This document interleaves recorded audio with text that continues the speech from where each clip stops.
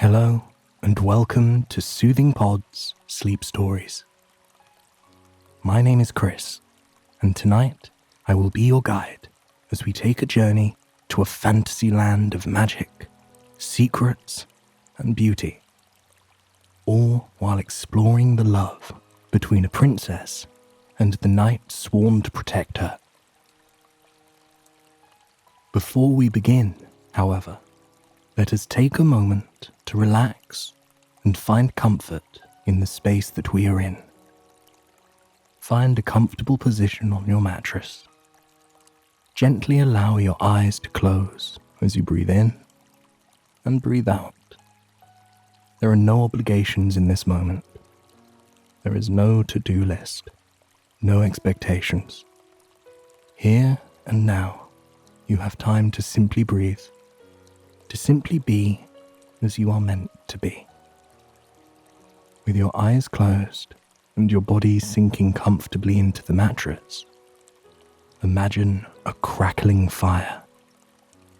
Allow your mind to wander as it explores what this fire looks like. Perhaps it is a fire tucked back into a cozy fireplace, dancing over logs carefully brought in from the nearby woods. Or perhaps instead, it is a fire deep in the forest, nestled at the edge of your campsite. Maybe that fire is swaying over logs and branches that you've collected nearby. Perhaps that fire is tickling the edges of a cast iron skillet where you cooked a meal under the stars only moments ago. Whatever this fire looks like, you can make it your own. Take a breath and imagine the scene around that fire, really allowing yourself to sink into the moment. Can you feel the cool grass underneath your fingertips? Maybe, instead, you feel a plush couch and the soothing weight of a warm, knitted blanket draped over your shoulders. Feel the warmth of that fire. Is it a chilly night where the fire takes the bite out of the cool air? Or are you warm and cozy in your house, with snow falling just beyond the frosted window panes? Wherever you are, allow yourself to settle in. Truly feel that warmth and the environment around you. Hear the fire as it crackles and sways, crackles and sways, crackles and sways, crackles and sways. When you breathe in, try and picture that fire growing larger and larger. When you hold your breath, imagine the fire swaying side to side, side to side, side to side, side to side.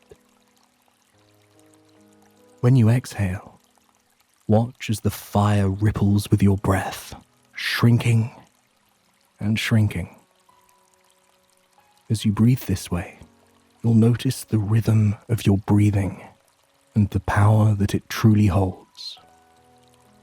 Breathe in for 1, 2, 3, 4, 5. Hold for 1, 2, 3, 4, 5, 6. And exhale for 1, 2, 3, 4, 5, 6. Watch the fire grow and grow and grow.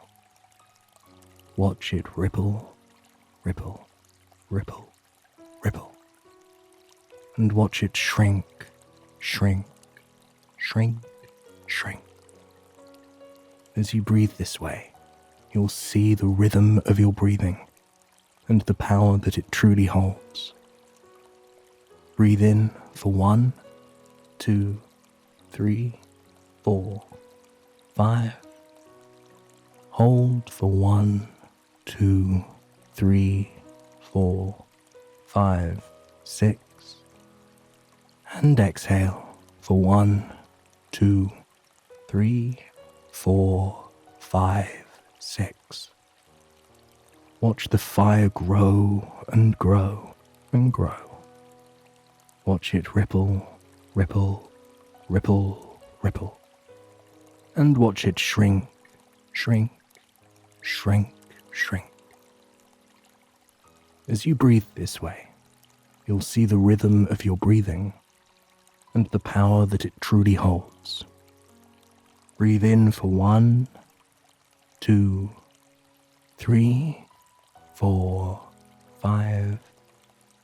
Hold for 1, 2, 3, 4, 5, 6. And exhale for 1, 2, 3, 4, 5, 6.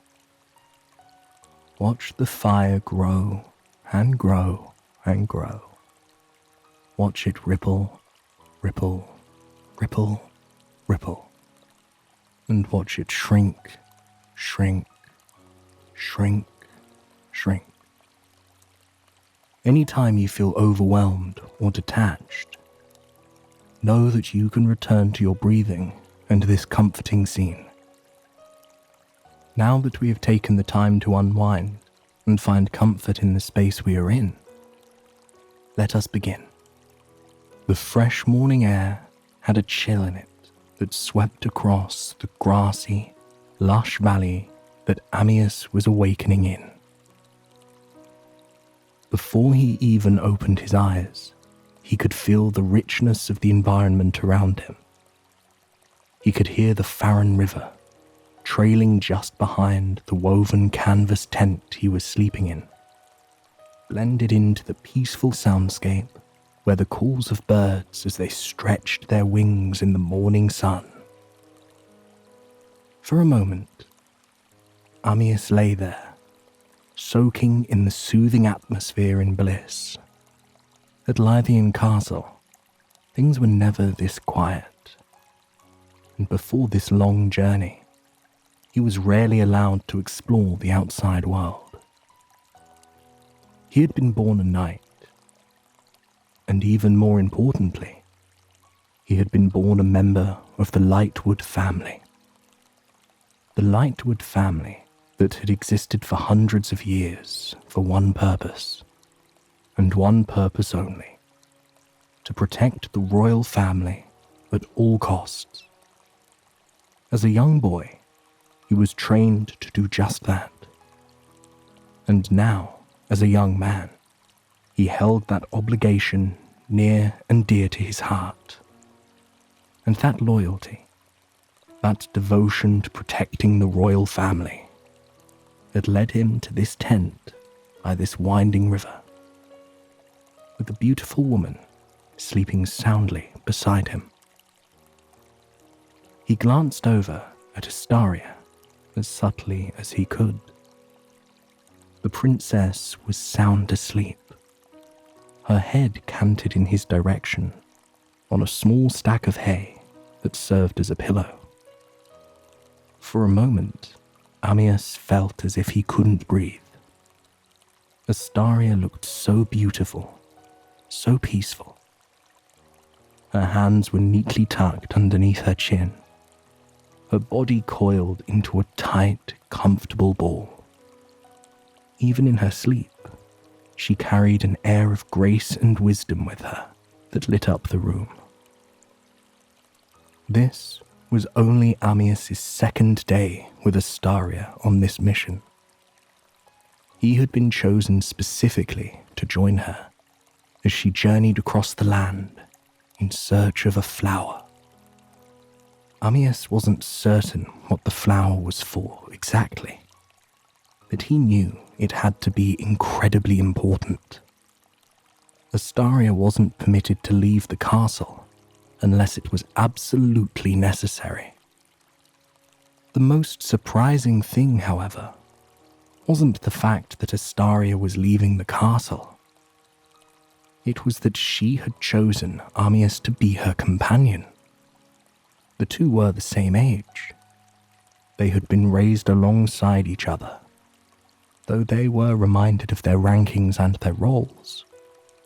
Astaria had always been kind to Ambience, though Ambience wasn't quite sure why.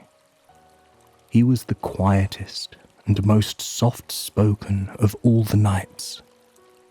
He didn't stand out like many of the others, and yet she picked him out of everyone else.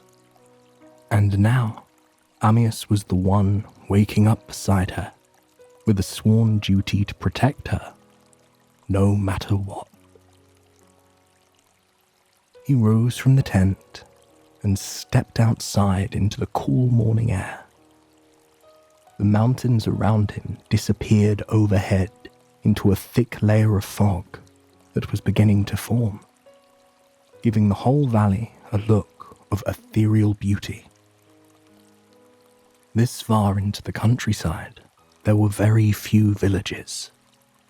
It was a land of magical creatures and breathtaking scenery, far away from the eyes of society and the politics of the castle.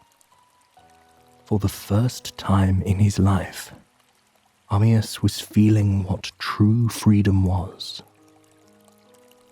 He wandered through the misty air toward the river with a lightness in his heart.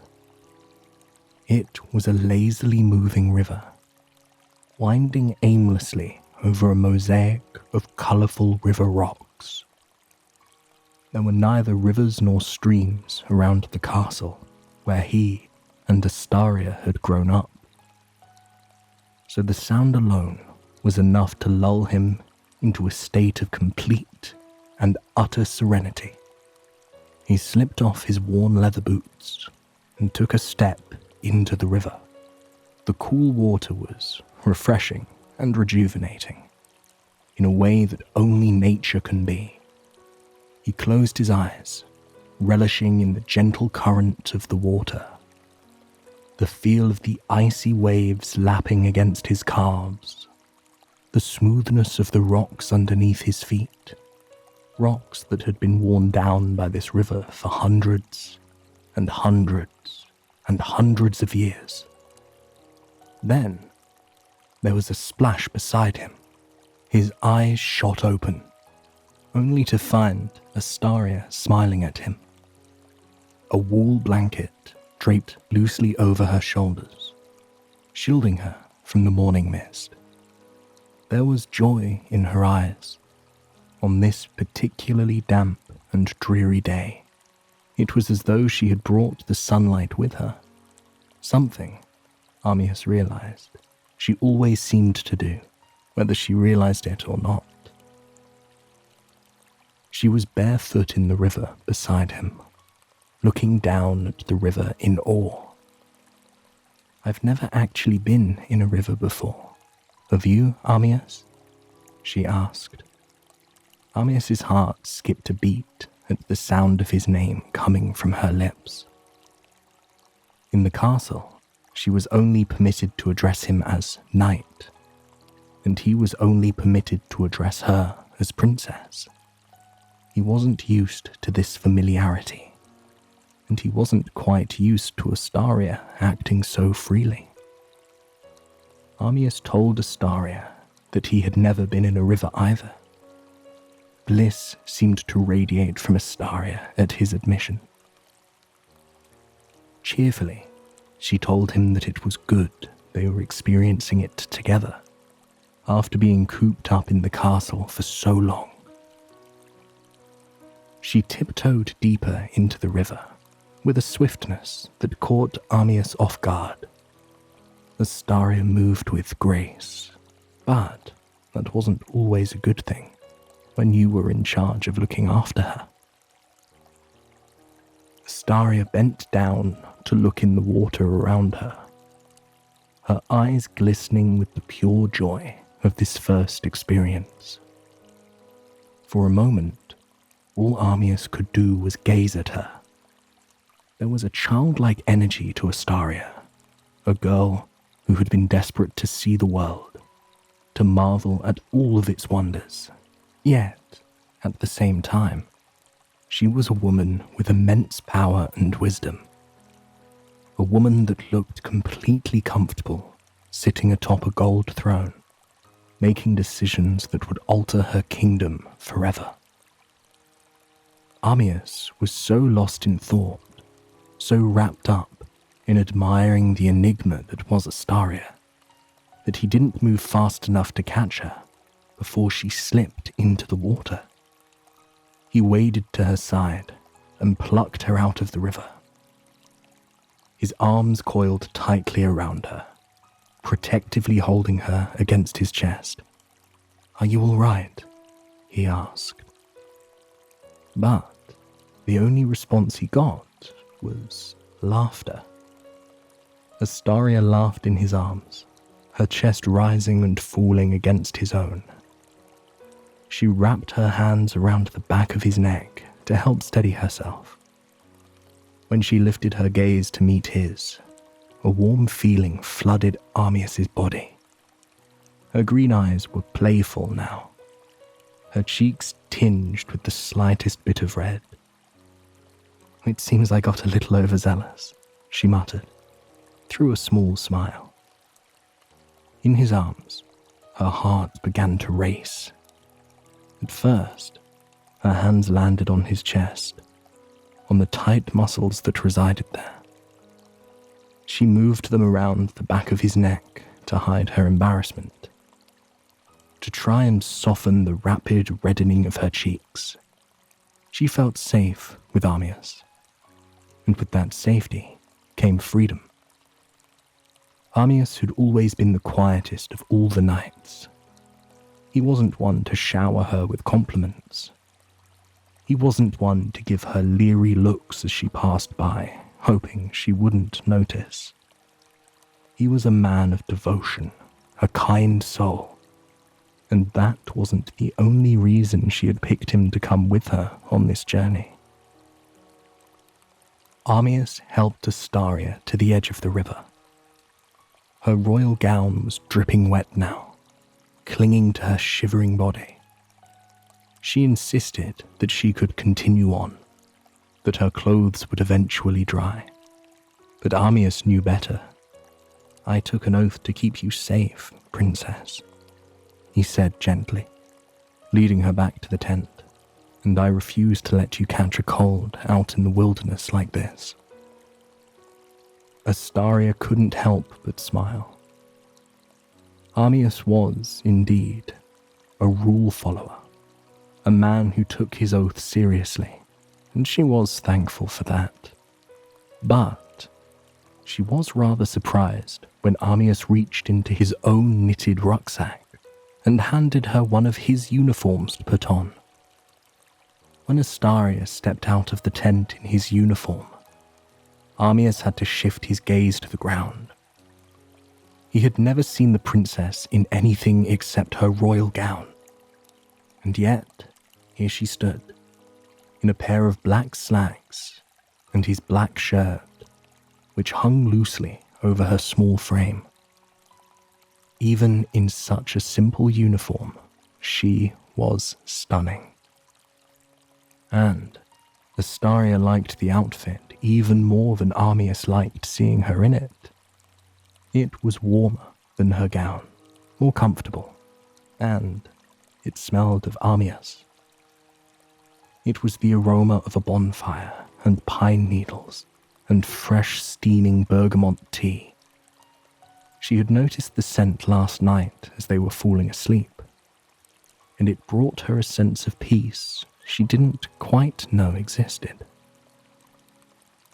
Out beyond the castle walls, Ambience was permitted to wear something rather untraditional as well. And, in the slivers of light peeking through the fog, he seemed to glow in it. He wore a loose, long-sleeve white shirt, which he had buttoned just below his collarbones. For the first time, Astaria was able to see a faded scar on the edge of his collarbone that travelled up the side of his cheek. No doubt, a wound he had gotten protecting her in the not-so-distant past. His dark hair fell in thick curls around his cheeks and just over his vibrant blue eyes. Most often, his expression was neutral and emotionless. However, unlike the other guards, Ambience wasn't able to hide the emotion in his eyes. Regardless of his words, regardless of the absence of a smile on his face, his eyes betrayed him, telling Astaria just how he was feeling. And in that moment, as they gazed at each other far away from the castle walls, Astaria could see the admiration and the guilt that admiration caused. She felt her chest tense with a million things she wanted to say to Ambience, comforting things, true things, but now wasn't the time. She kindly thanked Ambience for the warm, dry clothes, and they continued their journey through the beautifully untamed wilderness. Astaria took guidance from the ancient books that she held tightly against her chest at all times. Books with pages worn by age and obligation. Books that had been carried by her ancestors, many of whom were going on the same quest as she was all those years ago. Though she knew she wasn't going to find the moondrop flower today. It would be tomorrow, when they reached the waterfall, that she would finally have the flower. Most of the time, Ambience and Astaria walked in comfortable silence. Astaria would enthusiastically point out a magical creature or a stunning plant, and Ambience would politely smile and ask her questions about it. Astaria was a scholar, and it showed in her passion for understanding and appreciating the world around her. Often, Astaria would watch and admire Ambience as he walked ahead of her. She would listen to the sound of his surprisingly light footsteps, to the clink, clink, clink, clink of his sword and shield as they tinged against one another with every step he took. But today was different. About an hour into their journey, they found themselves walking up a rather steep hill. They were rising up out of the flourishing valley onto a plateau that wasn't on any of their maps. Ambience insisted on walking first, protectively shielding Astaria as they rose up over the last few feet of the incline and found themselves in the most breathtaking meadow either of them had ever seen. In the mist, the meadow looked like it had been plucked out of one of their dreams. Stretching as far as the eye could see was a sea of wildflowers. It was like a watercolor painting, a mosaic of pinks and purples and blues and greens, all vibrantly popping against the haze of an impending storm. The entire meadow seemed to glow in a kind of spiritual beauty that surpassed anything either of them had seen before. In a dreamy haze, Astaria took Ambience's hand in hers. His cheeks flushed at her touch, and, for once, he didn't bother to hide it. He gazed at her, his eyes churning with the wonder and magic of the discovery they had just made, churning with the electricity of her touch. Astaria led him into the sea of wildflowers, which brushed against their ankles, filling the misty air with an aroma unlike any other. Breathing in the air was like tasting the sweet nectar of thousands of flowers that had yet to be named. Overwhelmed and inspired, Astaria pulled Ambience down into the flourishing meadow with her. They plopped down between a bed of purple and white flowers, sinking into the soft grass as though it was the most comfortable bed on earth. The flowers seemed to tower over them, wrapping them in a floral cocoon that somehow felt like home.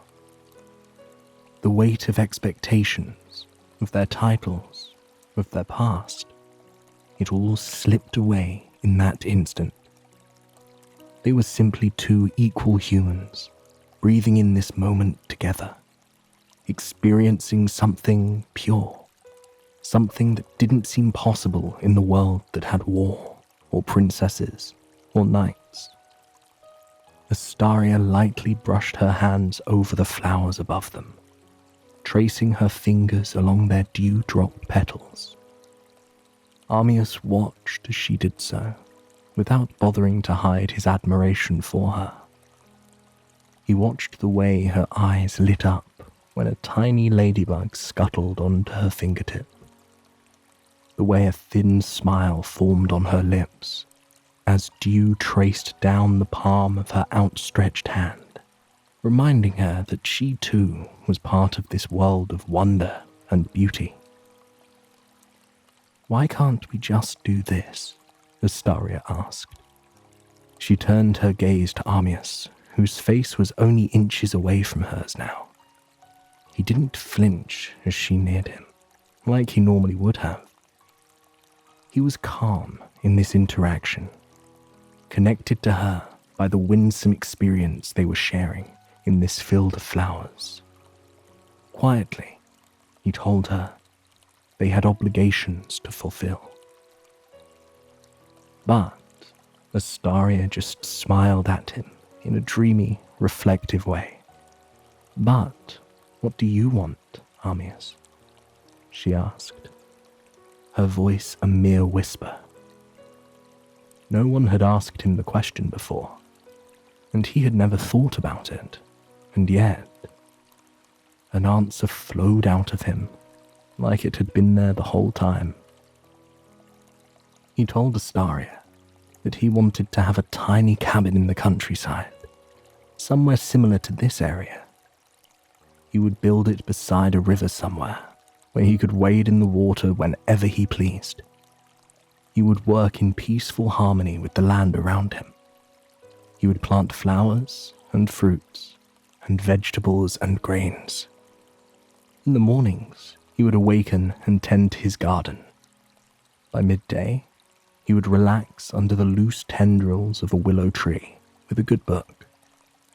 And he would read as he watched the sun lazily drift over the sky. He would eat fresh fruits and vegetables and listen to the sound of nature around him. He'd listen to the songs of the birds, the rustle of the blades of grass rubbing up against one another, the soothing bubble of the river as it went about its endless journey to the sea. At night, he would sit by a campfire and watch as the stars painted the inky black sky. When he finished telling Astaria his hopes for the future, he discovered her smiling, waiting intently for more. She was utterly transfixed. There was such passion in his eyes and such longing in his voice. In that moment, Astaria knew she would do anything she could to ensure that Ambience got exactly what he wanted, and she was delighted to discover that he wanted the same thing she did. Quietly, she told him her hopes for her future. She loved her kingdom and her people. She would never dream of abandoning them. Yet, she needed space to breathe. She needed to be in nature, to have a life where she could breathe clean air and experience living without the weight of politics. Almost every night, she had the same dream. She would walk through a meadow, much like this one, and would sit under the tendrils of a willow tree and read. She'd snack on cheese and fruit fruit out of a small wicker basket.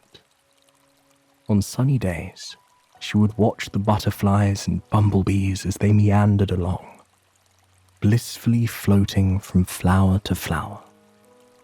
On rainy days, she would hug the book against her chest and watch contently as the rain traced down the long leaves of the willow tree until they cascaded to the grass below. She longed for a cozy home away from it all, a home where she had stoked the fire, a home where she had cooked the meals, a home where she could be without the eyes of society on her, a home that she could share with the man she loved. As the last sentence escaped her lips, her honesty seemed to get the best of her. She covered her mouth, her face tinged with pink.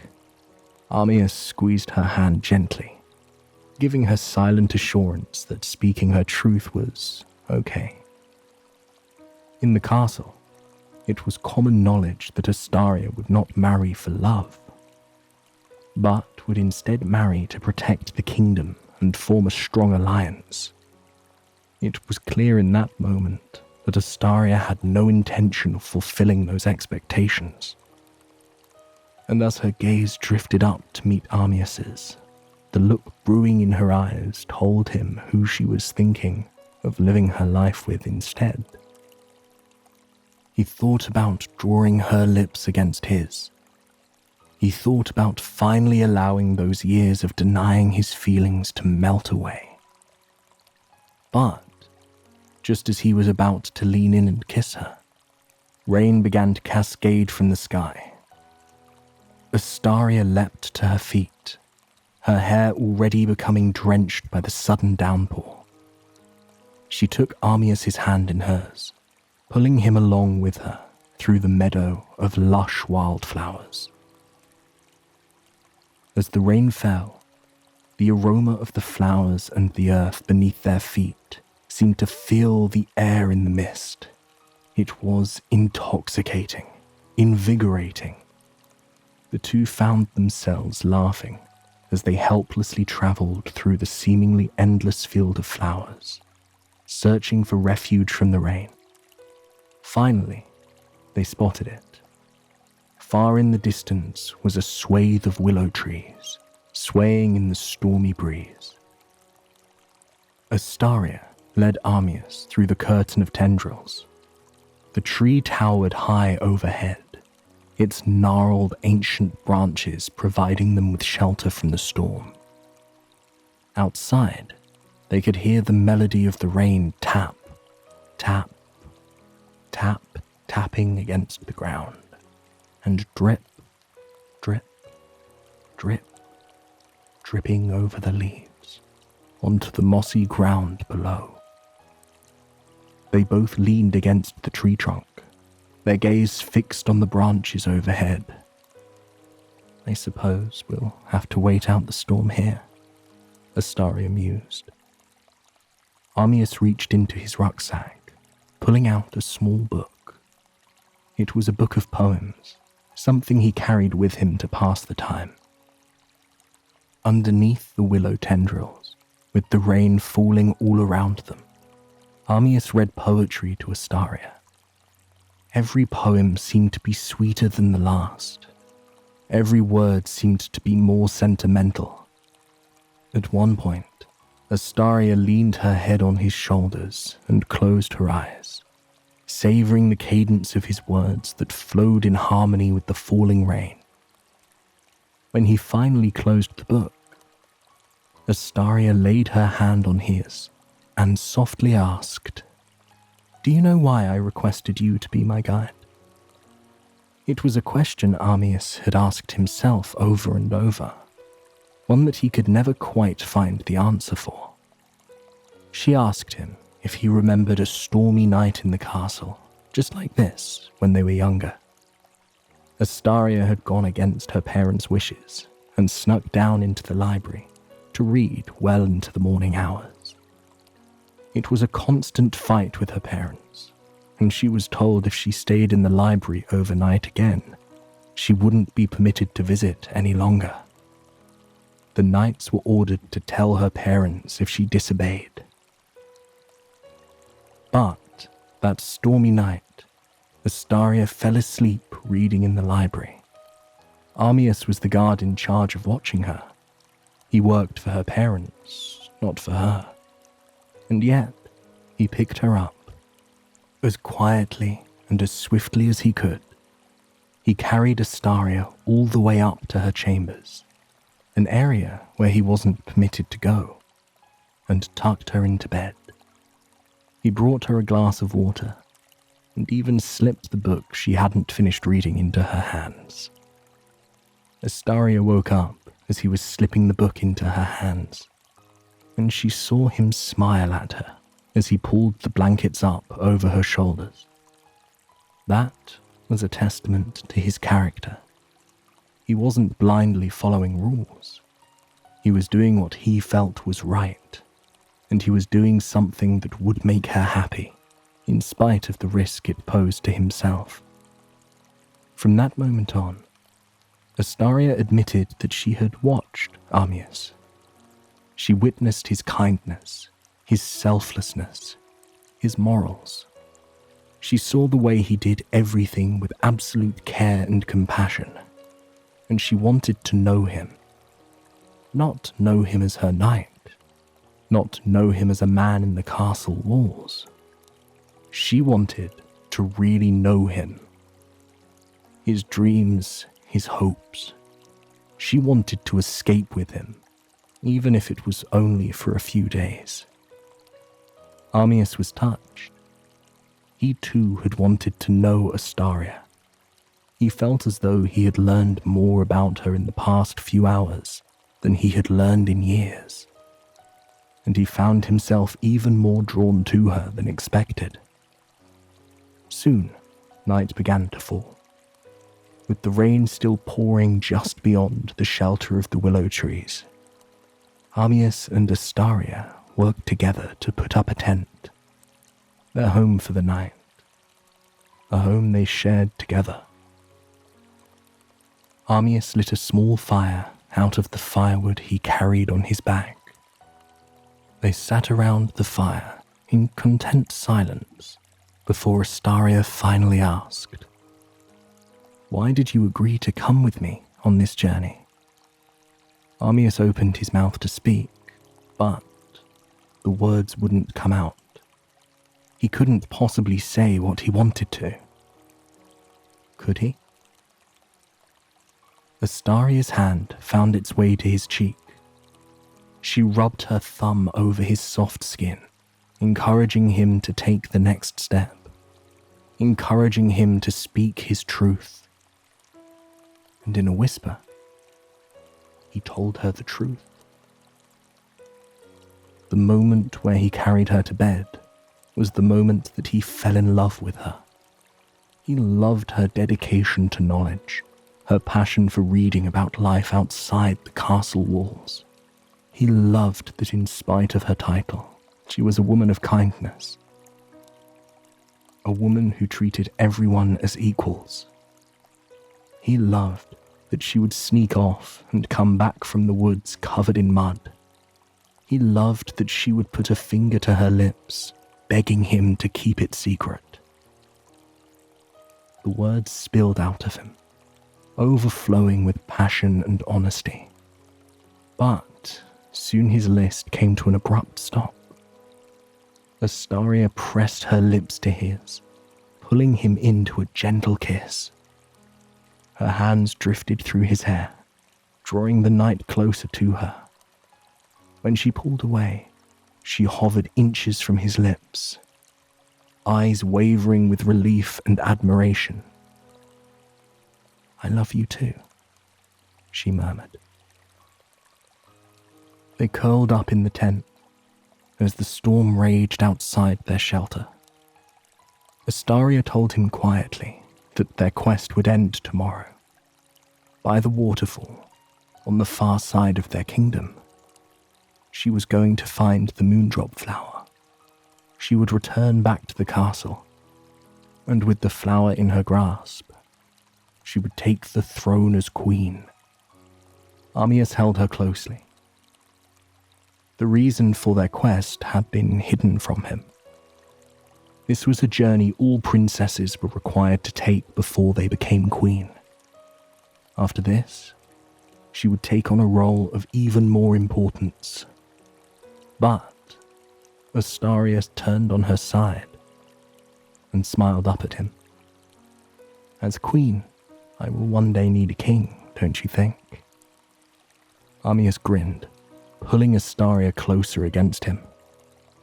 I suppose one day you will need a king. Do you think that role is fit for a knight? Astaria kissed his cheek and whispered, I believe that role would be perfect for a knight. As the rain poured around them, they held one another. For now, they weren't in a castle. They weren't in a cozy home alongside the river with a lush garden. But to be home, all they needed was each other. They fell asleep with their fingers intertwined and their hearts beating in tandem, knowing that their journey together, that the story of their love, was only just beginning.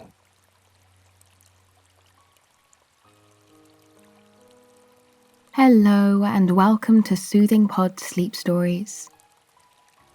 My name is Laura, and I am going to tell you a wonderful story that will lull you into a peaceful and restful sleep.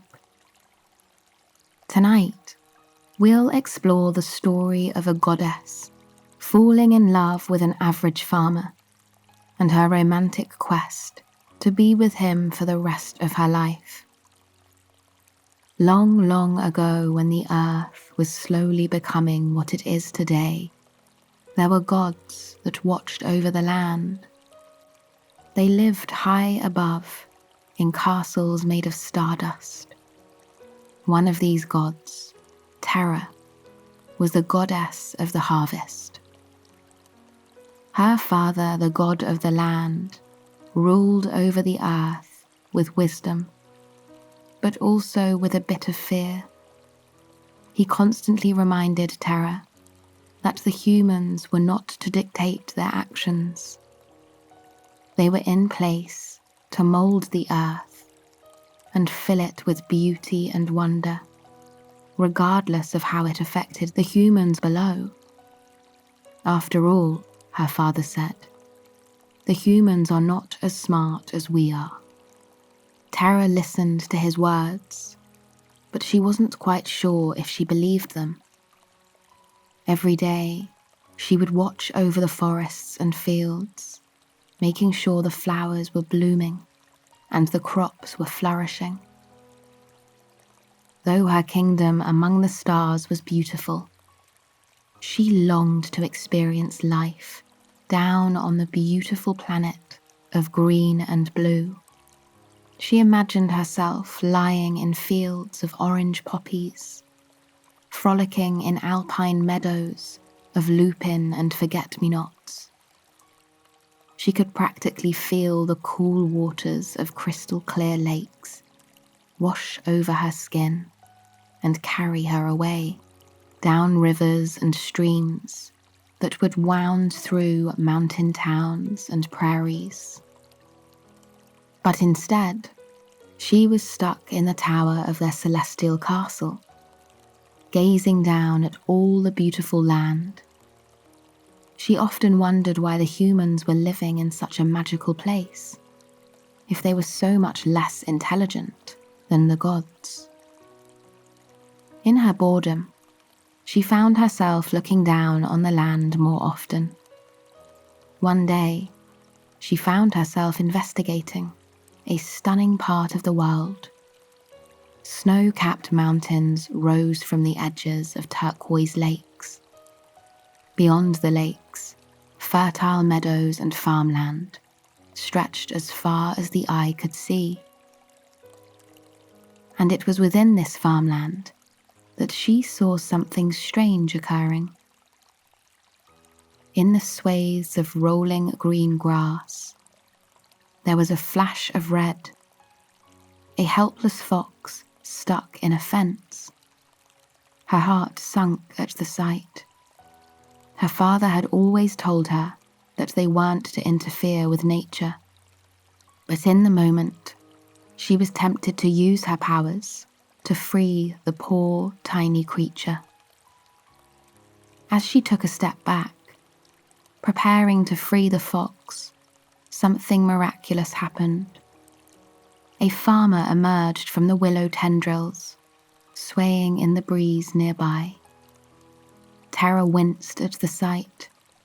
For ages she had learned that humans act with more cruelty than the gods, that their lives revolve around self-preservation and greed. But what she saw next wasn't an act of greed. The farmer knelt down beside the panicking fox in the soft grass.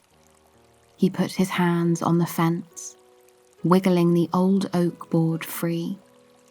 The fox slipped out. It shook its radiant orange coat as if it just awakened from a long slumber, before it bounded off through the fields of yellow daffodils. As Tara gazed down at the scene, a smile found its way onto her lips. She watched as the farmer continued on through the field, lugging buckets of water in each of his strong hands. He whistled as he strolled along, pausing every once in a while to pluck a flower and tuck it in his pocket. Tara couldn't help but notice. He only paused to grab wild lupin, which happened to be her favourite flower. And though she knew she couldn't linger, Tara found herself watching this farmer all afternoon. The farmer mended fences, replacing worn wood with freshly cut pine. The farmer dug in the dark, earthy soil, embracing the cool touch of the roots and dirt as he worked. As the sun began to set over the land, the farmer sat out on a rickety porch, watching the sun paint his fields every hue of orange, pink, and yellow imaginable. He lit a crackling fire and nestled in a wool blanket beside the flames to keep warm as he ate a bowl of fragrant soup. The glow of the fire danced and swayed across his face, illuminating his warm brown eyes and his beautiful features. Tara couldn't help but feel a moment of sorrow for the farmer. She knew there wasn't another farm for miles and miles around, and there he was, eating his soup, in silence, with no company. For the next few weeks, Tara watched the farmer every day. She followed his routine down to the minute. Every morning he got his cup of tea and sat on the porch, breathing in the fresh aroma of spearmint and tarragon. Then he worked in the fields all day, mending fences, caring for his animals, even speaking to them and giving them names. On occasion, Tara would catch the farmer telling jokes to the animals. He'd laugh under his breath at himself, something that made Tara's heart swell with emotion. But as summer began to come to a close, autumn swept across the land, painting the trees in a dazzling mosaic of warm shades. All the lupin that peppered the meadow withered for the year. Tara could see the farmer's disappointment, so she decided to bend the rules, just this once. In the night, while the farmer was sleeping, Tara coated the meadow with lupin. What was once a bright green sea became a stunning expanse of purple and green as far as the eye could see. When the farmer awakened in the morning, his eyes lit up in awe. He wandered through the fields, his hands extended so his fingertips could brush against every passing petal. His face was alive with delight and wonder as he wandered through the meadow for hours and hours. At the end of the day, When the farmer came to rest on the porch by his crackling fire, instead of eating his soup in silence, he turned his gaze up to the sky. Though Tara knew he couldn't see her, it felt as though he was looking right at her, as if he was seeing her completely. He began to speak, the words flowing out of his mouth like warm honey. I don't know if there's anyone up there, but I feel like a pair of kind eyes are on me. I feel like someone truly cares. Down here, all alone, I don't have a lot of company. Tara found herself leaning forward, her eyes welling with emotion. So if you don't mind, I'd love to tell you about my day, the farmer chimed. He began to speak of his day wandering through the meadow, telling Tara how much the sight of the lupins filled him with joy. He spoke for nearly an hour, and Tara held on to every word like it was the most beautiful thing she had ever heard.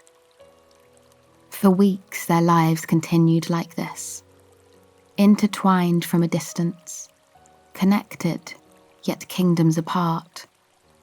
Every morning Tara would urge lupins to grow in his field. As the weeks passed, the grass began to disappear entirely, as it was replaced by a sea of swaying purple. Every night, the farmer would sit on his porch with his warm soup and curl up in a blanket as he spoke to Tara. Sometimes when he asked questions or said something especially sweet, Tara would make the wind blow strong enough for lupins to brush against his ankles, letting him know she was there. He would smile up at the sky, feeling her presence. One night, the farmer twirled up his spoon in the soup. There was a tired look on his face, a forlorn expression that made Tara want to reach down out of the inky black sky and wrap her arms around him. "I wish you were here," the farmer said. He kept spinning his spoon in the soup, reflecting the fire in the polished silver. In that moment, in all moments, Tara wanted nothing more than to be by his side. She made the breeze blow like she normally did, but the farmer just looked at the rustling flowers with a weak smile. That night, no more words were exchanged. The farmer put down his soup and went back into the house, waiting for the next day to come. That night, Tara lay in her own bed and made a decision. The journey she had dreamt of her whole life needed to happen, and it needed to happen now. The next day, instead of going to her usual post for work, she snuck through the back of the castle. She put on her finest silk dress and combed her hair with a brush made of stardust, ready to meet the man she had begun to fall for. The journey down to earth was a smooth one. She transformed into a brilliant ball of light and weaved through the air, floating gently down, down, down, down, to the farm, nestled within the mountains. When she landed in the grass in the center of a meadow, she was breathless. For the very first time, she could feel the earth. She ran her hands over the green grass, marveling at its soft touch as it brushed along her fingertips and in between her fingers. On a single blade of the grass, there was a tiny ladybug climbing. Its red shell shined in the rising sun. Tara could hardly take her eyes off of it.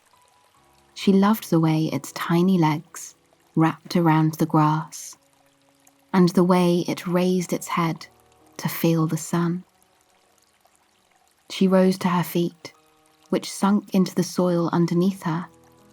Barefoot, she felt the soil and dirt shift with every step she took. She found herself smiling at the damp, cool sensation of the earth. For so long she had worked with it, but not once had she ever felt it. Even the breeze was like magic to her. She could feel the grass dancing against her ankles as the breeze rippled across the meadow. There was a peculiar bite in the air, an invigorating freshness and energy she had never encountered before. With every breath she took, it made her feel peaceful, yet inspired. And then there was the feeling of the sun on her skin.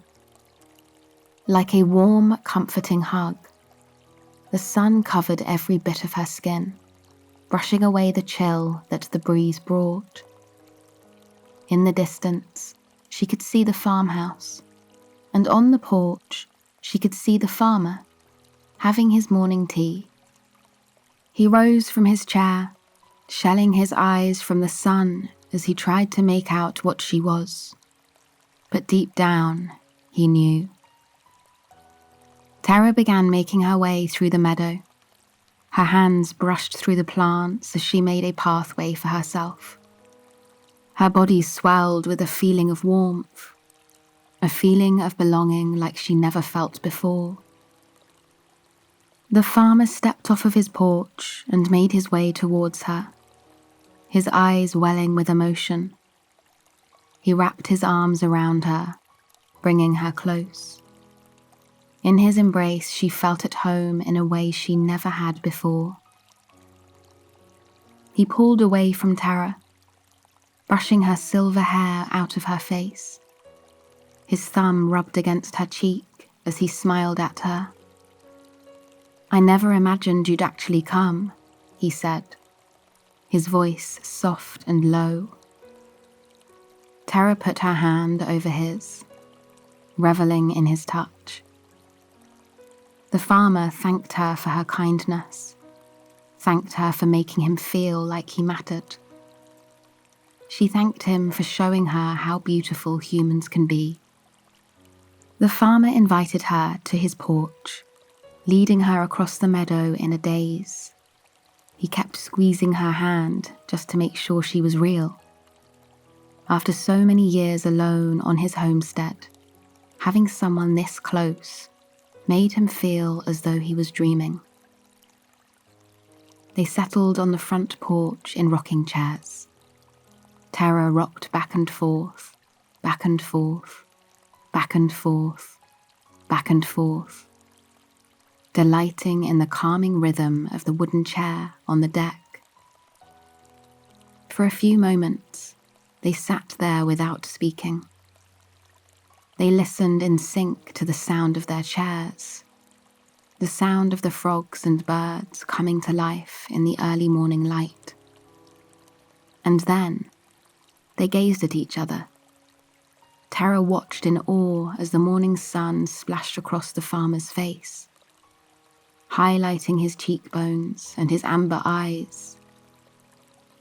The farmer asked Tara about who she was. He asked what life was like where she was from, and though Tara knew she wasn't supposed to, she told him everything. About how she fell for him when she watched him save the fox, about how she had learned so much from him about Earth in just a short amount of time. The farmer took her by the hand, promising to show her even more of the world. He led her through the forest, casting hopeful glances at her as they journeyed deeper and deeper into the woods. They strolled along a river, fingers intertwined. The glacier-fed river rumbled and tumbled over granite rocks and fallen trees, filling the air with a soothing melody. In the clear water, Tara could make out salmon and trout making their way downstream. Watching them glide so effortlessly through the water made her feel relaxed and calm. They sat at the edge of the water on a mossy log, dangling their toes in the cold water. Tara tilted her head back, feeling the sun against her face and the gentle current tickling her feet. Together, they breathed in the beautiful aroma of the pine trees. Across the river, she watched white birch tree leaves shimmer in the breeze. There was so much detail in the world around her, so much beauty that she couldn't see from above. She could never see the way the fish scales sparkled in the ocean current. She could never pick up the way the soft fur of chipmunks glowed in the sun, or the way the sun shined through the ends of birds' feathers. She ran her fingers over the plush moss, coating the oak log, marveling at the intricacies of the earth. Here, all the work she had done for the earth had much more of an impact. Here she could take in the beauty and appreciate it for what it was. And here, she had the love of her life. The farmer splashed her gently with the water, bringing her back to the moment. She giggled and splashed him back, her heart swelling with the simple beauty of this moment. They continued on from the river, talking as they followed a dirt path through the thick woods. They passed by oak trees, pines, cedars and birch trees, breathing in the aroma of each as they walked. When they came to the lupin meadow that Terra had created, her breath was taken away.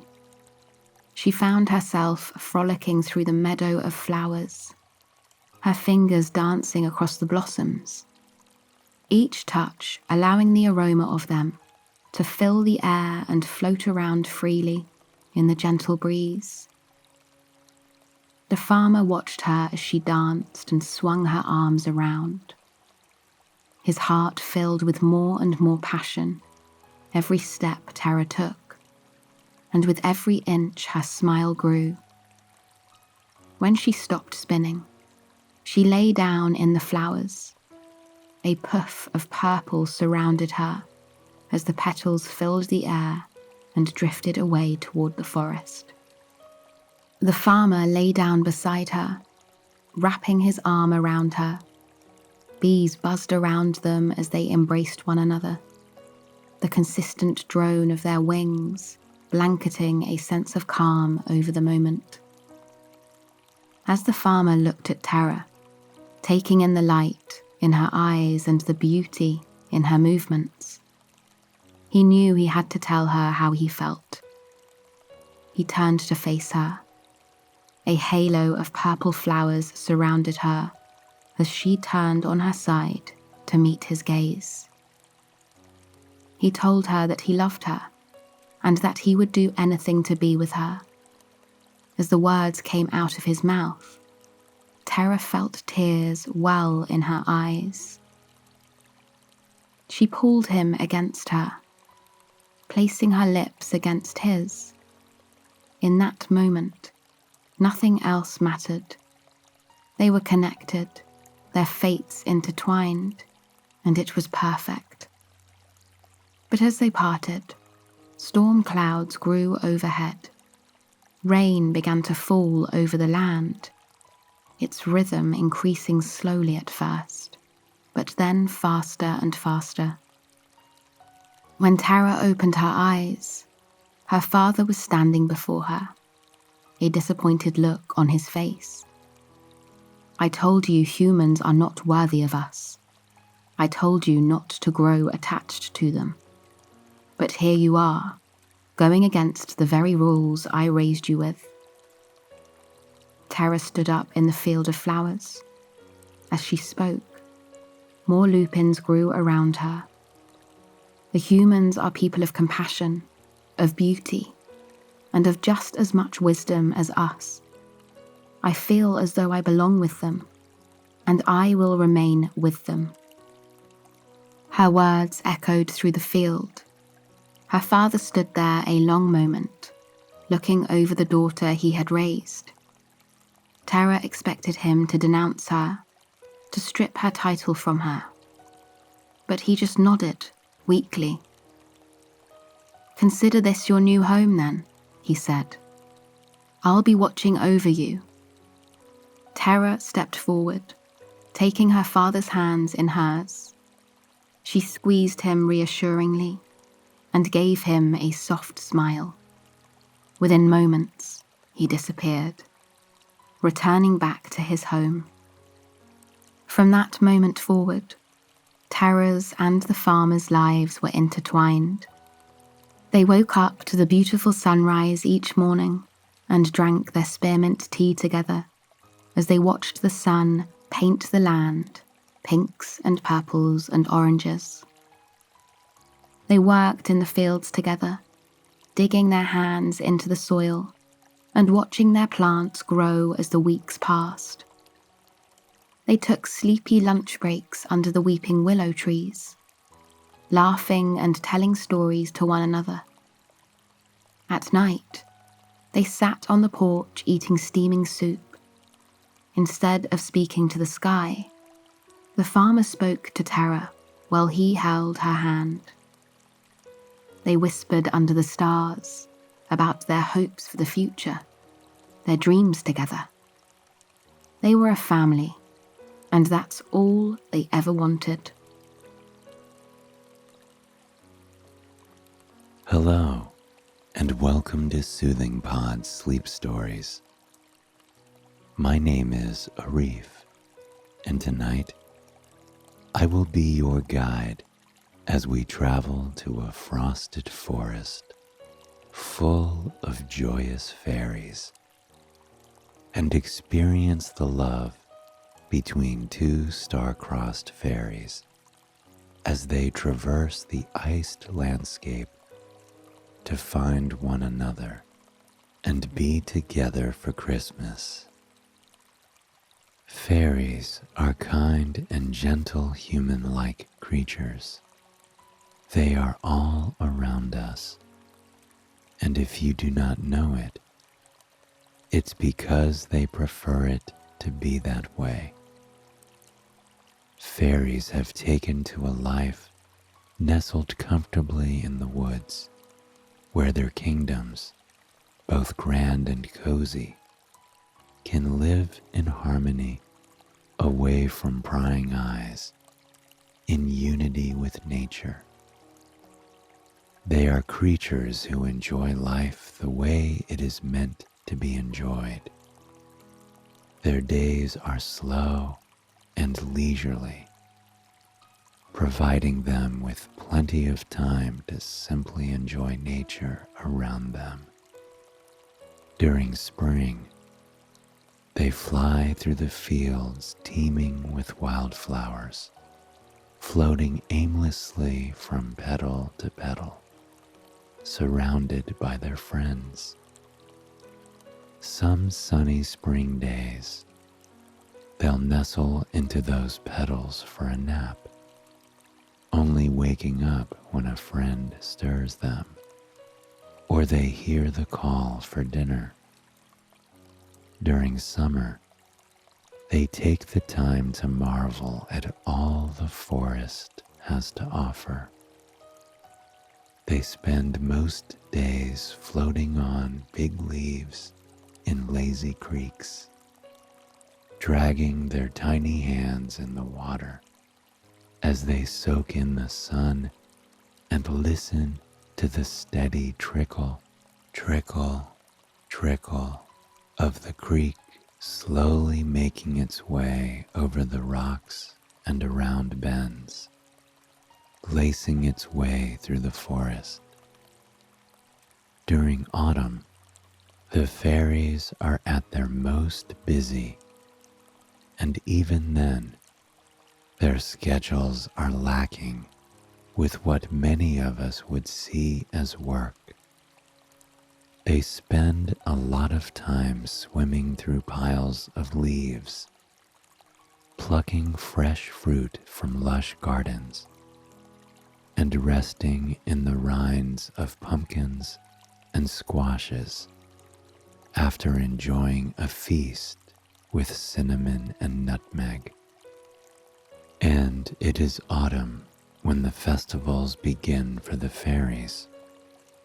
as a group of beings that enjoy fun and the joys of life more than many others. They take their festivals seriously, and in autumn there is one nearly every week. They have a harvest festival where they all bring food to a large potluck dinner with the whole community. Fairies float in, helping one another lug bright scarlet frosted cranberries and freshly harvested carrots and sprigs of rosemary and thyme that make the entire fairy grove smell of the holidays. They have a moonlight festival where they all settle in a field of sprawling wheat. Each and every fairy nestles upon a stalk, and they spend the afternoon gazing up at the sky, watching as the full, bright moon casts a blue and gold ethereal glow across the land.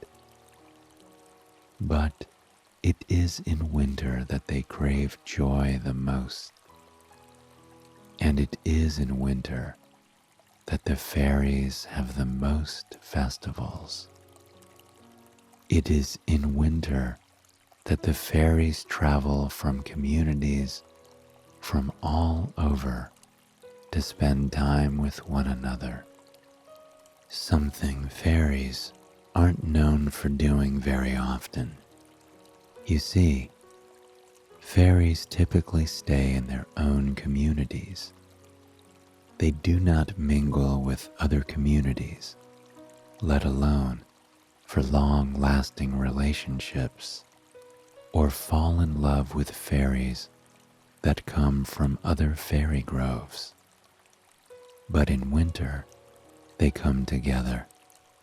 Specifically, they come together on the night of the falling snow, a night unlike any other. And today, we will talk about the most important night of the falling snow of all. The night of the falling snow, when lavender and cypress met for the very first time. Lavender awoke early that snowy morning.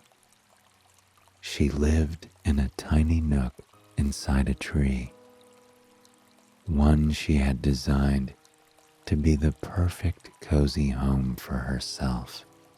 Inside, she had made a bed of dried lavender petals and soft, sweet grass. As she'd lay her head down every night, she'd feel as though she was being embraced by the woods around her, in a way many people only dream of. There was a nook in the corner, a fireplace made of a fragrant acorn that filled the entire nook with a warm, woody aroma that made her want to close her eyes and curl up with a good book. The crackle of the fire carried on all hours of the day and night, filling the nook with a warm orange glow and reminding her that she always had a welcoming place, a place where she could get warm and reflect on her life and the world around her. She kept a small acorn cap basin filled with fresh water from the nearby stream. Though the nook was always warm, somehow the water in the cap was always icy cool and refreshing, able to ground her whenever she needed it. Most mornings, Lavender would open the birch curtain on her nook and gaze out over the landscape, taking the time to appreciate the world before her. And during winter, without a doubt, the sight was the most beautiful. The grove the fairies of her community lived in was one teeming with willow trees and lofty pines. The willow trees' long, flowing tendrils would collect the snow and ice. They sparkled in the sun, reflecting and refracting the light like they were decorations made of diamonds. On breezy mornings, they would clink, clink, clink, clink against one another, filling the entire grove with a relaxing melody that reminded people to slow down and take it easy, to embrace the season at hand. She loved watching as the sun rose over the trees in the distance, casting a sparkling veil over the snowy landscape before her. She loved the way the evergreen leaves and needles seemed to pop against the white background, like a painting that was too pure to exist. But most of all, she loved watching the fairies in her community, and on the mornings of the Falling Snow Festival, she loved watching them more than ever. They would fly around, their lilac and verdant and goldenrod wings, flit, flit, flit, flitting as they carried fruits and seeds and decorations across the grove, bringing them all to the ancient oak, the center of their whole community. It was their year to host the event for the surrounding fairy groves, and that meant that Lavender was in for a night of meeting people from distant forests, of hearing their tales, of getting to know them, of maybe falling in love. While many of the other fairies in her grove had already found their soulmates, Lavender had not. On most days, that didn't bother her, but on some days, the extra space in her bed felt more empty than on others. And though fairies weren't allowed to be with fairies from other groves, Lavender often found herself wondering if her soulmate didn't belong to her own community. The day passed by in a dreamy, slow haze, the way days often did in the fairy grove. And when it was time for the festival of the falling snow to begin, Lavender put on her most beautiful gown, a silky, gorgeous gown made of flower petals, dyed purple by dried lavender leaves. The moment she entered the ancient oak, she was in awe. The center of the tree was awash with decorations of all shapes and sizes. There were cranberries and wreaths of cypress and pine, and garlands that sparkled in the setting sun, casting a dreamy, iridescent glow on the walls all around her.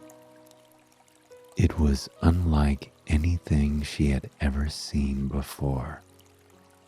And on the other side of the ancient oak, there was a young fairy who was seeing something he had never seen before either.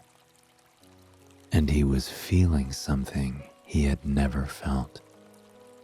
His name was Cypress, and he was a fairy that had traveled from the grove of birch trees, a grove on the far, far side of the valley.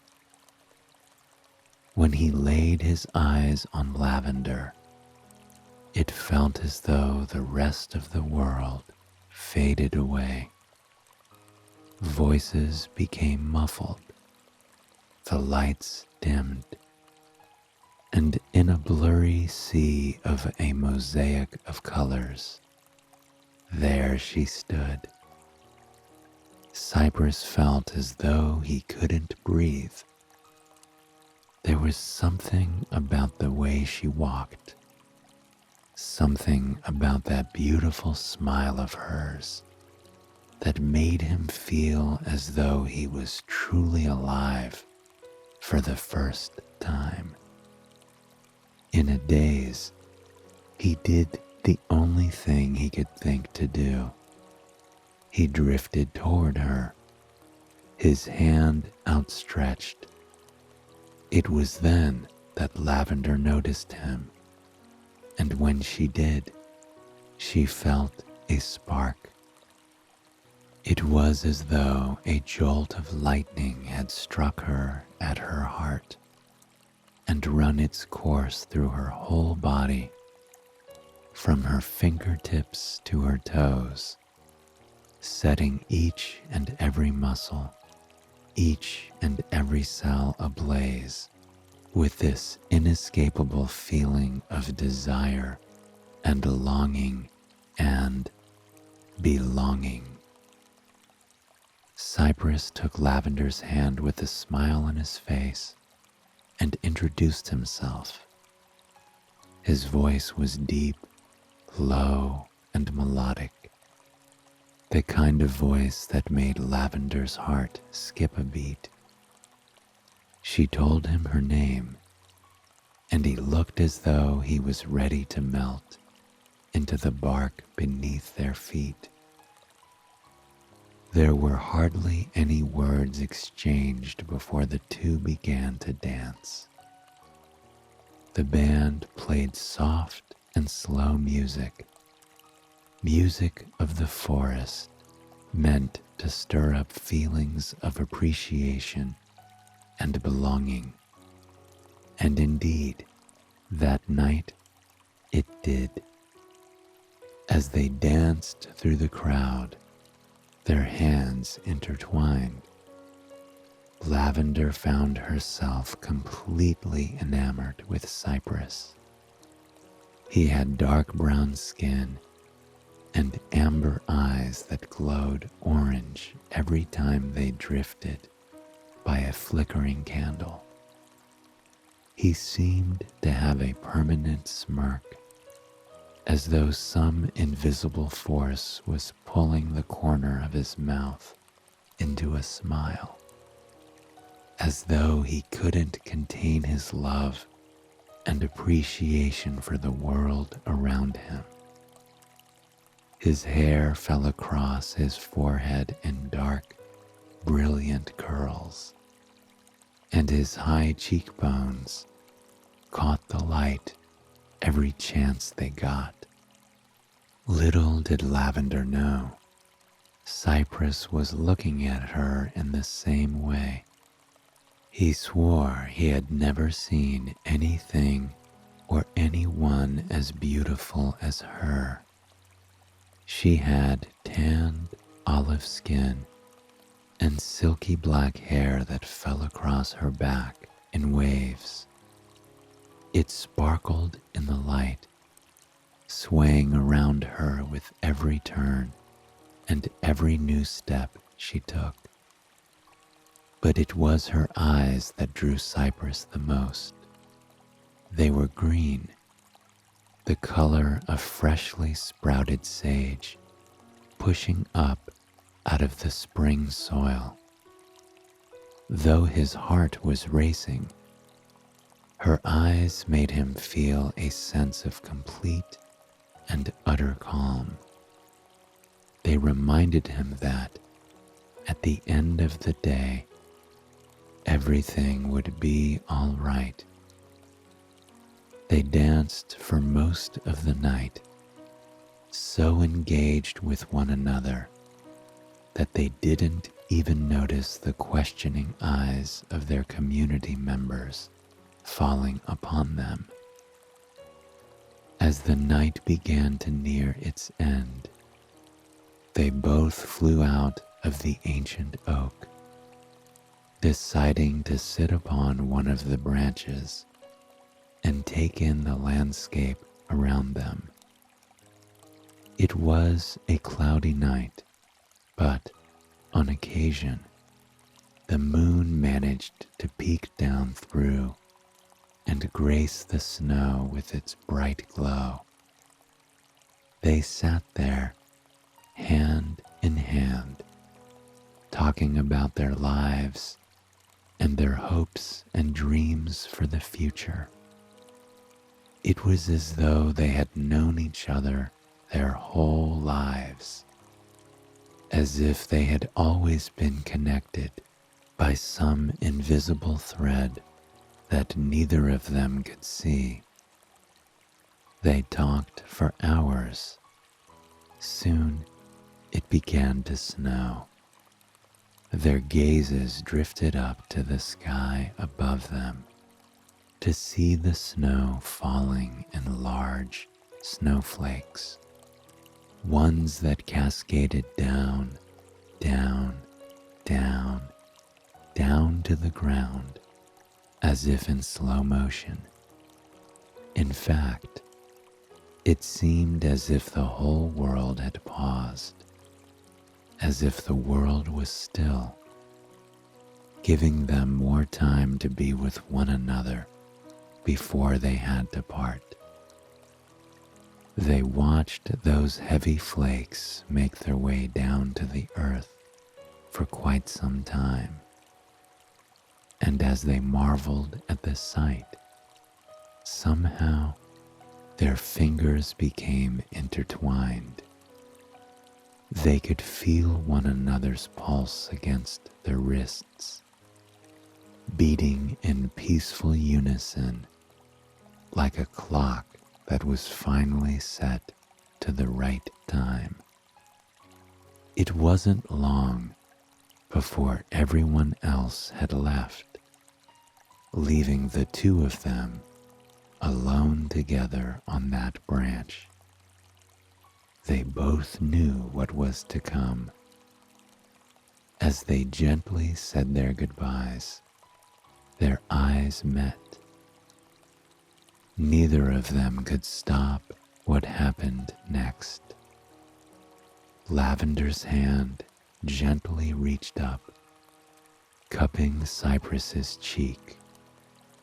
She rubbed her thumb over his cheek as her eyes drowned in his, and then, ever so gently, Cypress ran his hand along her chin and jaw, urging her forward. When their lips finally met, nothing in the world mattered. They felt years of loneliness and tension and heartbreak melt into the snow at the base of the tree. For the first time in their whole lives, they felt free.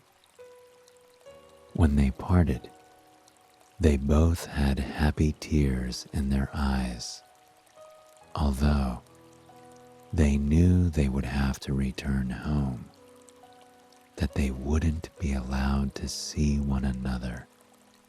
But for the first time, they questioned these rules. In 2 weeks' time, it would be Christmas, one of the most important holidays for fairies. It was a day meant to be spent with your community and family, a day to celebrate love. But now, Cypress and Lavender couldn't fathom celebrating love without one another. Cypress took a piece of bark and scrawled directions onto it, urging Lavender to meet him at a specific tree on Christmas. If their communities wouldn't let them celebrate the holiday together in their own homes, then they would have to make a temporary home far, far away from everyone else. Lavender gave Cypress one last kiss on the cheek before he turned and flew off. She watched him drift back to his community, dodging falling snowflakes until he disappeared into the cool, dark night air. The next 2 weeks were some of the most magical and yet the most challenging of their whole lives. People from the community spoke to Lavender, telling her that her conduct with Cypress had been inappropriate. They saw love in her eyes, passion in her eyes, and it was impossible for her to have that with someone who wasn't a member of their community. Lavender protested, pushing back against the rules. She urged the community to look beyond their old laws, to embrace the fact that love can happen anywhere, at any time, that soulmates may be miles and groves apart. But the people refused to hear it. They told Lavender she was a member of their community, and as such, she was to follow their rules. With tears in her eyes, Lavender told them that she didn't feel like a member of the community. The community was supposed to be a family. They were supposed to love and support one another. And this was no support. This was not love and understanding. Upset by the conversation, Lavender fled to her nook in the tree. She lay in her bed, pulling the soft blanket woven from wild cotton over her for warmth. She listened to the fire crackle as she ran her fingers over the note that Cypress had given her over and over and over again. She soaked up every direction, every word, but mostly she found herself tracing the heart he had drawn at the bottom of the note. On Christmas morning, she awoke with conflicting feelings. She wanted to be with Cypress more than anything, but as she stepped out of her nook and looked at her community, a wave of strange guilt washed over her. The fairy grove was the most beautiful it had ever been. Christmas decorations blanketed every tree, every leaf, every bit of snow. Garland with red berries bridged the gap between the trees. Smiling fairies greeted each other with freshly baked pastries and warm hugs. It was true heaven on earth, true peace, and yet Lavender knew she could not stay. As quietly as she could, she flew into the woods. The sounds of merrymaking fell behind her, and her heart grew more and more heavy. Yet, deep down, she knew she was making the right decision. She couldn't fathom this day without Cypress by her side. She followed his directions. She passed the grove of willows, turned right at the sparkling frozen waterfall, and crossed the meadow covered in frost and snow. Somehow, that wildflower meadow was even more beautiful this time of year. The snow made it absolutely silent, so silent that Lavender could feel her entire body relax. It felt like the world had paused, giving even the flowers and the earth permission to rest. She crossed the meadow and finally came upon the tree that Cypress had directed her to. It was a black cherry tree, alone at the edge of the beautiful meadow. Its gnarled, stunning branches seemed to reach for the snow at its trunk, and the snow falling from the sky at the very same time. Lavender felt a pang of worry as she approached the tree. She wondered if Cypress would really show up, if he, too, would go against society's expectations to be with the one that he loved. But as she rounded the tree, all of her worries faded away. There was Cypress, decorating a small nook in the tree with all the Christmas decorations he could carry. When his eyes met Lavender's, she could see happy tears welling inside them. He reached out for her, taking her in his arms. For the first time in 2 weeks, both of them felt whole. Both of them felt complete. Lavender brushed his hair from his face as she kissed him slowly, so relieved to just have him back in her arms. Cypress apologized for the decorations. All he could muster was a few sprigs of holly and some garland. But Lavender just smiled and held his hand a little tighter, telling him she didn't need decorations. This was their first Christmas together, and just having one another was enough. They sat on the floor of the black cherry tree with no furniture to be seen. They peeled bark from the walls to make tiny little cups, and from those cups they harvested sap from the tree that they warmed over a small fire. Though they had little, they were the happiest they had ever been. They held one another and laughed, telling stories of the past and whispering hopes of the future.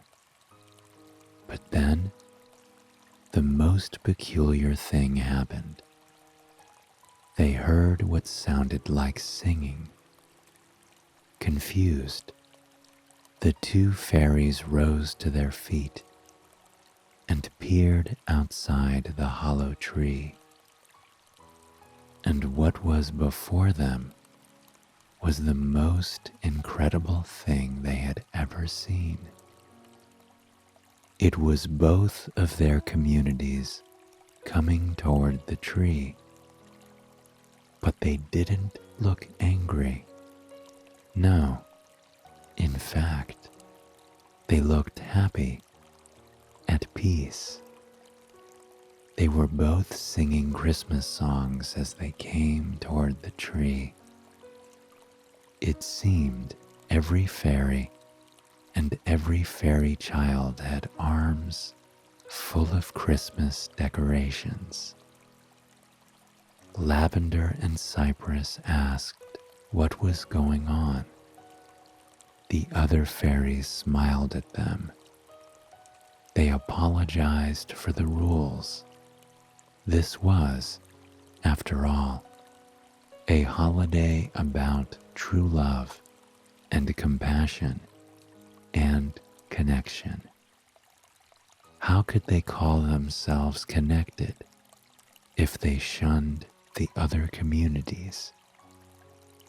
How could they call themselves loving if they denied their brother and sister of true love? Lavender and Cypress felt the warmth of unconditional love wash over them. They emerged from the tree and hugged the members of their community, wiping happy tears from their eyes. Together, everyone began to decorate the black cherry tree. Though it was a lone tree, it became the most beautiful tree in sight. By the end of the decorating, there were hundreds of garlands, snowy decorations, and bright red sprigs of holly dotting its branches and bark. The two groups of fairies chatted and laughed, getting to know each other more closely than they did during the night of the falling snow. And then they all settled in the tree branches and exchanged food from their towns. It was a delightful experience, learning about one another and sharing stories over a warm meal. Lavender rested her head on Cypress's shoulder as they watched everyone interacting, their hearts growing bigger and bigger with every passing second. And then Lavender gave a toast. She thanked everyone for coming together, for accepting that true love is unconditional, and for putting old ideals behind them. From now on, they would celebrate Christmas together, and they would allow their love to be true.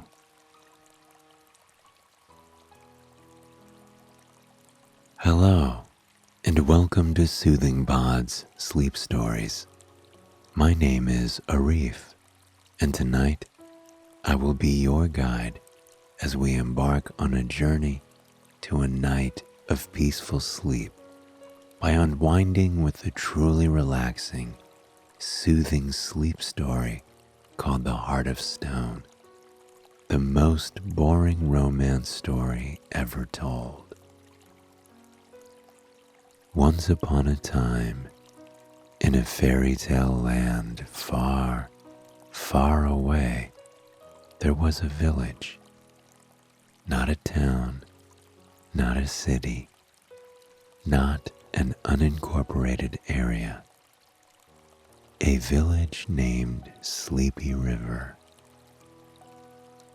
The kind of village tucked away in a bird-filled forest, with tiny cafes and bridges over bubbling brooks, and a kind old man with a beard that may or may not be Santa Claus. But our story isn't about the maybe Santa Claus. Our story is about the only two single people in the entire town, village, Rosalie and Jacques. You see, the village of Sleepy River was far, far away from any other town. Far, far away. It was the kind of place where parents had to walk uphill to school in both directions. The kind of place where a certain megacorporation didn't even deliver. And because of that, there were very few new people that came to town, and very few people that left. Rosalie and Jacques went to school together from the time they were wee little babies until they graduated high school and stepped out into the real world. All of Rosalie and Jacques' classmates paired up and disappeared, like your friends in their late 20s. But Rosalie and Jacques didn't find partners. Soon, their family began to notice and began to get worried. Rosalie's parents pushed her to get married and find love, and maybe it was the fairy tales she grew up hearing, or perhaps the daytime TV holiday movie town she lived in. But Rosalie started to want love too. But there was a problem. Jacques was a man with a heart of stone. Some said he was cursed by an evil witch. Some say he opened a cursed board game. Others say his parents just weren't great. But regardless of how it came to be, he had a heart of stone, and that was undeniable. Jacques could not feel much of anything. Movies that made others cry simply caused him to blink at the screen. He did not find joy in the fluffy whiskers of kittens, or in the feeling of freshly washed sheets after getting out of a hot, steamy shower, or in the smell of warm cookies baking in one of the village's many family-owned bakeries. But Rosalie was determined to fix Jacques' heart, no matter what. And even though Jacques could not feel that much, he also knew that love would improve his life. And a big part of him wanted to be free of the burden of his heart of stone. It was a heavy burden to bear. Literally, it weighed a good 10 pounds. So, one rainy Monday, Rosalie and Jacques met at one of the cafes downtown to start on their journey together to turn Jacques' heart of stone into a heart made of literally anything else. Rosalie proposed that they spend the day doing things so sweet, so wholesome, so romantic, that they would surely crack his heart of stone, revealing his wholesome heart underneath.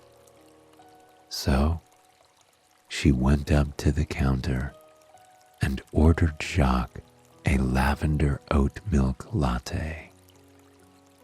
When she looked at the latte, she felt a sense of calm wash over her.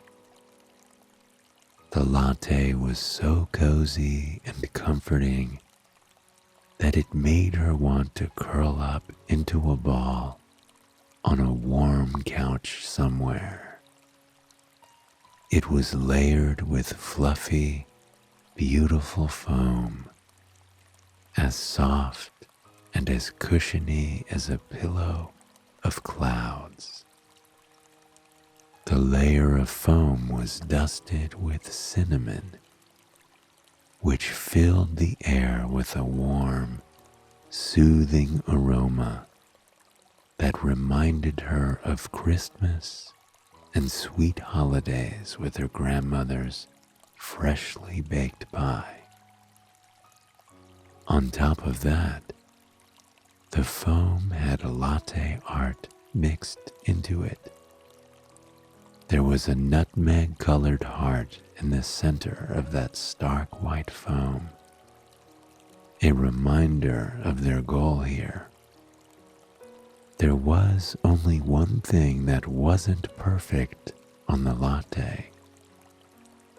For some reason, the name Jack was written on the side of the cup, and her latte, the same as Jacques, read nosily. The two soon-to-be lovers sat down at a table in the corner of the room, in front of large windows that stretched all the way from the cracked wood floors to the ceiling above. The ceiling was covered in stained glass lights, tin lights, and several quirky decorations that only added to the experience. In the center of the table, a candle flickered, casting a warm orange glow across the two as they began to tuck into their lavender oat milk lattes. Outside, on the beautiful window, rain cascaded down from the sky, pitter-pattering against the glass. It was the perfect cafe day. In the distance, mingling with the trees, fog could be seen.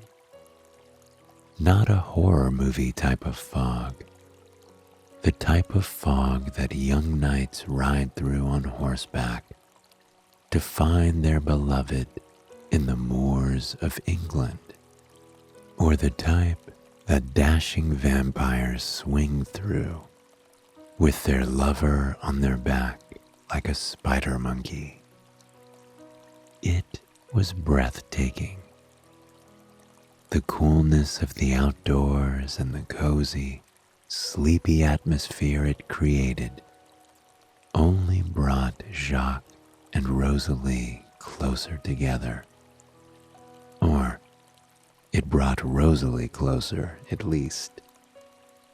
She smiled at Jacques across the table as she twirled her coffee with a manicured finger, a dreamy look in her eyes.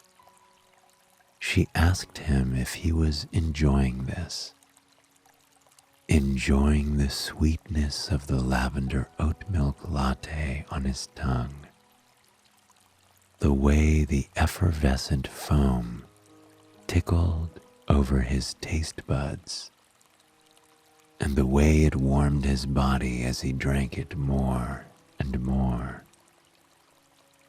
Did the latte make him feel happy and at peace, the way it made her feel happy and at peace?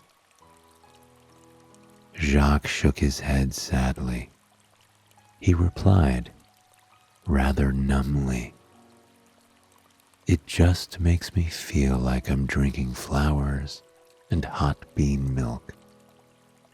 Rosalie was appalled by such a statement. If she was wearing pearls, she would have clutched them, but alas, she was a diamond girl. "Well, I can fix that," she said determinedly as she grabbed a packet from the table. She stirred some more sugar into his drink, watching the little white flakes of goodness dissolve. Then she grabbed a spoon of honey off the table and lowered the wooden knob into his latte. She stirred it gently, watching the warm yellow honey disappear into his drink, sweetening it even more. "There, you must feel something when you drink it now," she declared, sliding the latte back over to Jacques. Jacques took another sip of the latte, swishing it over his tongue like an espresso sommelier. But then he shook his head yet again. If anything, it was just a bit too sweet now. Rosalie sighed and gestured out the window. "What about the rain? Doesn't that make you feel something? Doesn't it make you feel a sense of longing, of love, of affection? A desire to curl up with someone you love, to hold them in your arms as you look out over this foggy visage with a heart full of hope for a future with them?" "It makes me kind of sleepy," Jacques responded with a yawn. Rosalie couldn't help herself.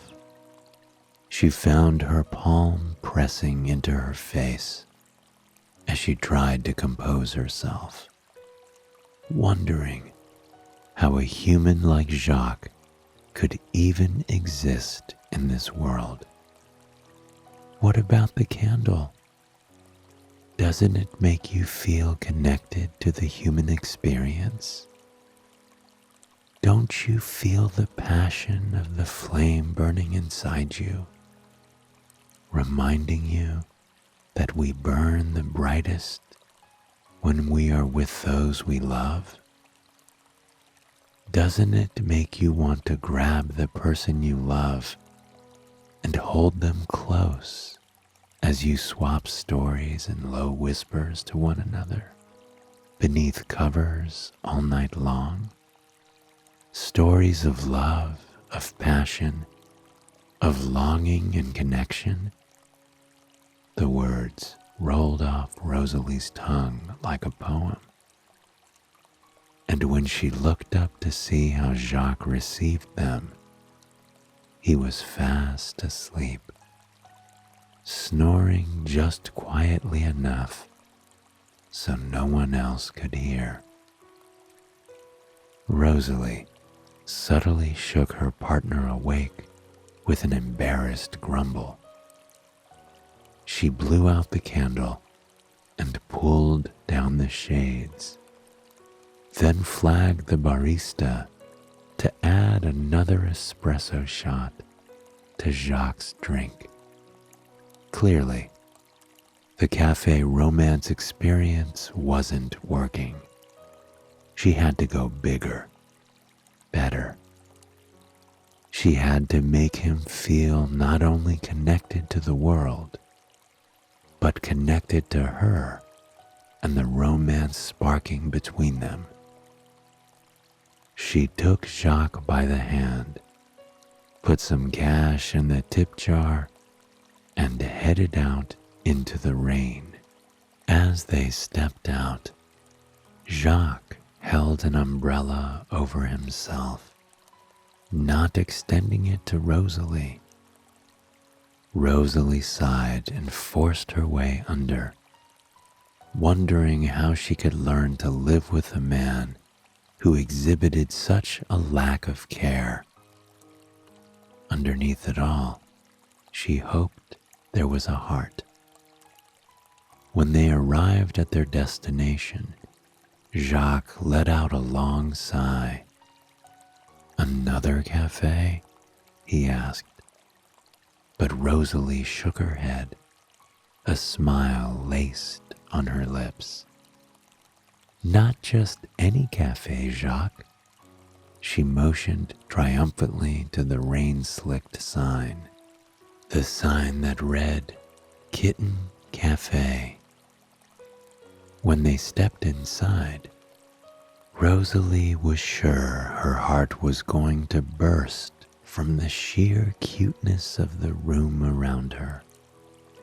There were dozens of kittens of all shapes and sizes, from little pudgy round kittens to full-on loafs. Some of the kittens stretched in the sunshine, their fluffy paws reaching out over the plush carpet. Others napped on their backs, with their perfect little pink toe beans pointed up at the ceiling. And the moment they entered the cafe, the kittens had their eyes set on Jacques. As the two took a seat, they found themselves being covered by kittens. It was as though they were wading in a sea of precious feline friends. Rosalie felt tears staining her eyes from the experience of the immense kitten love. Some kittens purred in her lap. Others rubbed up against her face. Some even fell asleep in her arms. It was precious. And she knew it could be a connecting, romantic experience as well. Jacques pet the kittens that were swarming him, looking away from Rosalie. Rosalie asked, "Don't these kittens just remind you how fragile and precious life is? Don't they fill your heart with love and make you feel so special? When you hold them in your arms, doesn't it make you imagine holding a child one day? The child of the person you love more than anything or anyone else in the world?" She gazed at Jacques with hope as the words tumbled from her lips. Jacques looked up at her. She was expecting to see that spark in his eye, the realization that this is all he's ever wanted in his entire life. She was waiting for the love, the adoration, the epiphany, for him to finally see what love was all about. But when he turned to her, it was clear that Jacques actually couldn't see at all. His eyes were scrunched shut from an allergic reaction. "I think I'm allergic to cats," Jacques managed through his puffy, marshmallow man lips. Panicked, Rosalie dialed the ambulance to come pick Jacques up. As they piled into the back of the ambulance, Rosalie held Jacques' hand. They zigged and zagged on their way to the hospital. Rosalie squeezed his hand tight, never letting go the whole ride. She leaned down next to him as they reached the hospital, whispering, "Doesn't this remind you of how short life is? Sharing this near-death experience has certainly made you feel closer to me, hasn't it? Hasn't it shown you that I'm the person you want to live for? The person you want to spend the rest of your life with?" The EMT tapped Rosalie on the shoulder. "Ma'am, I'm afraid we had to knock him out." Only then did Rosalie realize Jacques was yet again snoring. After a long afternoon spent waiting in the hospital, Rosalie was relieved when Jacques finally arrived, his face having deflated from its Thanksgiving Day parade balloon state. Rosalie apologized to Jacques for his allergic reaction, telling him she would never want him hurt in that way. As they walked away from the hospital on the adorable cobblestone streets of the town, Rosalie knew she had to do something. She decided it was time for perhaps the most romantic activity of all.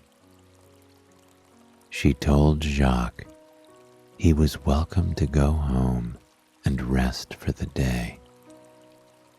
He would have to prepare himself for the night ahead of them, a night that would be unlike any other he had ever had.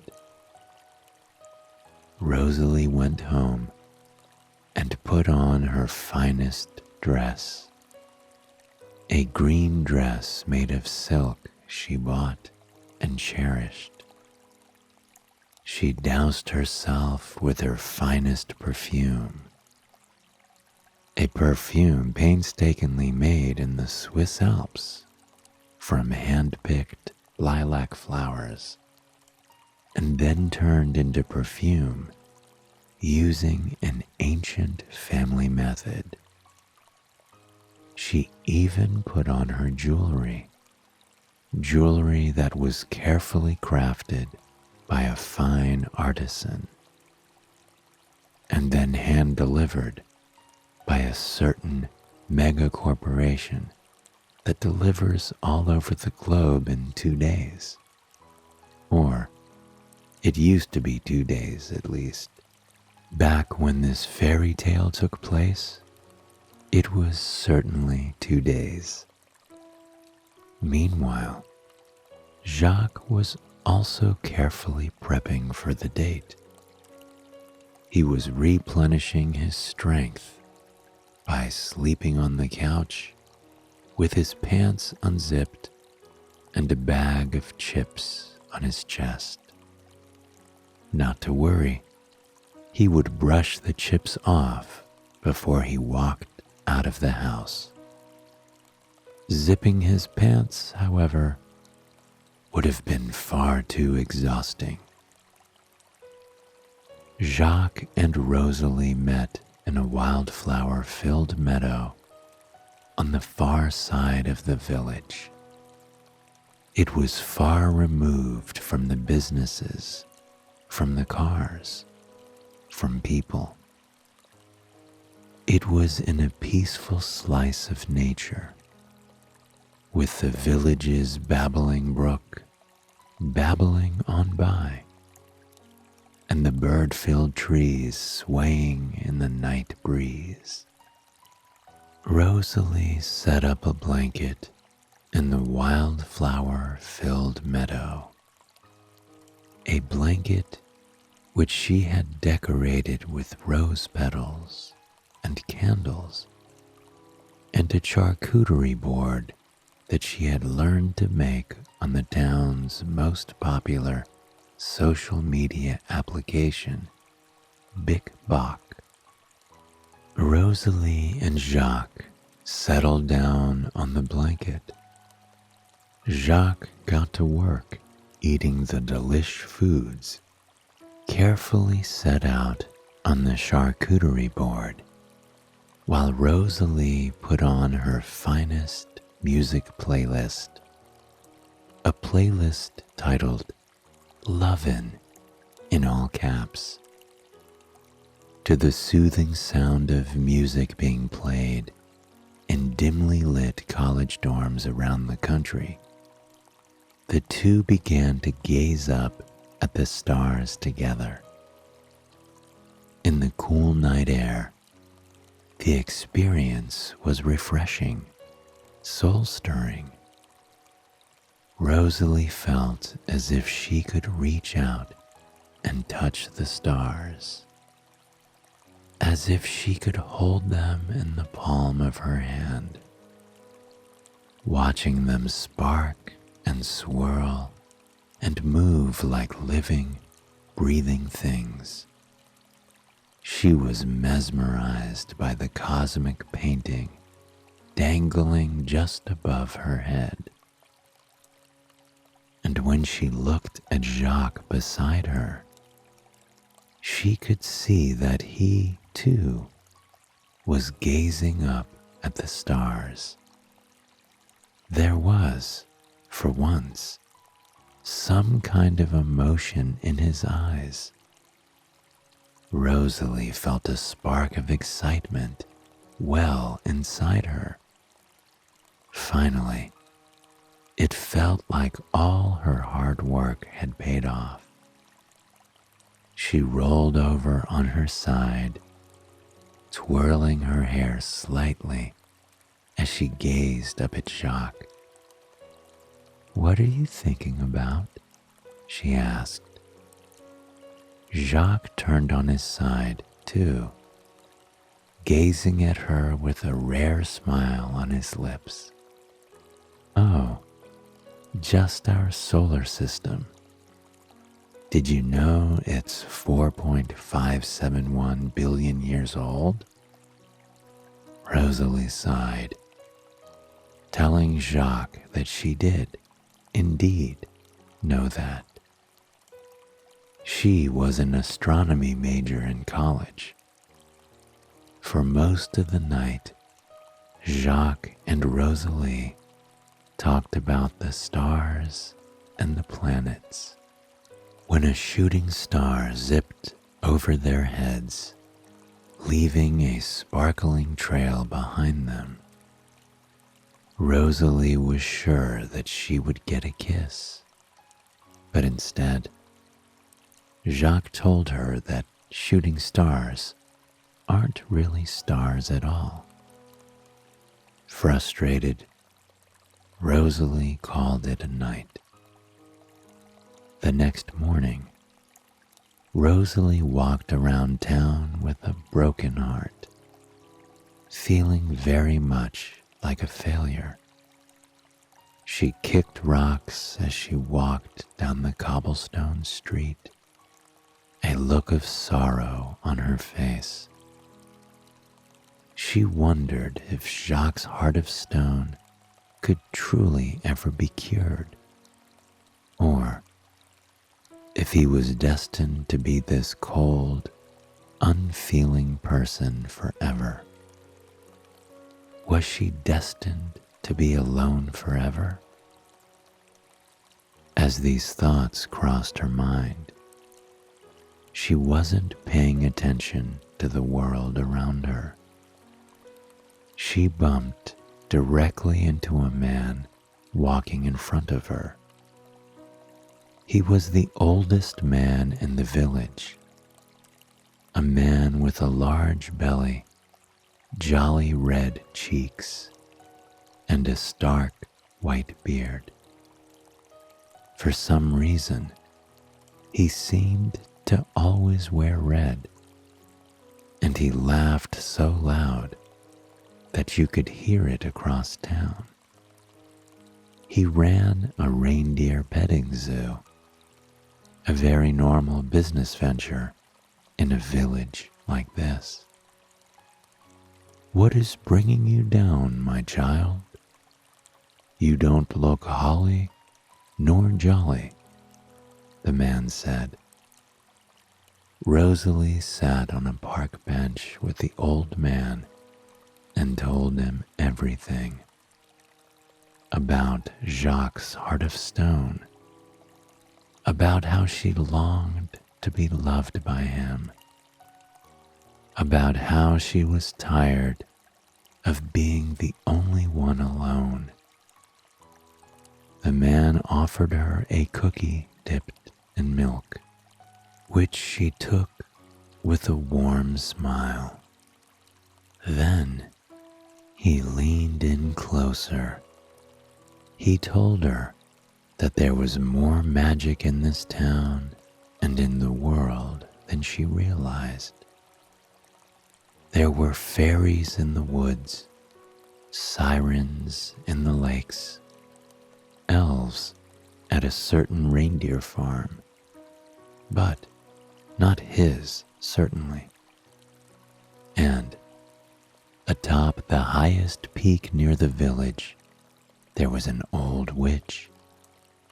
A witch who set a curse upon a young child for some archaic reason, rendering him with a heart of stone. But there was a way to reverse the curse, he told her. A special chisel that could break the heart of stone. Rosalie was relieved. She asked for directions to the witch's cabin. The old man with the beard and the reindeer farm and the holly jolly aura gave her a map and told her to tell the witch that he wanted her back whenever she was ready. Rosalie agreed to the uncomfortable request and set off to the witch's cabin. She had to wind through tall cedar forests lined with beautiful trees and mossy rocks. She listened to the soundtrack of the forest she passed through on her way to the highest peak. The sound of birds twittering and brooks bubbling and grass swaying in the flower-scented breeze. And by the time she reached the top of the mountain, she found herself standing in front of a classic cabin. She gently knocked on the door, and the witch opened the door for her. She had a long gray braid and kind eyes, not at all like the evil witch Rosalie was picturing. Rosalie told the witch of her situation, of her desire to be loved, and the witch laughed. I hadn't realized I forgot to unstonify his heart. She dug through an old box until she found the chisel, then handed it to Rosalie with a smile. She told Rosalie that if she placed the chisel over Jacques' heart and gently tapped it, his heart of stone would crumble, and he would be a normal person again. Rosalie thanked the witch continuously, thrilled to finally have the key to Jacques' heart. As she left, she hesitated in the doorway and turned back to the witch to tell her, "The old man in town with the beard wants me to tell you that he's ready to take you back." The witch sighed, telling her to tell the old man that she hadn't appreciated all the coal he gave her over the past few years. She'd be in touch. Rosalie raced down the mountain to the home of her hopefully beloved. When he opened the door, she threw her arms around him, hugging him. She told him of his curse and of the chisel she had. She asked him if he was ready to be rid of his heavy heart, and he agreed that it was finally time. She put the chisel to his chest, taking a deep breath in, and as she gently tapped the chisel, a noise shook through the town. It was the noise of a stone cracking open, of Jacques' stone heart finally breaking, revealing his soft, gentle heart underneath. Glitter sparkled around Jacques for a moment. He appeared to be frozen in time as his old way of living completely and totally melted away. He looked at Rosalie like he was awakening from a coma. He wrapped his arms around her, truly feeling the warmth of her body and her love for the first time. Rosalie was so thrilled she could hardly contain herself. When they kissed for the first time, Jacques could not believe what he was missing. That very day, they went to the cafe downtown. They ordered their lavender oat milk lattes with hearts for latte art and sipped them as they watched the rain pour down over the windows. Jacques felt a sense of calm and a deep connection to Rosalie. Then they went to the cat cafe. Jacques was so amazed by the little kittens that tears filled his eyes when he looked at them. They were perfect bundles of joy and love. He immediately asked the cafe owners to adopt 4 of them, and Rosalie happily helped him carry them home. Then, Rosalie and Jacques settled under the stars on a blanket with a flickering candle. As they gazed up at the stars, Jacques respectfully asked Rosalie questions about them, and she answered in depth using her knowledge of astronomy. Jacques was thrilled by her intelligence. As they walked home out of the meadow, arm in arm, they knew their love would last forever. They had finally found each other, and they were happy. But as they passed by another couple, they couldn't help but steal a glance at them. It was the holly jolly man with the white beard and the witch with the gray braid, and they were definitely making out.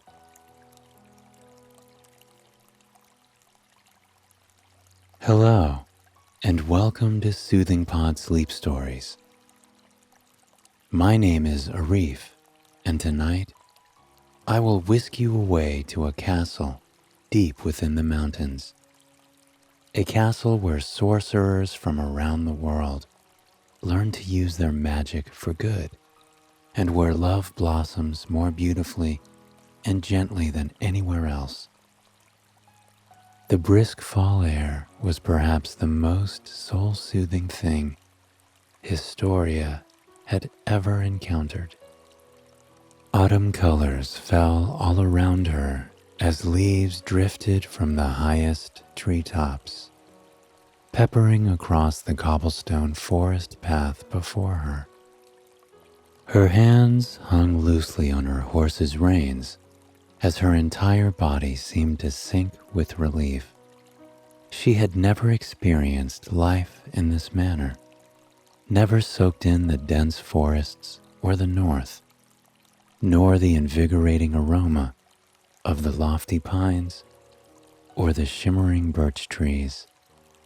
Every sight, every scent, every moment was an entirely new experience, one she had never imagined herself having. Just 2 weeks ago, she had been at her home in the high desert. The landscape was one of the craggy rocks and lone Joshua trees that seemed to reach for the blazing sun above them. The sand and soil seemed to crackle and pop as the day meandered on. It wasn't a place where life flourished. It was a place where life made do, despite everything urging it not to. It was just outside of her home there where she saw two people approaching her on horseback. It was a strange sight to see that far from civilization, and as she approached them, things grew even stranger. The man and woman on horseback had this kind of magic about them. The air seemed to shimmer wherever they stood, and they carried themselves with an air of whimsy and confidence that Historia had never experienced before. They introduced themselves briefly as Cassius and Casimir, two sorcerers who were looking for the remaining magic users in the world. They told Historia that they had found such magic inside her. Historia was, indeed, surprised, but not entirely. Her whole life, she had known something was different about her. It always felt as though there was electricity in her fingertips, a kind of energy and power that was simmering and sparking just underneath the surface. And now, she was going to learn how to use it. Cassius and Casimir gave her a weathered letter in a simple, wax-stamped envelope. They then turned their backs to Historia and rode into the distance. The letter will tell you everything you need to know. We will see you on the first full moon, Casimir called over her shoulder. The letter gave Historia directions to a castle, a university for witches and wizards, where she would train for the next 4 years to reach her full potential. The journey had already taken her a week, but now, riding through the woods on horseback, she had nearly reached her destination. She wrapped her wool cloak around her, relishing in the warmth it provided. The closer she grew to the castle, it seemed, the foggier the dense forest became. The fog wrapped around her, and the trees like a thick cape. A cape that held secrets and mysteries just beyond its veil. She breathed deeper now, soaking in all the forest had to offer her. She knew that just beyond the trees, just up over the next mountain, she would be at her new home. When the castle came into view, she felt as though she couldn't breathe. The ivy-coated facade stuck out of the dense fog like a lighthouse on the coast, guiding people to salvation, guiding people home. She paused for a moment, taking it all in, and that's when she felt a presence beside her. "It's beautiful, isn't it?" The silky smooth voice seemed to tangle with the fog before reaching her ears. She turned to her side to see a man about her age, confidently perched on the back of an inky black horse. The rider gave her a coy smile as he adjusted his dark green cape. Black hair fringed the edges of his face. allowing his icy blue eyes to shine even brighter.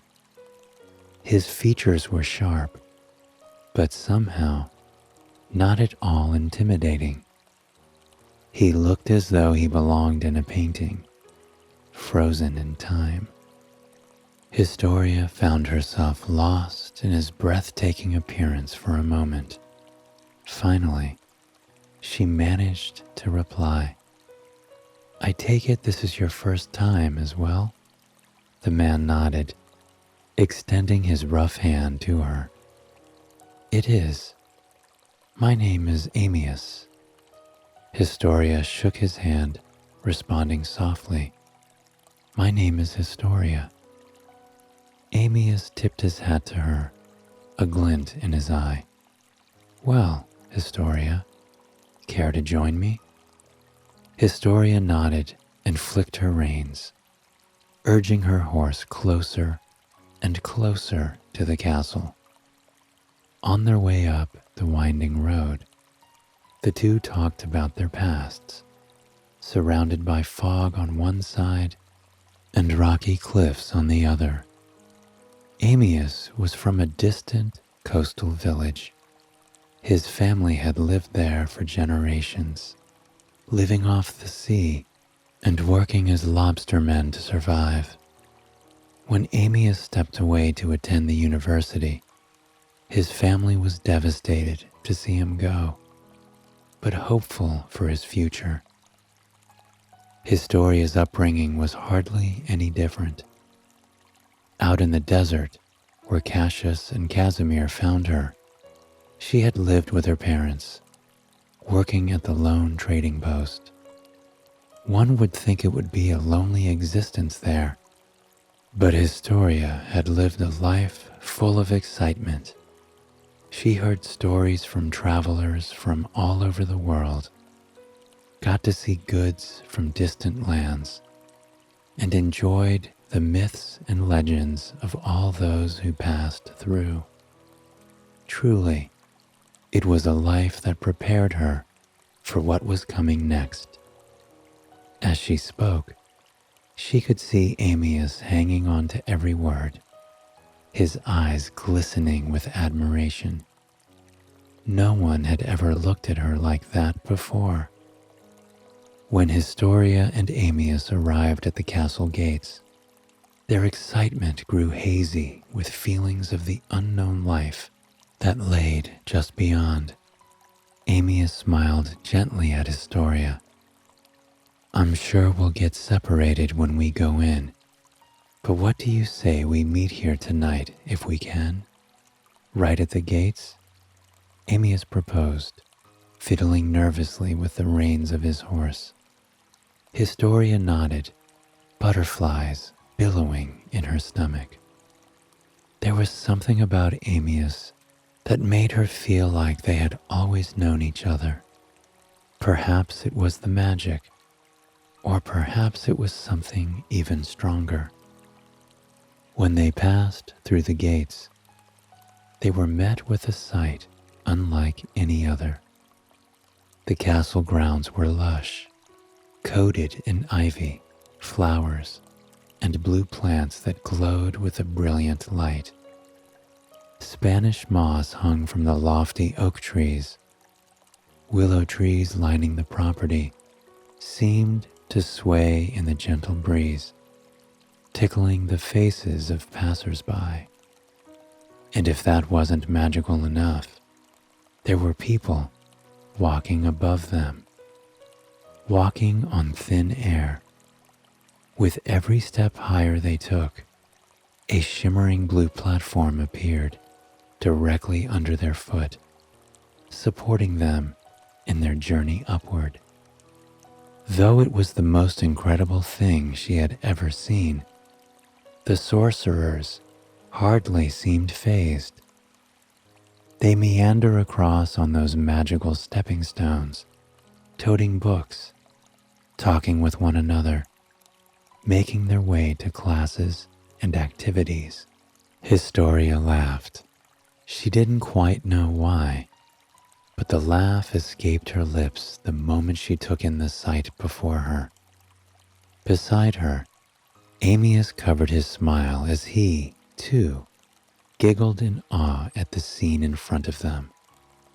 Knowing they were magic was one thing, but seeing it, experiencing it, feeling it around them was something entirely different. A man came to collect their horses and take them to the stable, which resided down a hill by a small pond. In the far distance, they could see the horses gliding through the fields of wildflowers, completely untethered and free, without a care in the world. And though Historia and Amyas were entering school, oddly, they both felt the same way. The man then led Historia and Amyas to the grand hall, which was certainly grand. The hall was 3 stories tall, with stained glass skylights peppering the cathedral ceilings, casting the entire room in color, as if it was a watercolor painting. Willow trees sprouted up from the stone ground, flourishing despite being indoors. Their tendrils were laced with small glowing lights, which further illuminated the room in a calming, inviting way. The hall was lined with velvet couches and antique bookshelves. Many students sipped tea, their spoons turning in the steaming liquid on their own, clearly under a spell. The students all looked happy. They looked downright powerful, even though they remained entirely approachable. Historia gazed around to take it all in, but was surprised to find that Amyas's eyes were trained directly on her in a dreamy, comforting gaze. Historia's lips turned to a smile as she continued down the hall, walking in sync with Amyas. At the end of the hall, Casimir sat, waiting for them. She smiled at them, her silver curls hanging in her face. "Welcome to Moon Hollow, Amyas and Historia." Her voice was warm and inviting. It shook off any final nerves the two held. She sat them down and went over their room assignments, daily schedules, and the school's expectations. Historia held on to every word she said. Moon Hollow was not a disciplined school, but it was a school of passion. Safety measures were in place to keep all magic users healthy and protected. Classes generally ran from 10 to 4, with plenty of time to practice magic and explore the grounds after.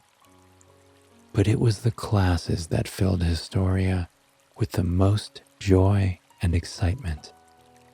There were classes of all kinds: charm classes, nature magic classes, cryptozoology classes, healing classes. It seemed like there were no ends to the potential of magic. Then, Casimir asked a question Historia wasn't expecting. "Have you used your powers yet?" Both Amyas and Historia shook their heads. It had never occurred to either of them to try. They didn't know how, after all. Casimir smiled at this, as though some long-held secret was about to be unveiled. "Please, stand up and face each other. Let's try for the first time now." Amyas and Historia stood and faced each other. Carefully, they did as Casimir instructed. They slowly extended their hands, breathing in deeply and exhaling through their mouths. As their outstretched fingers touched, there was a spark between them. A visible blue light flew off the ends of their fingers and fizzled in the air. With their hands together, their eyes met. The glow of the blue flame reflected in Amyas's blue eyes, taking Historia's breath away. Amyas watched the blue light trail across Historia's face, tracing across her amber eyes and down to her lips. His heart fluttered as he took her in for a moment, seizing the magic of the moment. Slowly, ever so slowly, they pulled their hands apart. In the space between their palms, a glowing blue ball began to take shape. It whirled in the air, hovering in place, outputting jolts of energy. For that instant, all that mattered was that magic and the gazes the two were sharing. Beautiful. It seems you two are already fairly connected to your powers. Try taking a step back. Focus your energy on the light as you move slowly, Casimir said, her voice wavering with delight. The two did as they were told, stepping back with their eyes trained directly on the ball of light in between their palms. As they did so, the ball gradually split into two, one moving gently with each of them. Historia had never felt so alive. She followed what her body told her to do, what her instincts were urging. Slowly, she cupped her hands underneath the glowing light. It hovered inches above her grasp, sparkling in the air. She took a deep breath, drawing her hands to the side. As she did so, the light split yet again. Casimir nodded with pride, chiming, "It seems you have the hang of that already, Historia." Finally, the two lowered their hands. The balls of light faded to nothing, dropping as mere embers on the stone ground at their feet. Casimir handed them a slip of paper detailing the schedule for the next few days. She then gestured to the right of her, where a lamppost resided, slightly hunched over. "This is Lumen. He's going to guide you both to your rooms." At the mention of his name, Lumen bolted upright, the flame behind his glass burning bright. He began hopping up the grand staircase, springing effortlessly with the magic that had been entrusted to him. Historia and Amyas followed after him, their eyes shining with wonder every step of the way. The halls and the rest of the castle were similar to the main hall. Trees sprouted from the walls and the floor, their evergreen leaves dangling just out of grasp. Lumen glanced over his shoulder at them on occasion, ensuring that they were following closely behind. Finally, they came to the crossroads. Lumen gestured for them both to head separate ways. Then, with his duty fulfilled, he made his way back to the main hall to guide more new students. Amyas and Historia hovered at the end of the hall for a few minutes, not willing to yet say goodbye. Neither of them had ever felt something like this before. It was something they couldn't quite put words to, something that left them both feeling invigorated, excited, at peace. "So, I'll be seeing you tonight, then?" Historia chimed. Amyas nodded, giving her a coy smile. "I'll be seeing you tonight. Perhaps we can meet by the pond instead?" Historia agreed.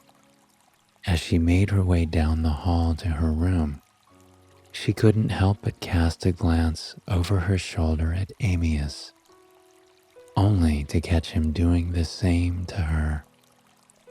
when she arrived at her door. Historia was surprised to find no doorknob. It was a brilliant mahogany door with intricate carvings, the type of thing that looked as though it belonged in a museum. She lifted her hand, intending to push the door open, but it opened with a simple flick of her wrist. Yet another bit of magic in this brilliantly enchanted place. Her room was exactly what she expected a sorcerer's room to look like. The entire fall wall was an antique window, looking out over the view of the school grounds and the valley below. Condensation clung the thin window panes, trailing down in unique shapes. When she looked closer, she realized the condensation was gathering into the shapes of animals. Animals that then yawned, stretched, and moseyed across the glass until they disappeared. She laid her hand on the glass for a minute, soaking in how stunning it truly was. The rest of the room included a table, a desk with dried herbs and burning candles, and, in the corner, a bookshelf chock full of books. As she stared, the books began to change. She soon realized they were becoming whatever she wanted and whatever her mind drifted to. Books about the school transformed before her very eyes into books about space, about rain, about the history of sorcery. She would never want for anything in this enchanted little room. She laid in bed for quite some time, recovering from the long journey. Then, before she knew it, the night was beginning to fall. She slipped on her wool cloak and made her way downstairs. At the edge of the pond, Ambience stood, his muscular back turned to her. He was silhouetted by the sunset, which appeared even more beautiful than usual. He felt her approaching and spun around to face her, his hand outstretched, inviting her to join him. At his touch, there was an instant spark. They both looked up to each other and giggled, the nervous energy they once carried slowly melting away. They sat in the cool grass, watching the sun paint the sky an array of orange and pink and blue. They talked in hushed tones about the university, about the magic that was inside it. They spoke of their future, and as they did, found themselves laying down and staring at the sky. They spoke as if they were old friends. Every word out of their mouths was unfiltered, appreciated, well received. Despite having just met, there were no walls between them. The sweet conversation lasted for hours. They watched as the sky above them transformed from the kaleidoscope of colors to a night sky unlike any other. The stars glistened billions and billions of miles away, but somehow they seemed the closest that they ever had. Historia shuddered with a newfound chill in the air.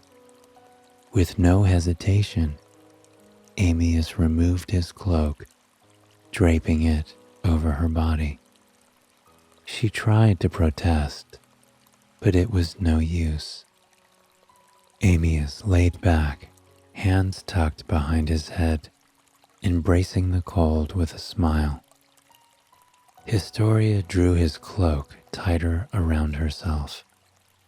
His scent washed over her, the smell of teak wood and pines, mixed with the sweetness of vanilla. She breathed it in deeply, growing more and more relaxed. Soon, overhead, stars weren't the only things dancing in the night sky. Fireflies floated just above them, blinking with every flap of their wings. Historia sat up in awe, eyes slowly rimming with happy tears. She had never seen fireflies back home. For years, travelers passing through would tell her tales of catching fireflies on warm summer evenings. It always sounded like a dream, something she would never get to experience for herself. But now, that has changed. Ambience sat up with her, smiling the brightest he had all day. The flickering fireflies illuminated Historia's face. Ambience gazed at her, his desire and admiration growing by the second. He wanted to freeze this moment in time, to never forget the moment that he started to fall in love with Historia.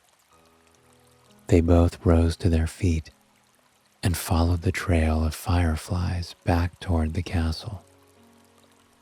Ambience found himself reaching for Historia's hand. As he intertwined his fingers with her, he felt utterly connected to her. She ran her thumb over the back of his hand, giving him an encouraging smile. In that instant, they both knew this wasn't going to be short-lived. They journeyed back through the castle, under the willows of the main hall, up the grand staircase, through the candle-lined hallways to their bedrooms.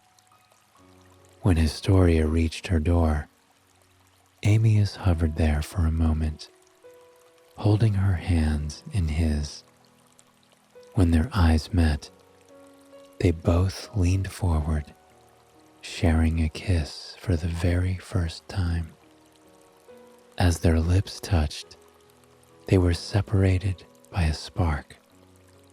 Tiny blue embers flickered off of their lips like fireworks, sizzling to a stop at the ground by their feet. Ambience and Historia pressed their fingers to their lips in disbelief, eyes wide. Ambience pulled her into a gentle hug before finally heading down the hall to his room, his mind swimming with thoughts about the kiss that just occurred. Historia stepped into her room in a dreamy haze.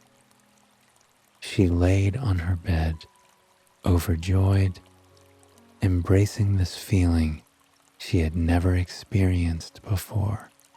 When she sat up, she saw her bookcase was rearranging itself with more fervor than ever before. She inched toward it, her curiosity piqued. She picked up the first book that caught her eye.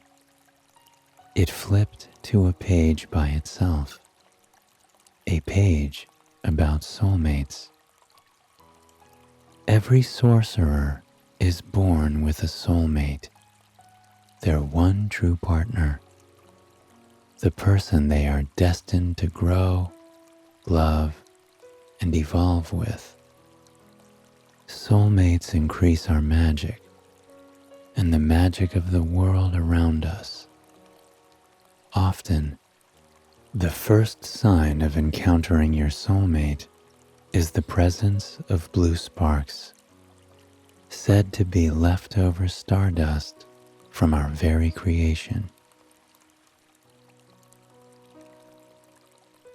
Hello, and welcome to Soothing Pod's Sleep Stories.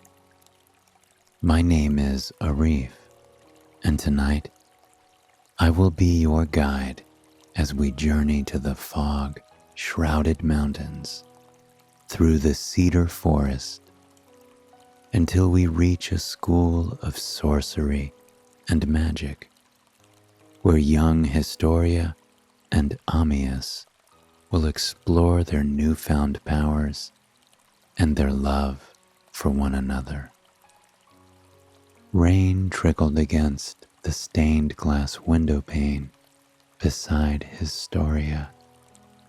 Somehow, she felt as though she could feel every single drop, making its way over the cool glass, cascading down, down, down, down into the flower beds far below, bouncing off the petals with the kind of joy and nourishment that only rain can provide. But Historia wasn't looking at the stunning display beside her. Her eyes were locked firmly on the book in her hands. Her fingers played with the frayed edges of the ancient pages, a nervous joy vibrating within them. She read the words aloud to herself once more in a whisper that tickled against her lips. Every sorcerer is born with a soulmate, their one true partner, the person they are destined to grow, love, and evolve with. Soulmates increase our magic and the magic of the world around us. Often, the first sign of encountering your soulmate is the presence of blue sparks, said to be leftover stardust from our very creation. Her mind drifted back to the sparks that had erupted between her and Ambience just hours ago. The blue sparks that exploded into the air between their outstretched hands like their own private fireworks display, a display the universe had created just for them. And it wasn't just something she saw. It was something she felt. In that instant, as the blue embers flickered between them and sailed through the air, she felt something tugging at her heart. It was as though a silk string was being tied deep inside her chest, an unbreakable string. She could feel that string stretching to Ambience across from her, nestling itself into his chest and tying itself there. There was no denying that they were connected, no denying that they were soulmates. It sent a shiver down Historia's spine, not a shiver of fear, nor anxiety or regret, but a shiver of realization. From this point on, her life would never be the same again. From this point on, she was tied to this man that she had only met a few hours ago. And that didn't scare her. She was almost surprised by how little it scared her. But the moment she spoke with Ambience, the moment she looked into his sky blue eyes, she felt something she had never felt before. The connection, that sense of home that she had been desperately missing for the majority of her life. A few rooms down and across the hall, Ambience was feeling the exact same way.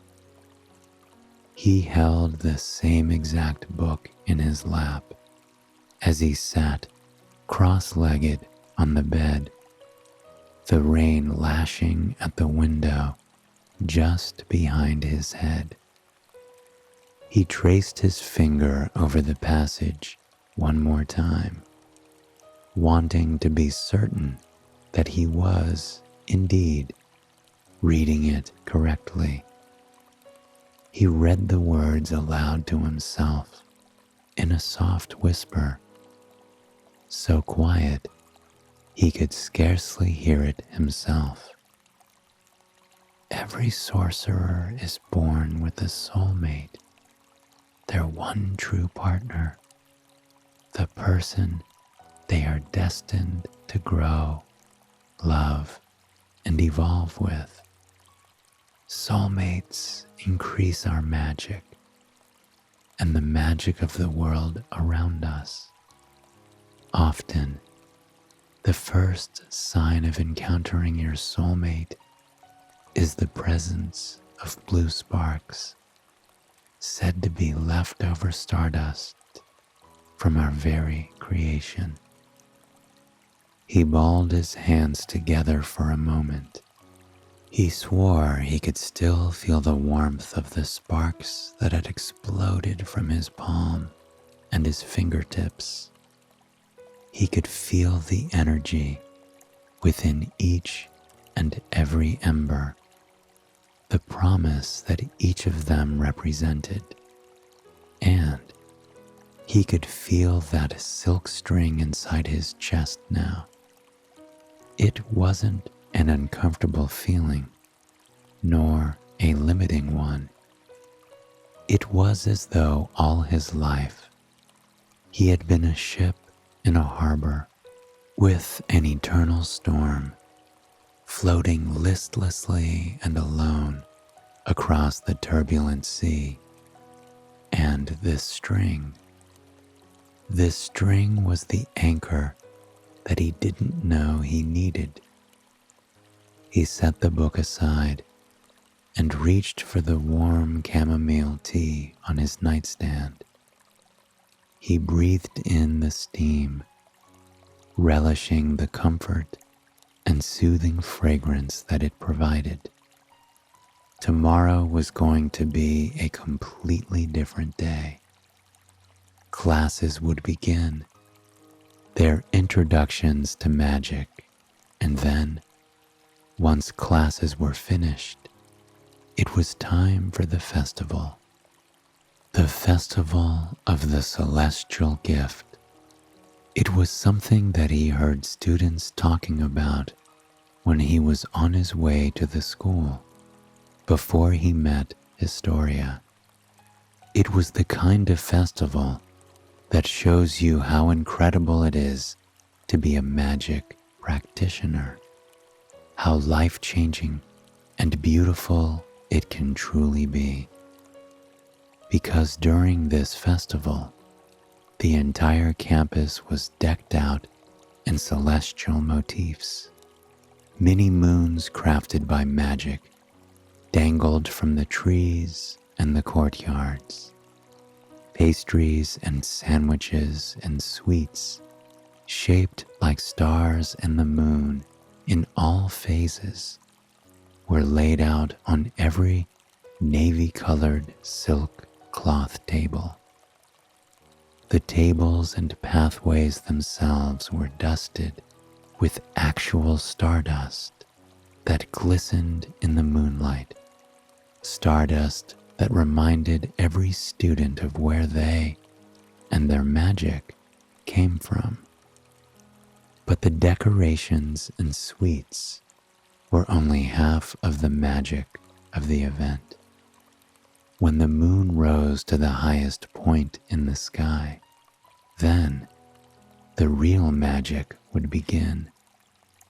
It was called the Festival of the Celestial Gift for a good reason. Long, long ago, magic descended from the heavens in glowing balls of light. This celestial power crashed into the arms of ordinary people below, giving them the power of the stars and the moon. These people became the first magicians. Students told ambience that during the festival, the celestial orbs would cascade down, down, down, down from the sky overhead, landing in the arms of students who were lucky enough to catch them below. If you were lucky enough to catch a celestial orb, you could keep it for life as a reminder of your magic and something that strengthened it. It was an activity that soulmates did together every year. After all, having a soulmate is what increases your magic in the first place, what allows all magic users to be their fullest self. And now, Ambience and Historia were going to be able to do that together. But first, they had classes. The following morning, both Historia and Ambience got ready in front of the beautiful ancient mirrors that were tucked into the corners of their rooms. They buzzed with anticipation as they put on the clothes of the festival of the celestial gift. All white outfits dotted with silver and blue embroidered stars. The garments themselves seemed to carry a powerful magic, a reminder of all the magic users who came before, and all the magic users who would come after. When Historia stepped out of her room, she was hardly surprised to see Ambience leaning on the door frame, waiting with a smile on his face. He teased her, asking if his soulmate would always be the kind to be fashionably late. Historia blushed at the word soulmate, the first time it had been exchanged between the two of them. With a playful smile, she asked if her soulmate would always be so impatient. They meandered down the massive, regal mahogany staircase to their first class. All first-year students had the pleasure of studying the exact same classes with one another. It was a chance to grow with one another, to learn, to evolve as magic users over time. As they turned a corner, they were delighted to see Lumen leaping through the hallway. The leaping lamppost had a joyful spring in his hops, a whimsical energy that brought smiles to their faces. Historia curtsied to Lumen, who dipped down to her, bowing as much as he was able. With that, he continued springing down the hall, off to wrangle students and guide them where they needed to go. Historia and Ambience sat in their first class, side by side, and it was then that they realized they weren't alone. Several other students were sitting next to one another with a new kind of aura around them. It appeared that there were several soulmates already in this class, something that would only prove to strengthen the group more and more. The professor began her lesson as Historia and Ammius looked on in awe. She showed the students some basic powers. At one point, she outstretched one of her fingers with grace and poise, before twirling it with extreme precision and causing a portal to blip to existence from nowhere. The portal glowed a calm, ethereal sage green. Embers sparked off the spinning edges of the portal as it grew larger and larger and larger and larger. On the other side, the students could see a world of green and gold, a magical world of patterns and colors and shapes that took their breath away. It was a place where magic users went to study, the teacher explained. A place that they would be able to enter in time, as long as they worked hard on their studies. Then, the teacher showed them even more beautiful things that can be created with magic. She outstretched her hand, sending blue sparks flying from her palm. Historia and Ammius exchanged a surprised look. They looked just like the sparks they had exchanged the day before. But this time, sparks gradually formed into the shape of a phoenix. It was transparent, a gossamer, but unmistakably a phoenix. It zipped overhead, leaving a haze of blue and white in its wake. The students could feel the air and magic rushing over them as it flitted overhead. Then it returned to the teacher, shrinking and disappearing into the palm of her hand. With a smile and in a gentle tone, she explained that that was the gift of the soulmate. Every pair empowers one another and provides the other with a companion to keep them company and protect them in their absence. It was at this point that Historia felt Ammius's hand brush over hers in excitement and wonder. They were soulmates, and even when they weren't together, they would carry a piece of one another with them, always. The next few classes were just as magical and inviting. Every teacher showed them the potential of their powers, reminding them that these powers took great strength and understanding to use well. But neither Ammius nor Historia were intimidated by this. They felt safe, excited to face the bright future ahead of them. Before they knew it, the morning classes were over, and the festival for the celestial gift was being prepared. But before the festivities began, they had some time to connect with one another and center themselves in this new world they saw glimpses of.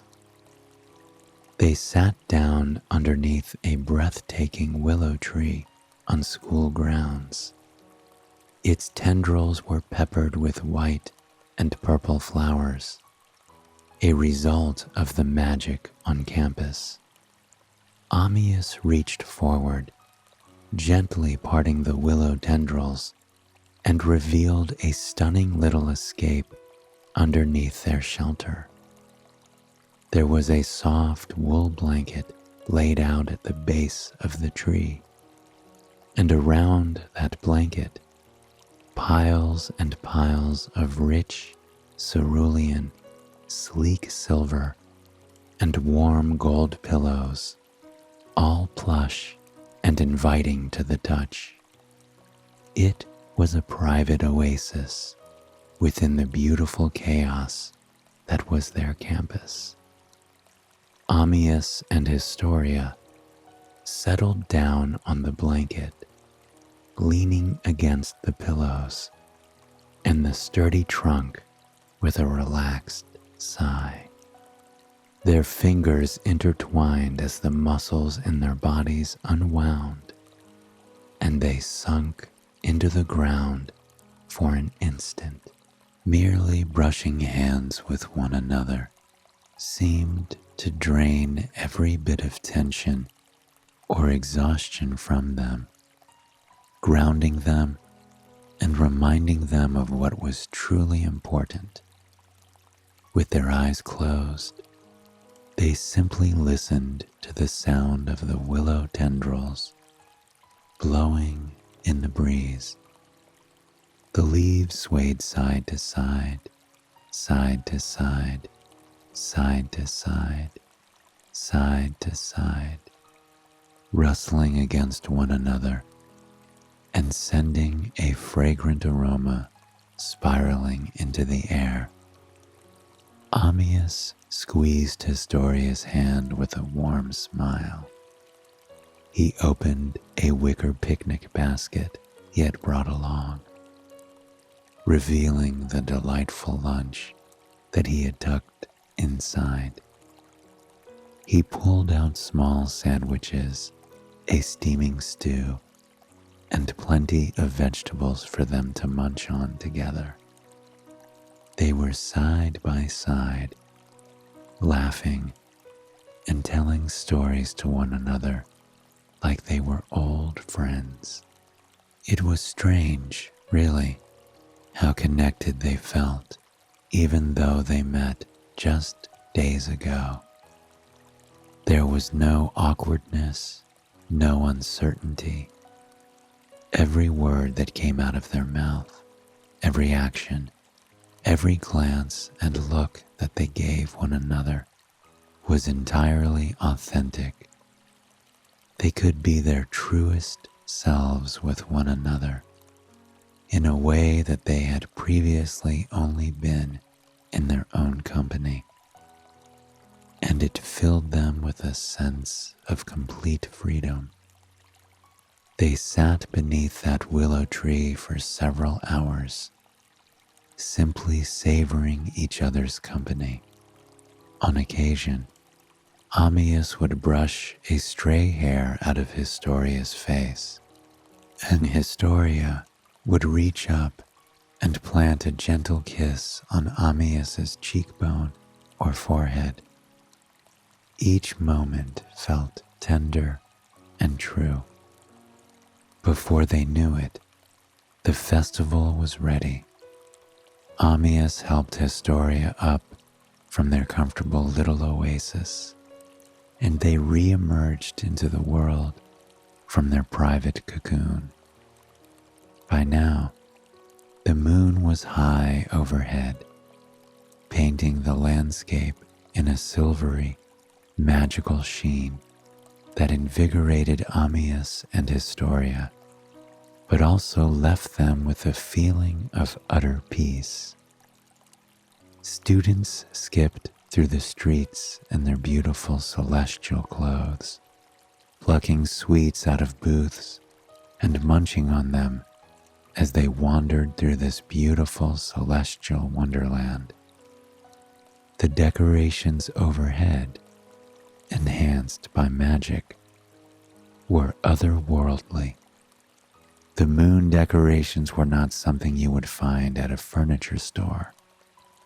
It looked as though the moons had actually been shrunk down to fit in the palm of your hand. They hovered in the air overhead, spinning on an axis in between leaves and against the dark night sky. Music filled the courtyard and walkways, the sounds of a fiddle, a flute, and a harp were particularly disarming and soul-stirring, reminding everyone that this was an event of celebration, a time to truly embrace and enjoy being alive. Ammius and Historia skipped through this wonderland hand in hand.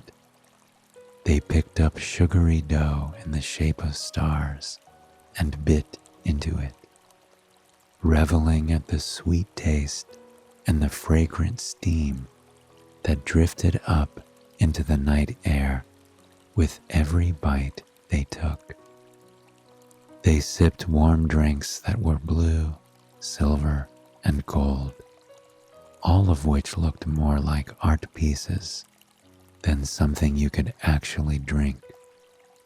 The tops of the toasty beverages were blanketed in layers of fluffy, whipped cream, dusted with mini stars and planets made of pure sugar. As they sipped the drinks that tasted of chocolate or coconut or strawberry, they couldn't help but smile at one another. The joy in the air and the love in the food was absolutely undeniable. It filled them both with exaltation. In the center of the courtyard, underneath strings of stars and spinning planets and moons, a dance began.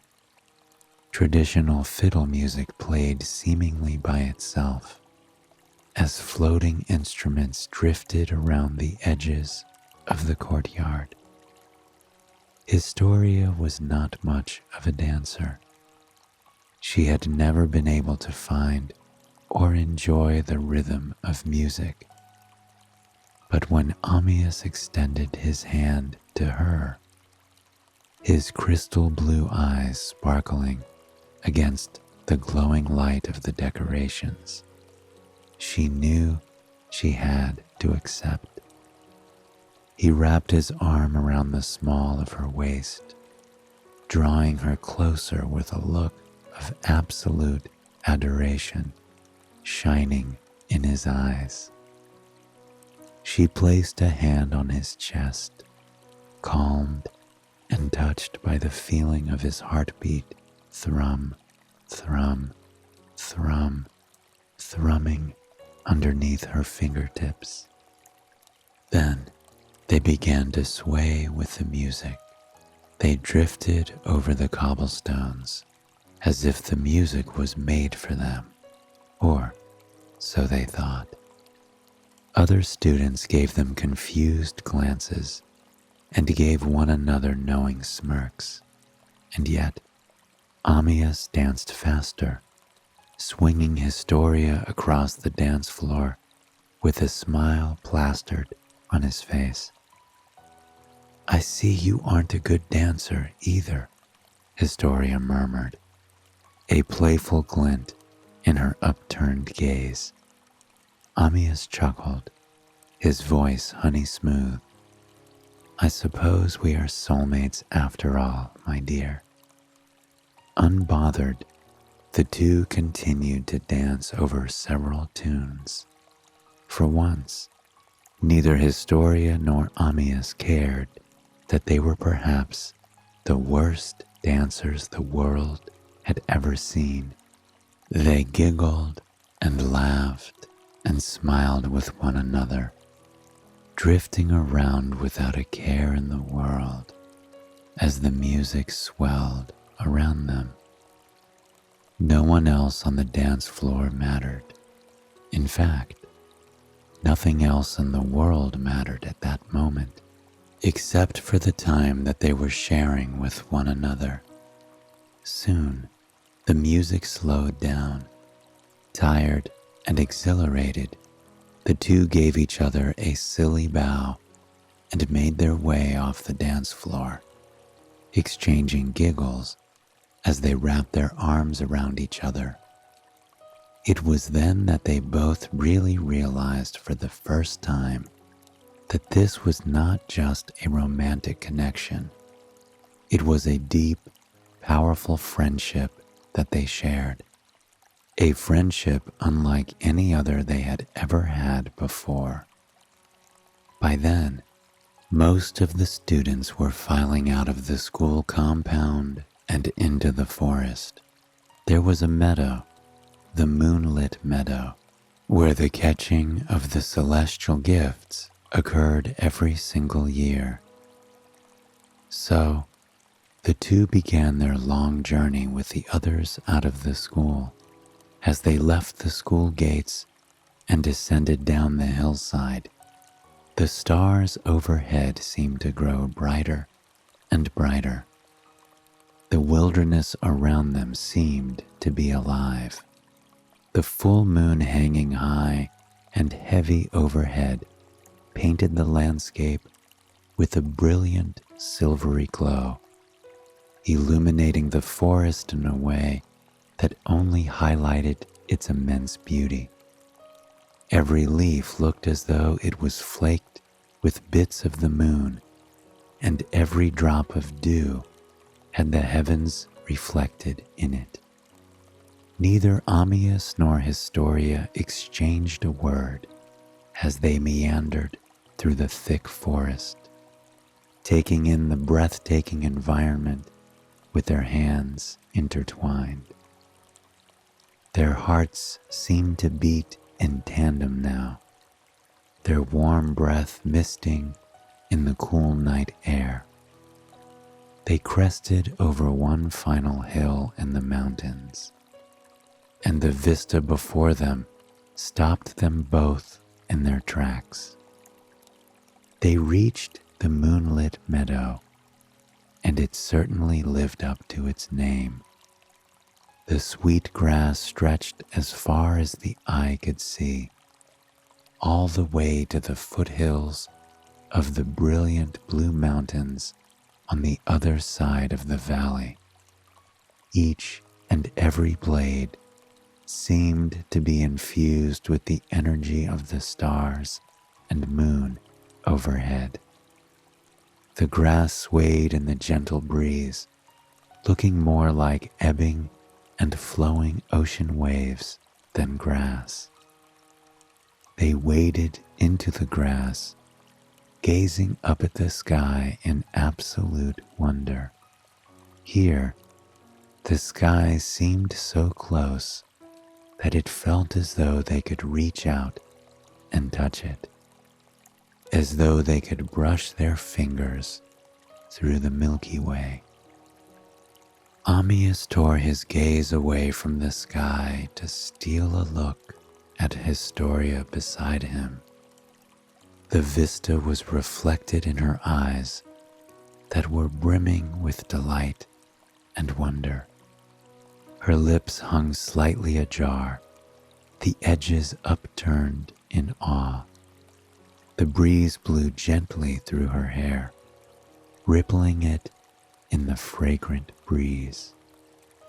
Ambience held her hand a little tighter, transfixed by her even more than he had been the moment he met her. He was so bewitched by her that he wouldn't have noticed the celestial gifts had they not illuminated her face in a mosaic of colors. The celestial orbs fell from the sky with ethereal grace and beauty. They had appeared in the inky black sky among the stars, a collection of stardust and energy and magic. They seemed to move in slow motion as they sailed toward the ground. The orbs were a stunning array of colors. They seemed to be every color all at once: purple, yellow, pink, blue, orange. Like a million fireworks, all held together by the force of the heavens. Historia and Ambience watched them one after the other as students around the field caught celestial orbs in their arms. Every time they caught them, they would spark, sending a rainbow of embers into the air and the cool grass around them. They landed with an otherworldly ting, ting, ting, ting across the field, the angelic sound rippling through the canyon and echoing off the walls. And then Ammius and Historia felt something rather strange. There was an energy drawing their attention to the sky, almost as though it was calling out their names. A celestial orb drifted toward them, leaving that incandescent trail in its wake. There was that undeniable connection between them and the orb, almost as undeniable as the connection between the two of them. They stepped forward, transfixed by it, drawn to it by magic. In unison, they extended their arms to catch it, weaving their arms together. Time seemed to have stopped for an instant, and then, ting, the colors cascaded from the orb as it landed in their arms, sending a wave of warmth over both of their bodies.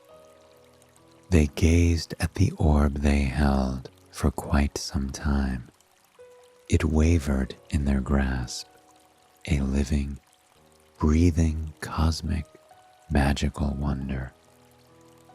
When they brought their arms back, it hovered in the air beside them all by itself, whirling in a gentle drone. Ammius took 2 necklaces from his pocket, 2 clear lockets made to serve as vessels for the celestial orb. There was no telling if the orb would actually meld with the locket and stay with them, but they were both hopeful. Softly, they each opened a locket, offering it to the orb, and, to their delight and awe, the orb shrunk down and split into 2, heading into each side of the locket. They gently shut the lockets, feeling the power of the celestial orb within them. Ammius slid Historia's necklace around her neck, laying it softly against her chest, against her heart. Historia did the same with Ammius's necklace, and, together, they felt a sense of connection and belonging stronger than anything they had felt before. They walked back to the castle in silence, holding one another close. The sounds of the crickets and frogs filled the night air, and in the far distance, they could still hear the faint ting, ting, ting, ting of celestial orbs meeting their humans. When they finally arrived back at their dorms, they smiled at one another with nothing but respect and admiration. Ammius drew Historia close, kissing her on the lips. As they embraced, they could feel their necklaces pulse. Their soulmate and their celestial orb, forever intertwined.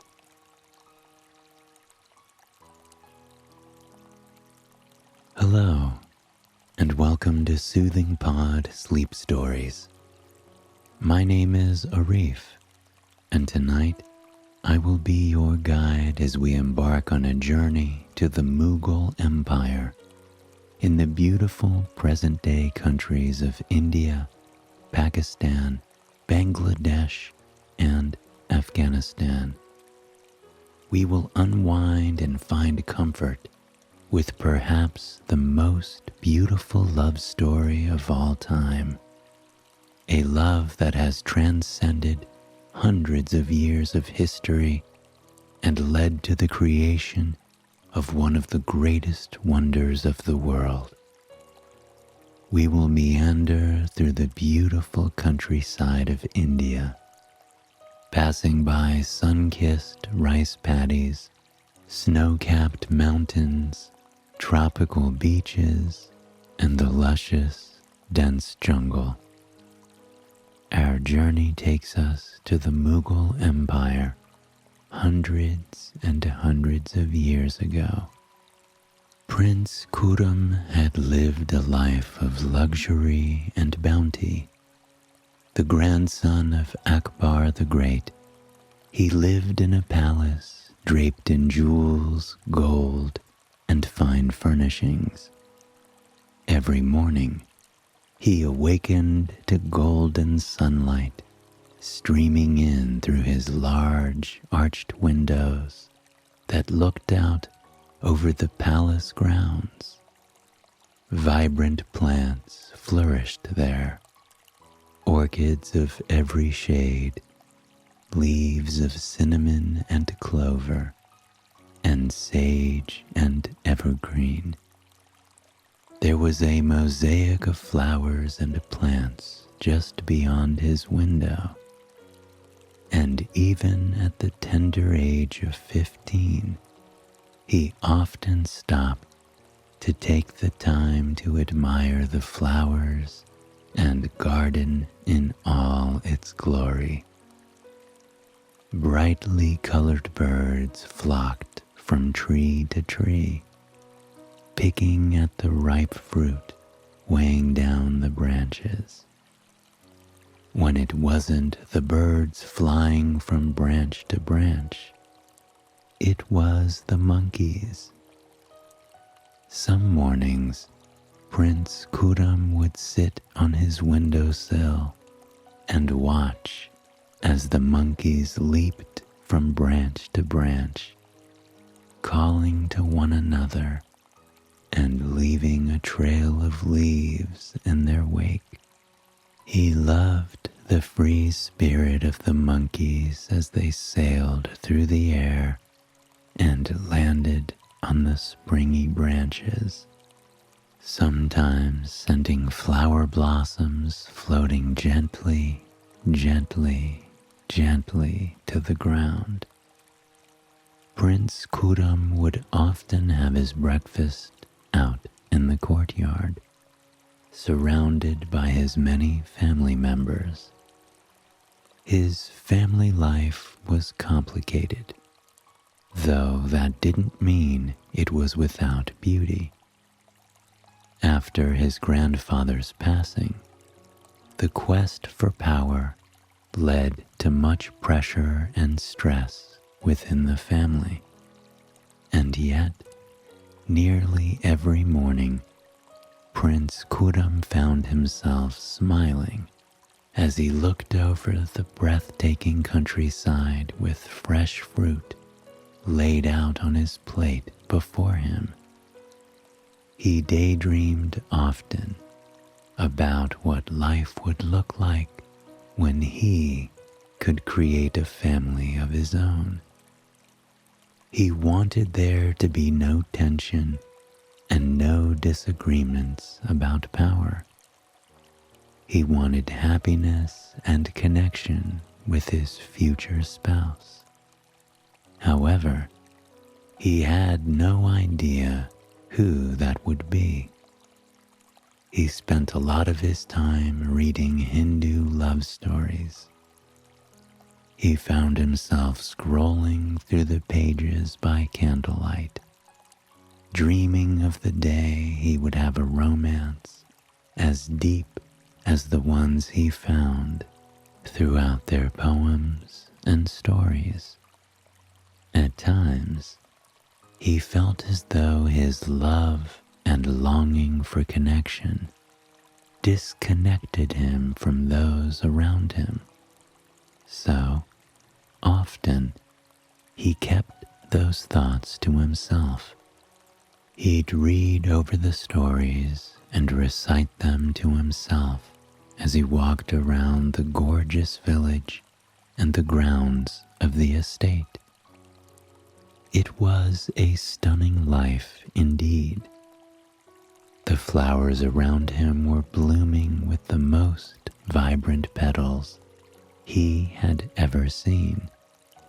The air smelled clean and fresh, intertwined with the soothing aroma of wildflowers and roses in the garden around the palace.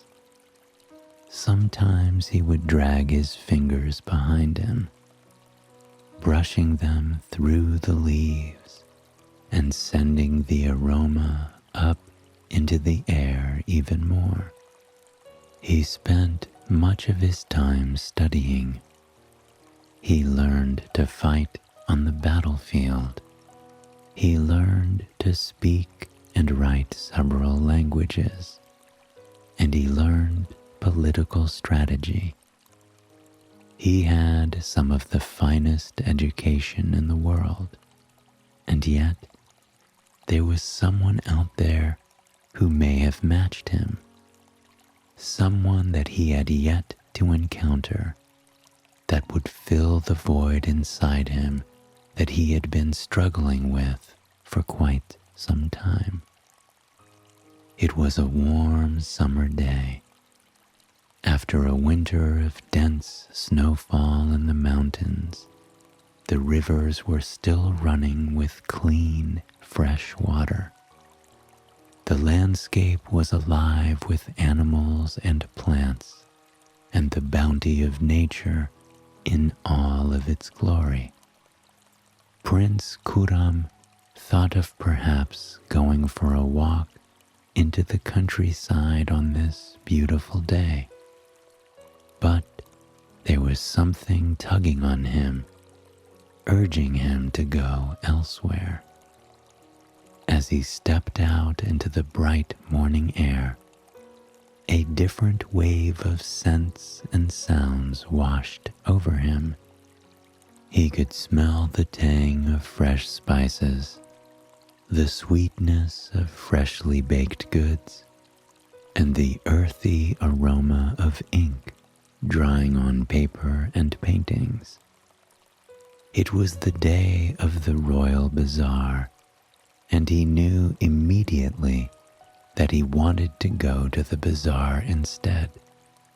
Perhaps it was just the lovely aromas and the sounds of people laughing and talking that drew him in.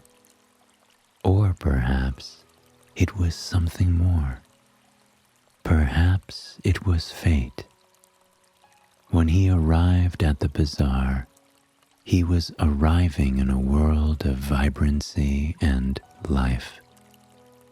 People of nobility floated from stall to stall, huddling beneath brightly colored canopies to exchange goods and gossip, which to them were one and the same. Everyone was smiling, mingling and laughing in the company of one another. They passed drinks and fine dishes to one another, sampling sweets and teas, and an occasional dried meat or fruit. It wasn't just the smiles that caught Prince Khurram's attention. It was the beauty of the goods from their land. Fine silks of every color you could imagine, the blues and purples in particular, seemed to glisten in the light of the sun as if they had been woven from gemstones. Paintings looked like they had been painted by the heavens, though artists with paint swatches coating their hands would protest otherwise. Prince Khurram made his way through the bazaar. Nearly every person he passed stopped to gawk at him, knowing immediately who he was. He mingled with the nobility of his town quite often, and yet, to some, he was still a mythical figure of sorts, someone they couldn't seem to believe was alive and walking among them. As Prince Khurram walked, offering a silent smile to everyone he passed, he felt that strange feeling of loneliness well in his stomach once more. It felt even deeper than that, though. It was a loneliness that he wondered if anyone else had ever truly experienced. He thought on this for quite some time as he made his way through the bazaar, his eyes drifting from intricately designed mosaic to intricately designed mosaic. To quell his feeling of loneliness, he began to recite his favorite poems about love to himself. He murmured the words under his breath. They dripped from his lips, heavy and sweet and warm as honey. With each verse that he murmured, he felt himself growing more and more comfortable. The hope in the poems brought him a feeling of belonging and understanding. The words seemed to soak into his body, massaging any tension or angst out of him with the power of them. He perked up a bit. He purchased himself a nice cup of tea, hibiscus, and began to walk around the bazaar with more pep in his step. The bright taste of the hibiscus made him feel as though he were opening his eyes for the first time after a long, endless slumber. But what he saw next truly made him feel that way. At the end of the aisle of buyers and sellers, through the sea of colorful clothing and vibrant spices, he caught the eye of someone he had never seen before. Her hair trailed down over her shoulders in long black tendrils. He swore he could see flecks of sapphire glowing in each and every strand as she pushed them away from her face.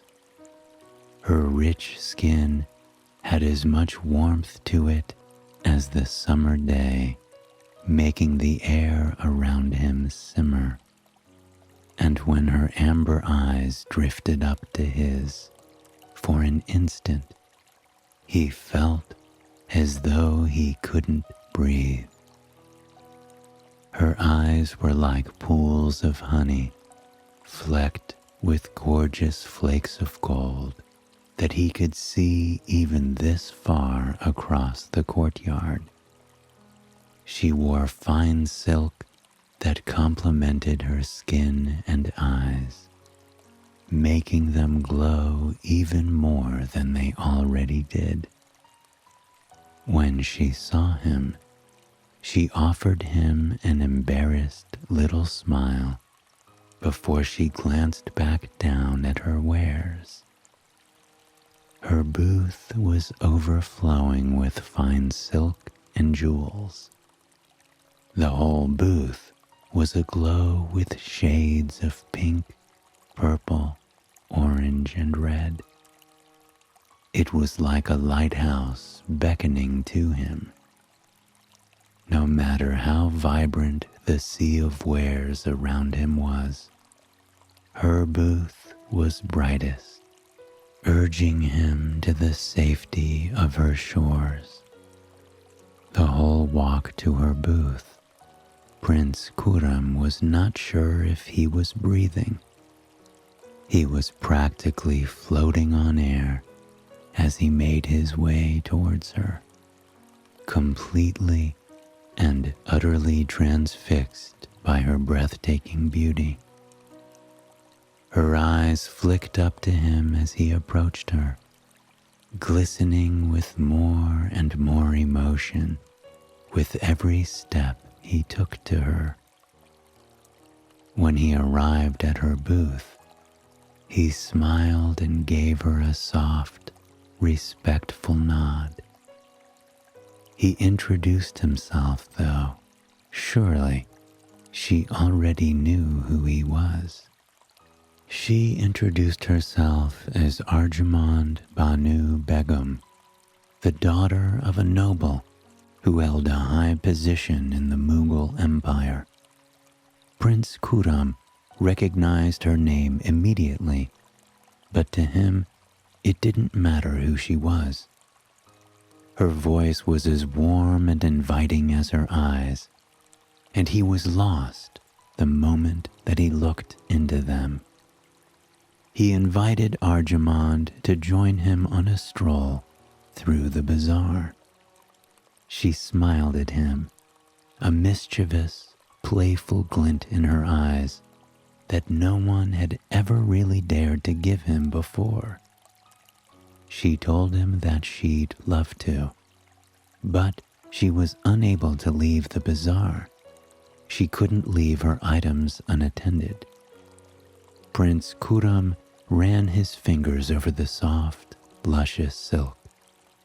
He traced the soft edges of the jewels, surely plucked from the earth of the mountains in the distance. It was a fine lot of beautiful things, things that made Prince Kuram's heart swell with the magic of being in the presence of such art created by humanity. He smiled at Arjumand and lowered his voice as he spoke to her. He told her that he would take the entire lot, every last item. Arjumand laughed at first, a sound that made Prince Kuram want to melt. Her laughter sounded like bells chiming in a temple in the countryside, echoing out into the earth to be heard. He couldn't help but laugh with her when she laughed. A few people glanced over at them, but after receiving a cold glance back from the prince, they turned away, giving him the privacy he clearly craved. He reassured Arjumand that he was serious and handed her all the coins he had brought with him. At first, Arjumand refused, telling him that he owed her nothing, but the prince insisted. He told Arjumand not to worry about getting them back to the palace. She was welcome to keep them, but with a day of sales no longer ahead of her, he asked if she may be interested in looking at the rest of the bazaar with him. Arjumand said yes before he could even get all the words out. She dusted off her outfit, though she looked more beautiful than words could say, and walked along with Arjumand as he made his way through the courtyard. Many people gawked, trying not to get caught doing so, but it was a spectacle indeed.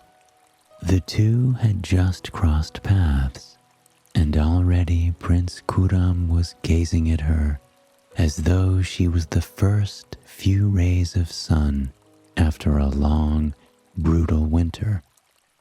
He was mesmerized. The two walked in sync with one another, though they had never met. It was almost as if their souls had been searching for each other for a long, long time. They spoke to one another in soft, gentle tones while they meandered around the market. They seemed to laugh more and more as time went on, and by the time they reached the river that meandered around the edge of town, they felt as if they had known each other their whole lives. Prince Kuram didn't speak to her as though she were below him, and much to his delight, Arjamand didn't speak to Prince Kuram as though he were above her. She had sharp wit and intelligence that made Arjamand feel as though he needed to go home and study more.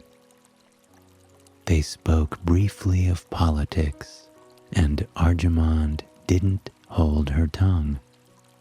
She talked of nearby battles and strategies that could win them, and alliances that could be formed. She had ideas that the prince had never considered, ideas that could potentially change their kingdom forever. When Prince Kuram asked her where she had gotten such brilliant ideas, Arjamand just flashed him a sheepish smile. She told him that she had been studying such things for the majority of her life, not out of necessity, but out of interest.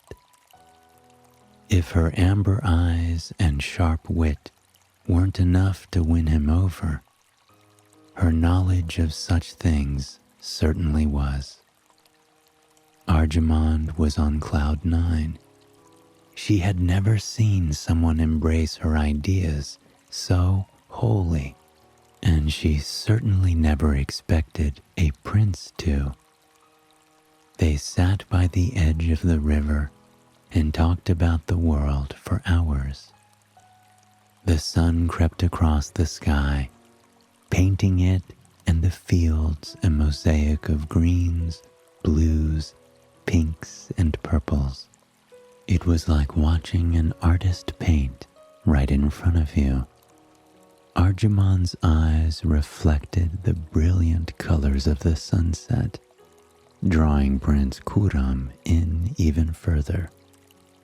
When they bid farewell for the night, Prince Kuram had a feeling welling inside him that he had never experienced before. He had never felt so alone as the moment he left her side.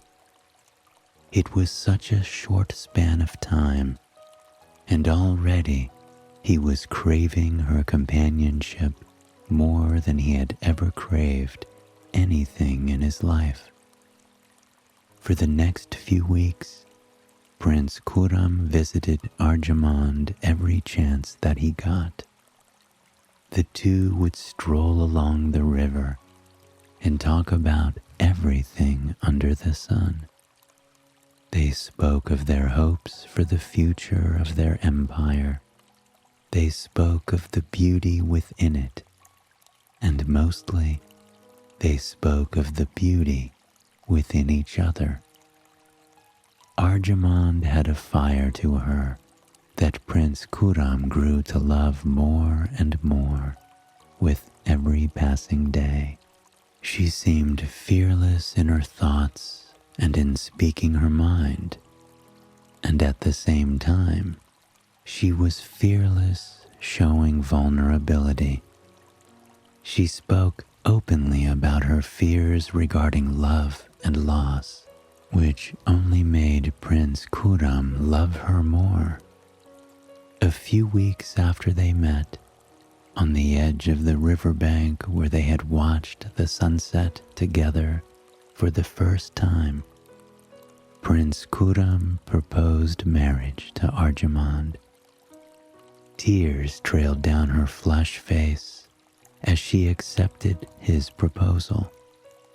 She told him in the moonlight that she had never dreamt she would be in love like this. She never imagined anyone would understand or love her this deeply. They wanted nothing more than to be wed and spend the rest of their lives together. After 5 long years of waiting due to political concerns, Prince Khurram and Arjamand became wed. As they shared their vows, Prince Khurram bestowed a new name upon Arjamand, Mumtaz Mahal, meaning the exalted one of the palace, which she has been known as since that very day. From the moment they were married, Mumtaz Mahal and Khurram were inseparable. When Prince Khurram became Shah Jahan, they embraced his new powerful role hand in hand. Many nights they laid awake beneath the sheets, talking about their future and their past, both as a couple and as rulers. Shah Jahan would stroke Mumtaz Mahal's hair, whispering to her about the beauty of her mind, body, and spirit. She was the reason he wanted to make the kingdom bigger and better, and he did not make a single decision without reaching out to her first. It didn't matter what decision it was. Shah Jahan wanted, needed, even to hear Mumtaz Mahal's opinion.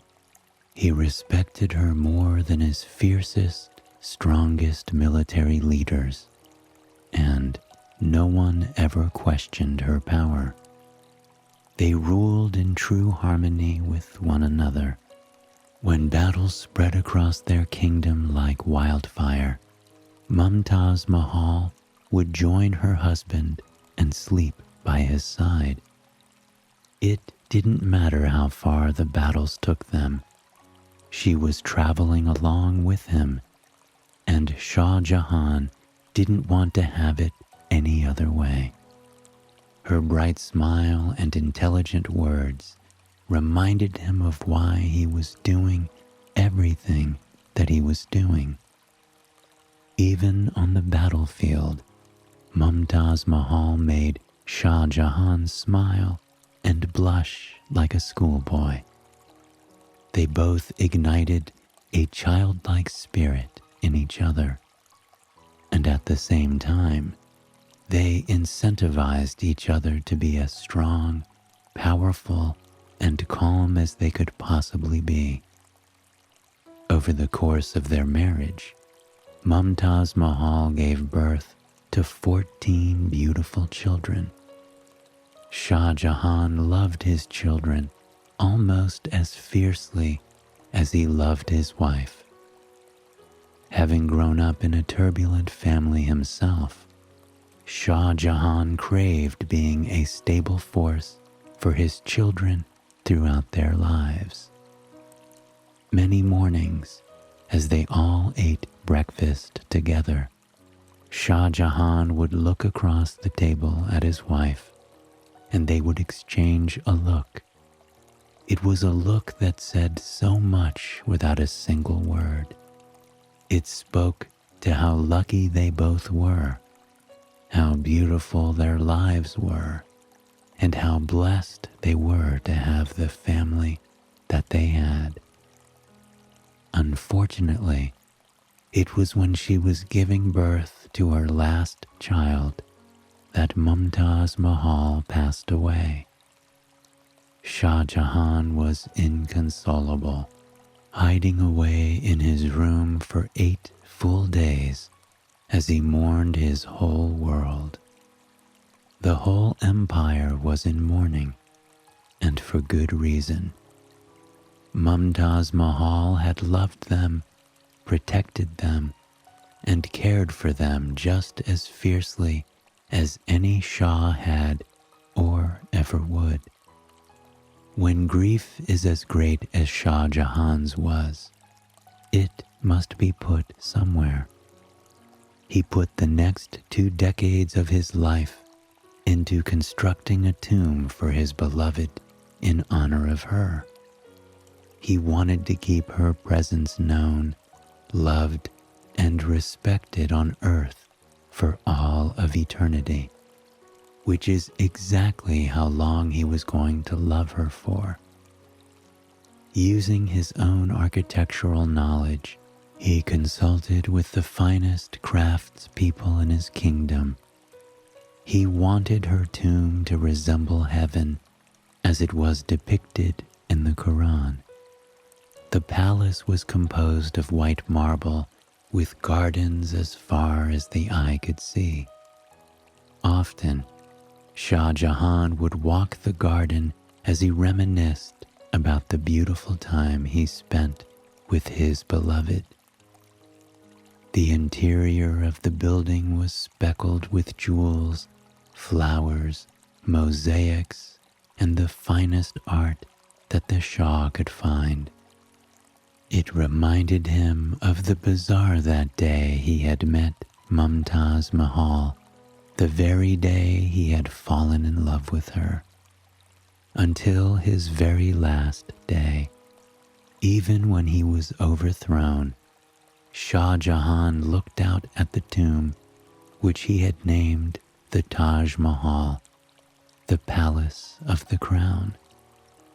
Every time he looked at the stunning swaths of marble, at the feat of engineering, he was reminded of all the wonderful times he had shared with his beloved. To this very day, millions of people visit the Taj Mahal, proving that love can truly be eternal. Surely, after his passing, Shah Jahan was reunited with his wife.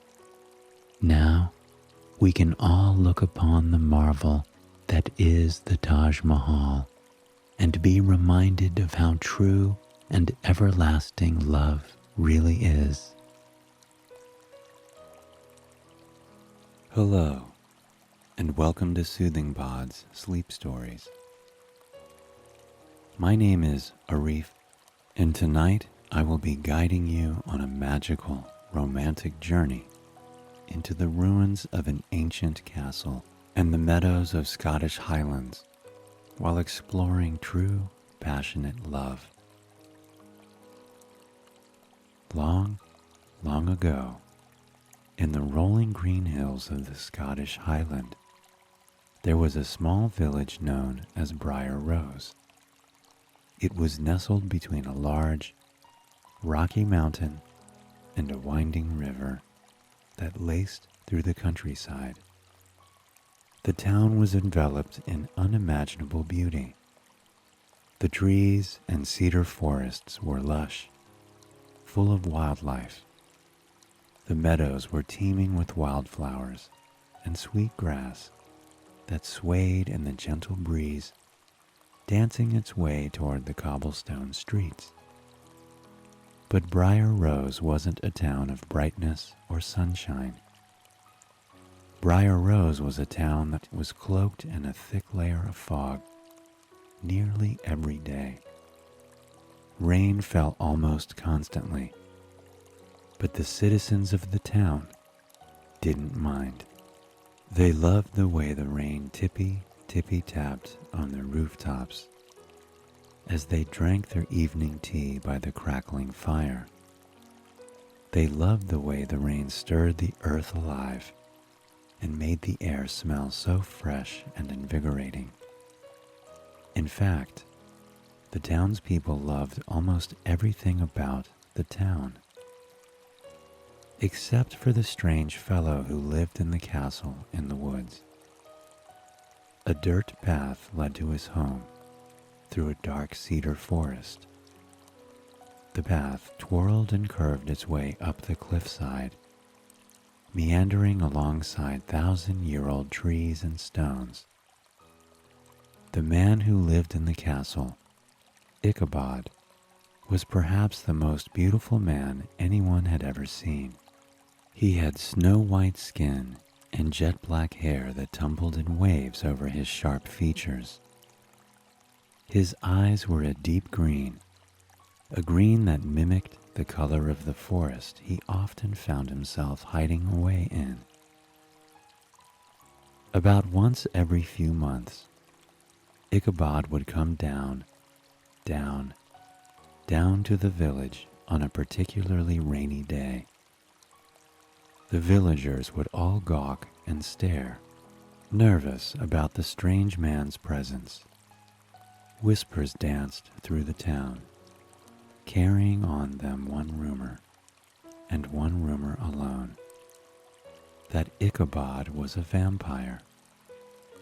Ichabod would avoid their eyes as he continued his journey through the rain, a journey that always ended at the local library. There, he would stroll inside and look around for hours, picking books off of shelves, running his long, thin fingers over the leather bindings and the smooth pages. He had a way of rustling the pages as he paged through them that filled the room with a steady, soothing rhythm, a ch, ch, ch, ch noise that seemed to rise into the air and stay there. The librarian, Tessabel, would sit at her desk and watch the man through her glasses. She was a well-admired figure in the community, the smartest person in the town, and equally useful when it came to knowledge of the farms, forests, and carpentry. For years, her family had begged her to get married to a banker or business owner in the town, but Tessabel always refused. However, she could never tell her family that the handsome, pale man paging through her books was the reason she refused to look elsewhere. Over the years, Tessabel watched Ichabod with wonder and admiration as he opened each book. It was the way his eyes lit up, the way a smile tugged at the corner of his lips, that made Tessabel want to get closer to him. It made her want to know him, to understand the emotions that were welling inside him. She often tried to speak to Ichabod, but he was a man of few words. Even then, she could see the warmth in his eyes that made her want to get closer to him, no matter what the townspeople said. On one stormy day in October, the landscape was painted every color of orange, brown, gold, and fiery red as autumn swept across the countryside. There was a bite in the air, a reassurance that summer had come to an end. Jack-o'-lanterns adorned the streets, their orange glow coating the town in swaths of calming colors that put people at ease. Dried corn hung from every window and door, swaying in the breeze, reminding everyone that now was the time to harvest and hold loved ones dear. Rain fell over the town in a consistent drone so loud and steady that it seemed as if that was the only sound to be heard. Everyone was quiet, curled up by the fireside or tucked under warm wool sheets with a book. But Tessabel was at work. She poked the fire, sending embers buzzing into the air. She watched as they floated up near the bookshelves, alive and bright, and slowly began to fizzle as they neared the stone ground of her humble library. The wooden door creaking open behind her was the only thing that could draw her attention away from the beautiful sight. It was none other than Ichabod. The sight of him made her heart swell in a way that only young love can. She greeted him with a smile and a hello. She knew her face was flush with color, perhaps the color of a rose. But she didn't look down with embarrassment or try to suppress the authentic emotion. She simply gazed at Ichabod warmly. To her surprise, Ichabod smiled back at her and chimed in a charming tone. "Hello, Tessabel. It's lovely to see you." Tessabel smiled in delight. Him speaking her name may just have been the sweetest sound she had ever heard. "I don't believe you've ever spoken to me before, sir," she whispered in a honeyed tone. Ichabod chuckled. "I suppose I haven't. I just couldn't wait any longer." With those words, Ichabod turned to face the bookcase. Tessabel could see the slim silhouette of a smile on his lips. She returned to her desk by the fire, tapping her pencil against the edge of the desk, stealing glances at Ichabod every chance she got. Ichabod wandered from book to book over the next few hours. Sometimes he ran his finger along the book spines until he found just the right one. Other times, he'd crouch next to the fire beside Tessabel, getting lost in the pages of a thick novel. He and Tessabel didn't exchange any words, and perhaps the most remarkable thing about that was that neither of them minded. They read their prose in content silence, only breaking their concentration to smile at each other on occasion. By the time night was beginning to fall, Ichabod approached her desk. His eyes shimmered with emotion as he handed her a stack of books. "I'd love to check these out, miss." Tessabel turned to her papers and noted the books he was taking. "You've made some wonderful choices here," she chimed, paging through the books in his pile. "They're the last books I have to read here." "I've almost read the whole library," Ichabod replied. There was no pride in his words, no pretentious nature. Tessabel promised to order more books for Ichabod. He smiled at her with gratitude before slipping out into the storm. Tessabel watched from the foggy window pane as he meandered down the cobblestone streets and entered the cedar forest in the distance. She couldn't help but imagine a life with Ichabod.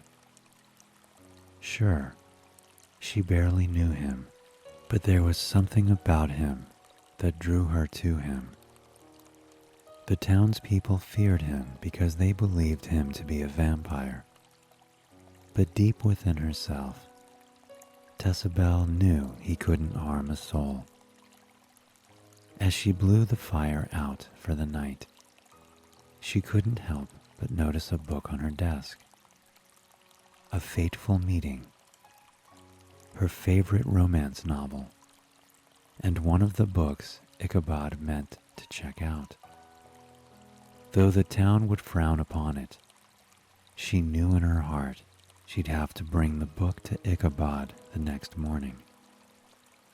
When she awakened, the storm had grown even more impressive. Trees quivered in the autumn gale.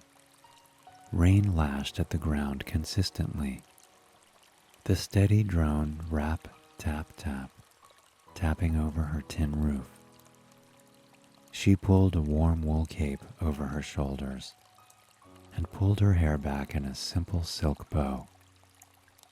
As she began the journey up through the cedar forest, she was taken aback by how astonishingly beautiful it all was.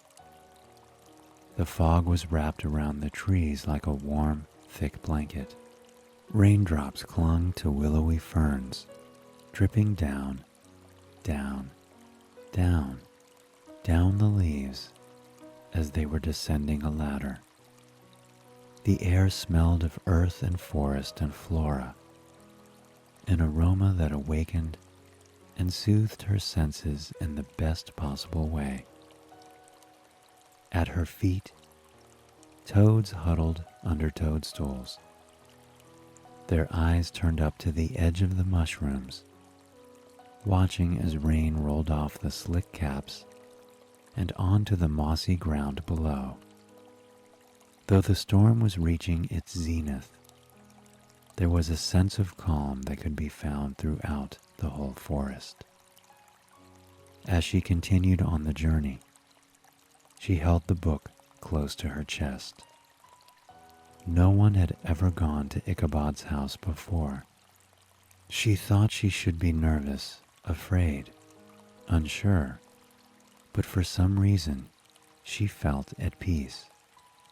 She felt as though she was meant to journey up this path, meant to finally confess her feelings to the mysterious man who she had dreamt about for all these years.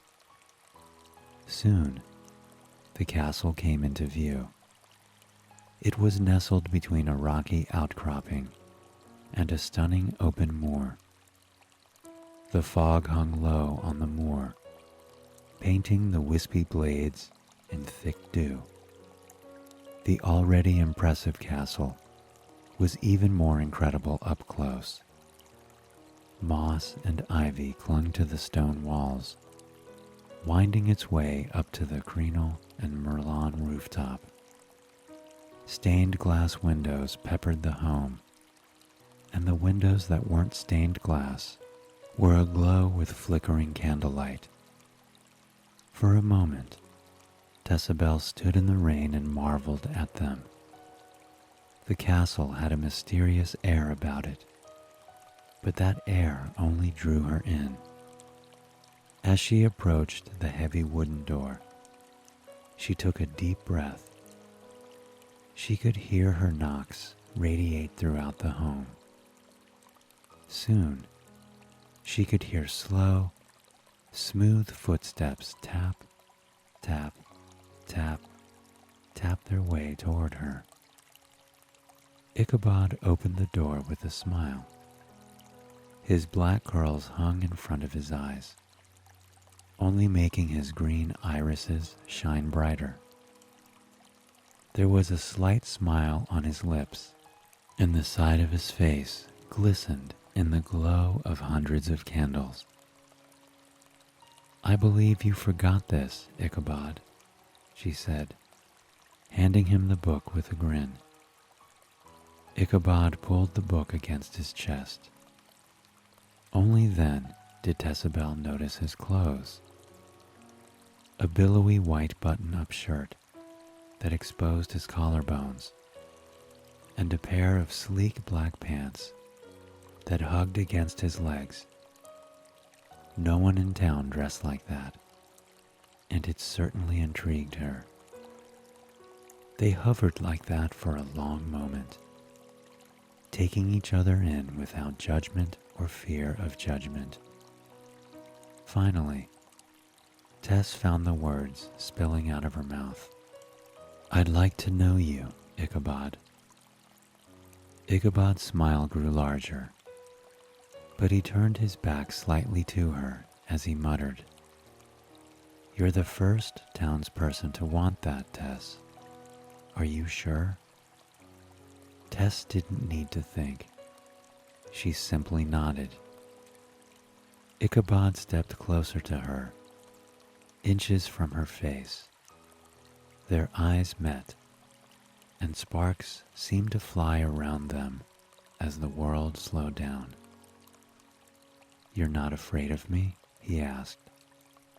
The words seemed weak and young, like a child asking a question they don't want the answer to. I never have been. The words spilled from her lips, effortless and true.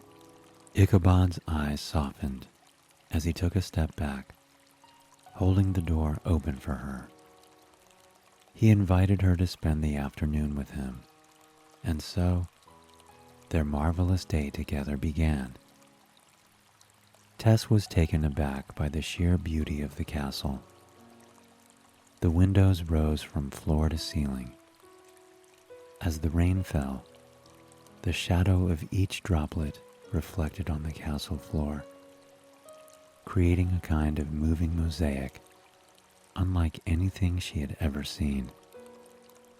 In the entryway, a chandelier hung from the mahogany wood ceiling. It reflected the orange candlelight, casting the room in a warm glow that juxtaposed the cool gray of the outside. At the end of the room, a fireplace crackled with heavy wood logs. Sparks danced and flickered through the room, untethered and free. The room was lined with dozens of plants, creating a natural feel that put Tess at ease. Ichabod took Tess by the hand, leading her away from the breathtaking room. She looked back at the room as they walked away. Ichabod followed her gaze and chuckled. "We can go wherever you'd like, Tess. But there is one thing I'd love to show you." His thumb rubbed reassuringly over the back of her hand. In that simple gesture, Tess felt more understood than she ever had been in her life. Though they had spoken few words, she felt as though she was connected to Ichabod, as though this was meant to be. Ichabod led her to a set of French doors at the end of the hall. The doors were a dark mahogany, carved with images of faraway lands and animals. Tess traced her fingers over the intricate designs, marveling at them. Then, Ichabod pushed the doors open, and the most beautiful room Tess had ever seen came into view. The library. It was nearly 3 stories tall. The farthest wall was glass floor to ceiling with dark window panes crossing it. Even in the rain and fog, Tess could make out the entire vibrant valley floor below. The bookshelves were a rainbow of colors, sizes, and shapes. Books reached the ceiling dozens of feet above them. Sliding ladders cornered either side of the room, their fresh lacquer glistening in the candlelight. In the center of the room, dark green velvet couches surrounded a fireplace. Lush handmade wool and fleece blankets piled on the couches, inviting you to sit down and relax. And though it was beautiful, Tess had one question that needed to be answered. If you have all these, why did you need my library? Ichabod smiled and settled onto the couch. It wasn't about the books, Tess. It was about the woman handing them out. A sense of comfort and belonging washed over Tess. All those years, he had felt the same way she had, but they had sat in their comfortable silence, never once letting it be known. Perhaps, she thought, they had waited the right amount of time. Tess retrieved a book from the impressive shelf and curled up on the soft couch. Ichabod pulled a blanket over her as she gently leaned against him. Ichabod wrapped his arms around her, embracing her in a way that Tess had only ever dreamed of. Outside, lightning brightened up the dark sky. Thunder crackled through the air, its rumble reminding the world to unwind, stay inside, and enjoy the slow pace of a stormy day. Tess read her book aloud to Ichabod, the thunder and crackle of the fire joining in as soothing background music to her story. Ichabod brushed his hand against her hair as she spoke. On occasion, she glanced up to see him gazing at her with admiration. When she finished the book, they stayed wrapped in each other's arms for quite some time. Ichabod confessed to her the truth she had always known, the truth that had never truly scared her, the truth that he was, indeed, a vampire. He lived in this castle for decades, afraid to interact with the townspeople, afraid of being rejected by them. He lived a life of solitude in the castle, longing for the day he would find someone he could spend his life with. As he spoke of his past, Tess found herself falling more and more in love with him. Ichabod promised he would never hurt a fly. There were other ways to sustain himself without harming humans, without ever harming her. As Ichabod finished his long tale, he looked to Tess with a kind of desperation she had rarely seen. A desperation that was rooted in years of solitude and in years of fear. He waited for a response with wide eyes as he absent-mindedly played with her hair. Tess placed her hand on top of Ichabod's, calming him. "I think I'd like to stay with you here for quite some time, if that's all right." Ichabod's expression relaxed. He leaned in slowly, placing his lips against her forehead. The kiss made Tess feel as though she was melting, sinking into the couch, sinking into a place of absolute peace and elation. "I'd like that a lot, Tess," Ichabod cooed. With that, Ichabod led Tess through the castle. Tess glanced around the large home with curious eyes. For all those years, he had shut himself in here, alone. She squeezed his hand as she thought about the future with him. A future where this home could be filled with laughter, smiles, and warm affirmations spoken in romantic whispers. As they wandered through the corridors, Tess found herself becoming more and more sleepy. Overhead, the rain had begun to fall even louder. The candles all seemed to crackle and pop, filling the air with the comforting symphony of the elements. Just as she thought things couldn't get any better, they entered the conservatory. Raindrops splattered against the clear glass ceiling, trailing down, down, down, down into the sea of ferns, just beyond the windows. The room itself was cobblestone with swaths of flourishing green plants. A picnic blanket in the center of the room housed a steaming teapot, filling the room with a sultry aroma of herbs and the earth. Ichabod sauntered with Tess through the indoor garden. He showed her plants she had never even heard of, and she gave suggestions on how to grow them stronger, healthier, and more beautiful. Birds flitted from branch to branch. A blue jay, in particular, sang a charming melody just above their heads. Being in this warm, inviting space and looking out to see the rain-soaked landscape was a feeling unlike any other. It was as though she was viewing the world for the very first time.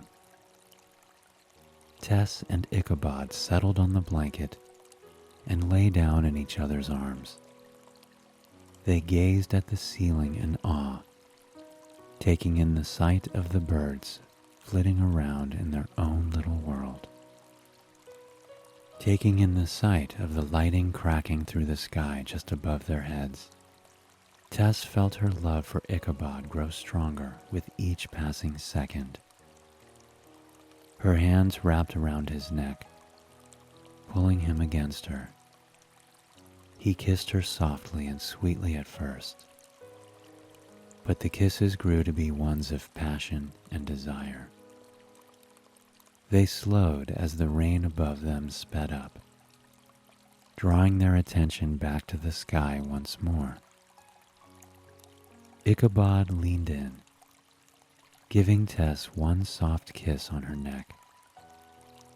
In that action, he made a promise that she would always be safe, a promise that his love for her was true. They lay in each other's arms in the forest within a forest, in that world within a world, for hours.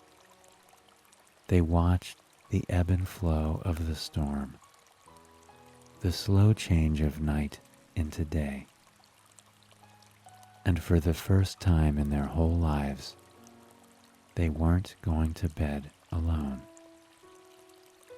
Tess felt her eyes grow heavy as she laid her head on Ichabod's chest. He wrapped a comforting arm around her, inviting her to be as close as possible. With the rain pouring down above them and the birds settling into their nests, they both began to drift off to sleep. For the first time, they were home. Hello and welcome to Soothing Pod's Sleep Stories. My name is Chris, and tonight I will be your guide on a heartwarming journey to a quaint little town known as Brownsville. Nestled amidst the charm of the Oregon mountains, Brownsville is a place where the spirit of winter comes alive in the most enchanting ways. Together, we'll follow the story of Emma Parker, a city-based writer with a not-so-festive outlook on the holiday season, as we wander through the snow-covered streets and experience the magic of the Winter Solstice Festival. We'll discover the warmth of small-town traditions and the unexpected turns of holiday romance. Emma Parker sat in her boss's office, gazing disinterestedly at the rain-blurred skyline of Seattle. It was almost Christmas, not that you'd know it. Not a single flake of snow had fallen all December. The voice of Emma's boss cut through her disinterest. Emma, you're covering the Winter Solstice Festival in Brownsville. They perform a lantern parade every year. It's the perfect feel-good story for our holiday issue. You leave immediately. Brownsville. The very name evoked a sense of small-town Christmas cheer that Emma found exhausting. Must I go? I have plenty of work here to keep me busy, she replied, her tone flat. Her boss was unmoved. It's a great opportunity. Our readers love these small-town stories. You'll be back tomorrow. Emma groaned internally, realizing she really didn't have a choice in the matter. The road to Brownsville was a tapestry of scenic beauty, with snow-dusted trees lining the highway, and the distant mountains standing as silent sentinels against the winter sky. Emma focused on the road, her hands steady on the wheel. In the distance, she could make out a small town. Brownsville, nestled amidst rolling hills, welcomed her with streets adorned for the holidays. Emma slowed the car, allowing herself to take in the sight. The main street was a flurry of activity, with residents busily setting up for the festivities. Strings of lights twinkled like stars strung across the shop fronts, each window displaying a vignette of holiday cheer. Garlands and wreaths added a touch of greenery against the backdrop of red and gold decorations. The air was filled with the sound of laughter and distant carols, a symphony of Yuletide joy. As she drove through, Emma couldn't help but be drawn in by the scene. Store owners stepped outside, hanging ornaments and arranging displays, their breaths visible in the crisp winter air. Children darted between adults, their excitement palpable as they helped with decorations or played in the gathering snow. The town square was the centerpiece of the preparations. A large Christmas tree stood at its heart, unlit but already magnificent, promising a spectacle once the sun set. Stalls were being set up around it, offering everything from hot cocoa to handmade crafts, each contributing to the mosaic of holiday spirit. Emma's usual cynicism was challenged by the heartwarming scene before her. It's picturesque, I'll give you that, she admitted. As she continued through Brownsville, the charm of the town worked its subtle magic. Emma felt a softening, a crack in her armor against the Christmas spirit. The car journey ended as she pulled up to the Maple Inn, a charming hotel that seemed to embody the very essence of Brownsville, with its rustic facade and warm, inviting lights. Emma parked the car and made her way to the reception. The hotel lobby was a cozy haven, decked with holly and ivy, and a crackling fireplace that filled the room with a gentle warmth.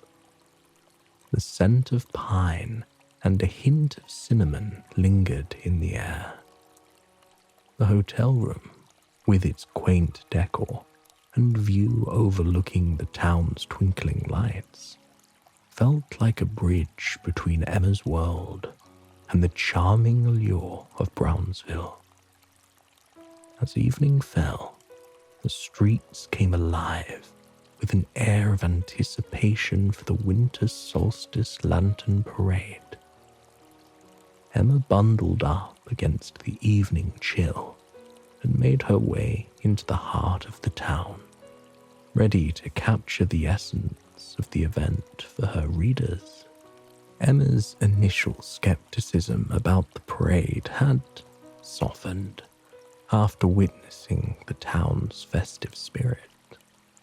She was now curious, her professional instinct to uncover the story behind the tradition kicking in.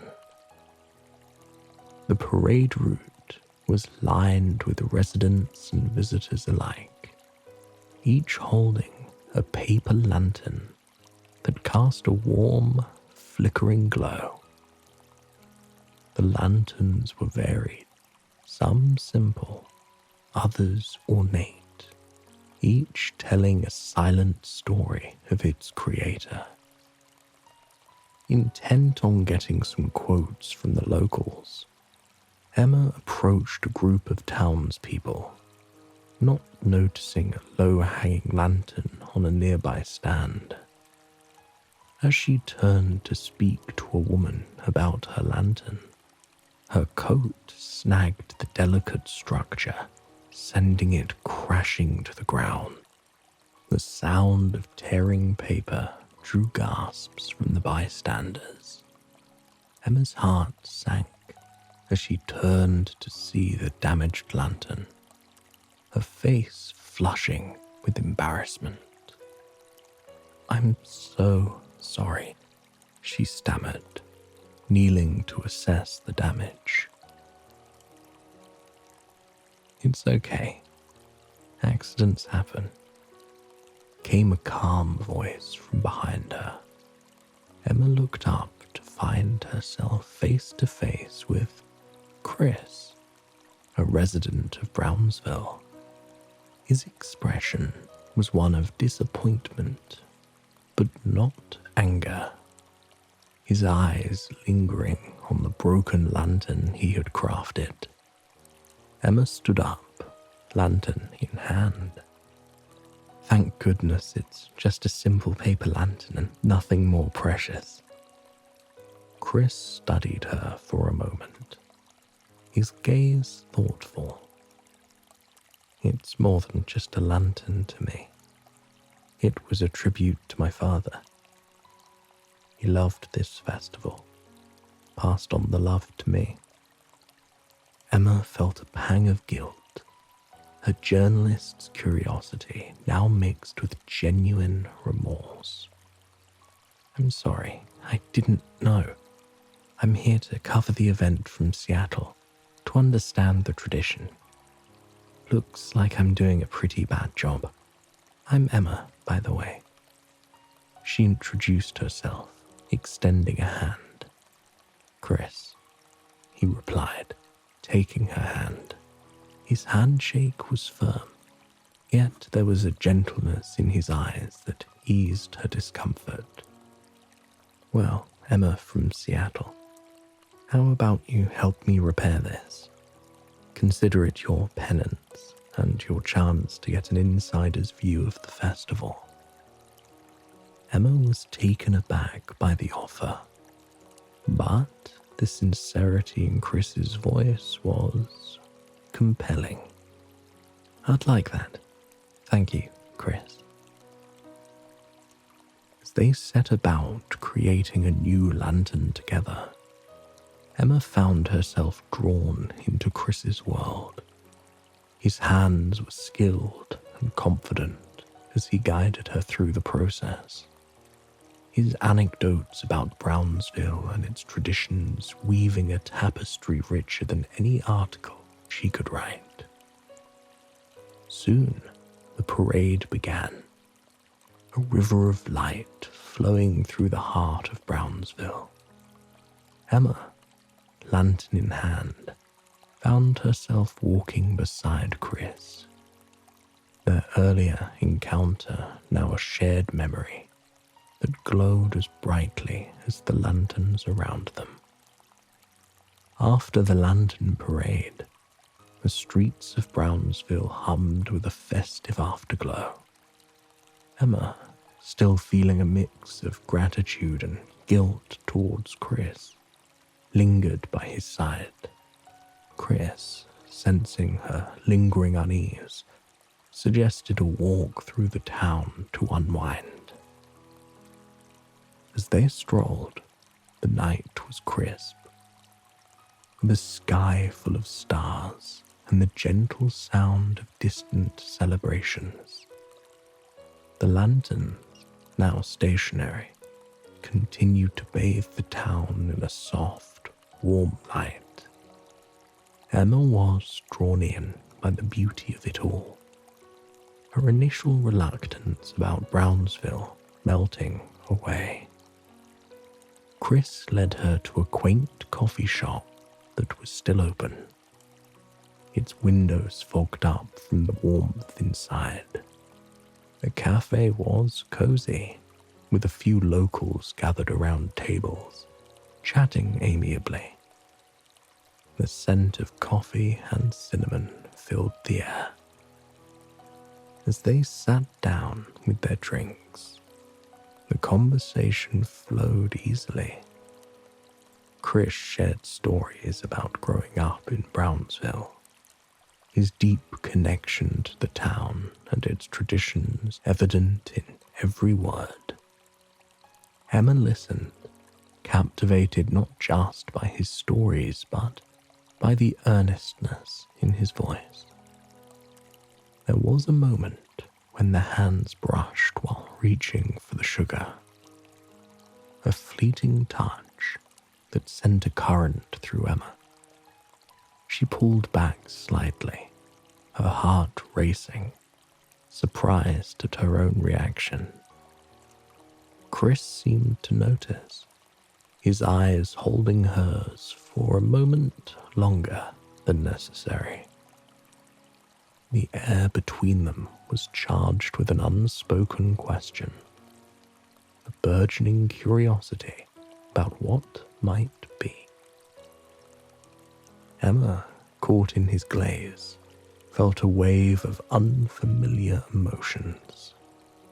There was an ease and sincerity about Chris that was both disarming and alluring. She found herself wanting to know more about him, beyond the surface, beyond the journalist's interest. They talked about everything and nothing, their dreams, their pasts, the little quirks of life. As the cafe began to close, they reluctantly stood to leave, the night air now seeming colder after the warmth of their conversation. Outside, Chris hesitated. Would you like to see one more thing? It's a bit of a tradition here on the night of the parade. Curious, Emma nodded, and they walked a short distance to a small bridge overlooking a frozen stream. Chris explained that the locals often came here after the parade to make a wish, a silent hope cast into the winter night. Emma closed her eyes, a wish forming in her mind, surprising her with its clarity. A wish for moments like this, unexpected and genuine. When she opened her eyes, Chris was watching her, a soft smile on his face. I hope your wish comes true, he said, his voice low. Emma smiled back, her heart full. As they walked back to the hotel, the distance seemed shorter, the night less dark. Emma found herself glancing at Chris, wondering about the many facets of his life yet to be discovered, and the burgeoning feelings she was just beginning to acknowledge. As they reached the entrance of the hotel, a soft snow began to fall. Chris stopped, turning to face Emma, his eyes reflecting the hotel's warm glow. Thank you for tonight, Emma. It turned out to be a lot more than I expected, he said, his voice sincere. Emma, her heart pounding, looked up at him. I should be the one thanking you. You showed me a side of Brownsville I never would have seen. For a moment, They stood there, the snowflakes gently falling around them, the world seemingly holding its breath. Emma's eyes met Chris's, and in them she saw a question, a possibility. Chris leaned in slightly, his gaze never leaving hers. Emma's breath caught in her throat, her mind racing with the anticipation of a kiss. But then, as if on cue, the hotel's front door opened, breaking the spell. Chris stepped back, the moment passing, leaving a trail of unspoken words and what-ifs. "Good night, Emma," Chris said, a hint of reluctance in his voice. "Good night, Chris," she replied, her voice barely above a whisper. With a final smile, Chris turned and walked away, leaving Emma standing in the falling snow, her heart still racing. She touched her lips, the ghost of the unshared kiss lingering in her mind. As she climbed into bed, the events of the evening replayed in her mind. The warmth of the coffee shop, the soft light on the bridge, Chris's gaze that held so much promise. She felt a glow inside her, a warmth that had little to do with the blankets she pulled around herself. Emma drifted off to sleep. The image of Chris in the snow, the almost kiss, and the whispered goodnights weaving through her dreams. Brownsville, with all its festive charm and unexpected encounters, was slowly revealing its magic to her. Emma awoke to the muted light of early morning filtering through the curtain. For a moment, she lay still, the memories of the previous evening with Chris lingering in her mind, like remnants of a sweet dream. She checked the time, almost 11 a.m. Time had slipped away faster than she realized. With a sense of urgency, she remembered that it was checkout time and that she needed to head back to Seattle. As Emma stepped out of the hotel, she was immediately enveloped by the festive atmosphere that still vibrated through the streets of Brownsville. The Christmas market, in full swing, was a kaleidoscope of colours and sounds. Stalls adorned with lights and decorations lined the streets, each one offering an array of holiday treats and crafts. A part of her, the part that last night had been captured by the charm of Brownsville and the company of Chris, yearned for just a little more time in this enchanting town. On impulse, she decided to take a final stroll through the Christmas market. It would be a chance to soak in the festive spirit of the place one last time before heading back to the reality of her life in Seattle. Emma wandered among the stalls, each step taking her deeper into the heart of the holiday bustle. The air was filled with the scent of spiced cider and pine, the sound of carols and laughter creating a backdrop that felt like something out of a storybook. It was a stark contrast to her usual preference for solitude during the festive season.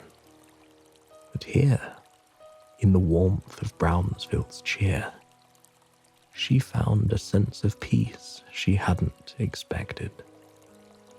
Suddenly, a familiar figure caught Emma's eye. Chris was making his way through the crowd, his gaze searching. "Emma," Chris said, his voice urgent as he reached her. "I've been looking for you." Chris hesitated, then took a deep breath. "I know this might sound crazy, but I can't let you leave without saying this. I've really enjoyed our time together. There's something special here, and I think you feel it too. Would you consider staying for Christmas? Give us a chance to see what this could be." Emma was taken aback. The idea was absurdly romantic, and it clashed with her practical, commitment-wary nature. The thought of spending more time with Chris was tempting, yet terrifying. She was a woman of logic and planning, not impulsive decisions and holiday romances. "I can't," she stammered, her decision more out of fear than reason. "I need to go home to Seattle. I have responsibilities." Turning away, Emma made her way to her car. Her steps hurried, as if to outrun her own doubts. Determined to leave behind the whirlwind of emotions Brownsville had stirred in her, Emma climbed into her car. She took a deep breath, steadying herself with the thought that leaving was the practical, sensible choice. "It's just a holiday romance," she muttered to herself. "You can't just fall in love in a matter of days. I'm better off alone." As she started the engine, the first heavy snowflakes began to fall, each one a silent testament to the storm brewing in the sky and in her heart. She pulled out of the hotel parking lot, the windshield wipers working overtime to clear the rapidly accumulating snow. The road out of Brownsville quickly became treacherous. The snow, which had seemed so picturesque and gentle at first, was now a relentless force, blanketing the world in white. Emma's grip tightened on the steering wheel, her knuckles turning white as she focused on the road ahead. Visibility dwindled to mere feet in front of her, the snow swirling in hypnotic patterns that made it hard to concentrate. The car's headlights barely cut through the thick curtain of white, the road ahead a blur of shadows and light. Emma's heart raced as the realization set in that she was stuck in the middle of a snowstorm. The car, her refuge just moments ago, now felt like a trap. The snow piled up around it, relentless and unforgiving. The vehicle shuddered to a stop, the wheels spinning uselessly against the snowdrift that had formed. Emma tried to reverse, to move forward, anything to escape the growing mound of snow. But it was no use. The car was stuck, and with it, so was she. Emma considered her options. Walking back to Brownsville was impossible in this weather. She was too far out, and the risk of getting lost in the blizzard was too high. She reached for her phone, her fingers trembling, only to find that the signal was weak, flickering in and out of service. Emma wrapped her coat tighter around herself, the cold seeping in through every crack and crevice of the car. The warmth she had felt thinking about Chris now seemed a world away, replaced by the cold reality of her situation. As the snow continued to fall, blanketing her car in a thick layer of white, Emma leaned back in her seat. The irony of her situation wasn't lost on her. In her eagerness to escape the possibility of love, she had found herself trapped in a far more perilous predicament. Outside, the world was a whirlwind of white, a snow globe shaken by an unseen hand, with Emma caught in the center, waiting for the storm to pass or for a miracle to find her. Just when despair began to seep into her bones, a glimmer of light flickered in the rearview mirror. At first, Emma thought it was a trick of her eyes, strained from staring into the endless white. But the light persisted, growing brighter, piercing through the storm's fury. Heart pounding, Emma strained her eyes to see. It was a vehicle, its lights a beacon of hope in the vast whiteness. As it drew closer, the unmistakable outline of a snowplow became clear. Someone was out there, braving the storm. The snowplow came to a stop behind her car, and through the swirling snow, a figure emerged. Even in the dim light, Emma recognized the stride, the posture. It was Chris. Relief washed over her in an overwhelming wave. She fumbled with the door, her fingers numb with cold, and stepped out into the snow. Chris was already there, his face a mix of worry and relief. "Emma, are you okay?" His voice was a warm balm against the howl of the storm. I'm fine, now that you're here," she stammered, the realization of her own words catching her off guard.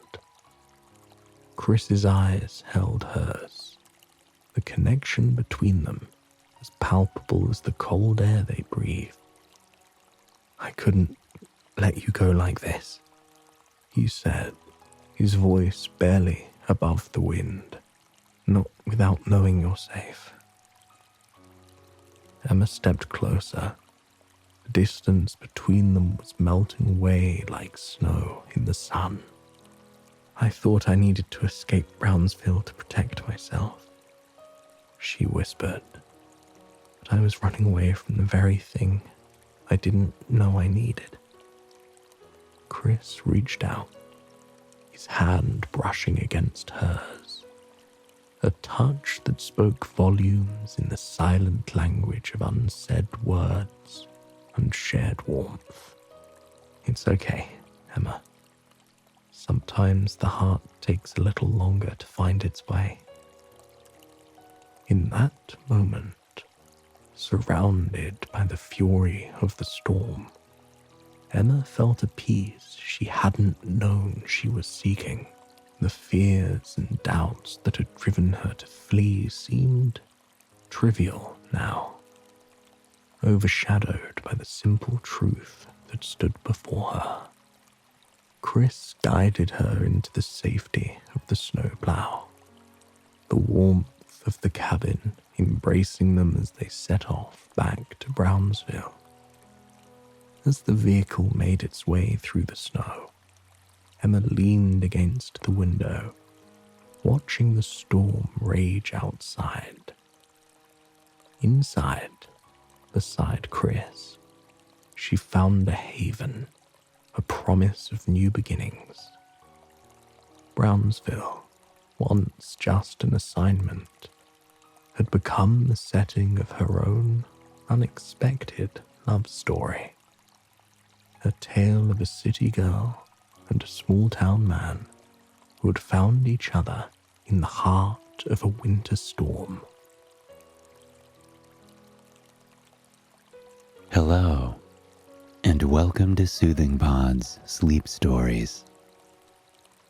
My name is Arif, and tonight I will be your guide as we join a young woman, Anna, on her sleepy, entertaining quest to find love in all the wrong places. We'll accompany her on moonlit walks on the beach, on peaceful strolls through evergreen forests, on cozy nights at coffee shops with jazz playing in the background. All of that sounds lovely, right? Well, perhaps with the right company. And we all know how challenging that can be to find. Let us travel to the town of Loveburg. Loveburg may sound made up, but it is a very, very real town. In this story, at least. Legend and outdated, completely accurate history textbooks say that long, long ago, Loveburg was settled on the outskirts of a big, rather old-fashioned city. The old-fashioned city was named Lameburg, not to be confused with Loveburg, of course. You see, in Lameburg, people only married one another for a few reasons. Mainly, they were married so their parents could have financial gain. Their respective families would trade cows, carrots, and cardamom, three of Lameburg's biggest exports, to one another when couples were wed. Very rarely were these couples in love with one another. You see, there was very little room for romance in Lameburg. Frustrated to be married off for such exports, the youth of Lameburg started to grow wise. While young adults in other cities would go for drives with one another, cruising in their cars to get away from their parents, and live the life they wanted for a few short hours, the young adults of Lameburg began to establish their own little community on the outskirts of their town that they could visit to get away from the watchful eyes of their parents. Soon, couples began to run off with one another to this new little town they had established. It was a lawless place at first, but in general, it could afford to be. Everyone there was lovesick, so deliriously happy that all they wanted to do was spend time with the love of their life and be nice to the people that they were surrounded by. They would lie by the lakeside staring into each other's eyes. Every single restaurant had 2 chairs only, and every single table was lit by candlelight.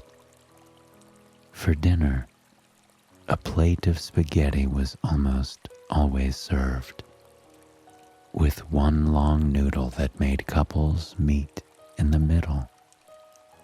Yes, it was a romantic paradise for ladies, tramps, and everything in between. And soon, people moved there permanently.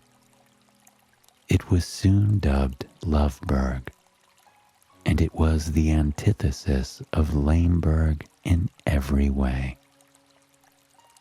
The community valued love and relationships above all else, above all the cows, cardamom, and carrots in the whole wide world.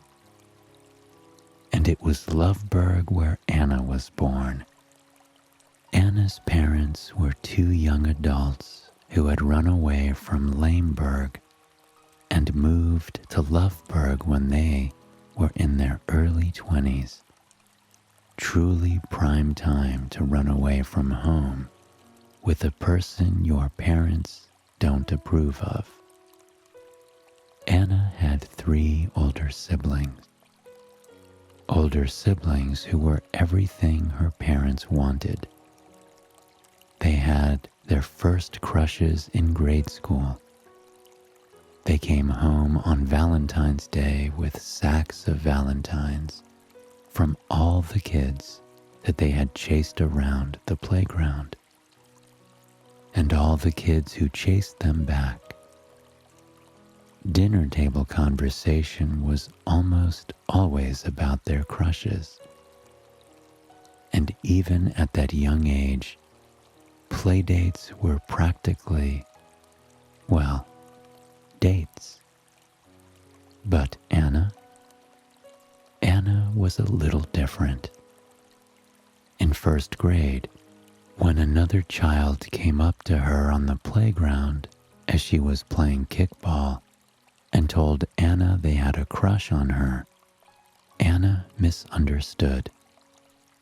She thought the child was threatening to crush her at kickball, and as such, she did what any rational, competitive kiddo did, and she kicked the ball as hard as she could in the child's direction. Her parents were more disappointed about her rejecting the first person that had a crush on her than they were paying the kids' medical bills. From then on, people only admitted to Anna that they had a crush on her when they had a helmet and knee pads on. Floor hockey in gym class was a frequent go-to for the kids that did have crushes on Anna. But each time they admitted it, Anna would scrunch up her nose at them and carry on doing what she was doing. She liked being independent. She didn't like being tied down to people or to people's expectations of who she should be. And, even more than that, Anna wasn't very impressed with the people who had crushes on her. None of them were interested in the same things that she was interested in. She loved some things so fiercely, and she liked doing certain things, yet others didn't seem to feel the same way. They wanted to go on long walks on the beach, but Anna wanted to go spelunking in caves. They wanted to eat a fine dinner over candles, but Anna wanted to find the most unusual ingredients she could and throw them in a homemade dish, hopefully without the fire department having to make a visit to her house. Anna liked her alone time. She loved curling up on the couch with a book about unsolved mysteries, and then panicking to make sure all her doors were locked. She liked rolling over in bed in the morning and taking over the cold side of the bed. She wasn't sure she wanted someone else in her life. But then As she grew older, those feelings started to shift. Her siblings were all off and married by the time Anna was freshly out of high school. They were all busy with their wedding planning, with honeymoons, with long walks on the beach in Loveburg.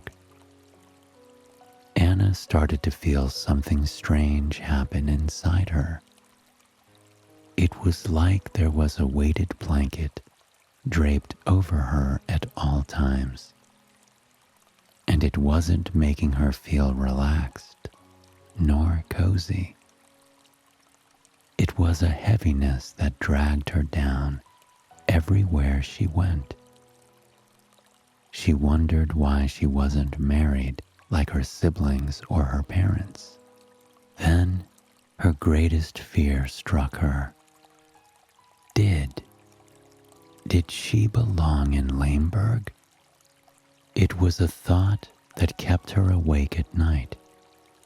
If she couldn't find love, then she believed there had to be something wrong with her.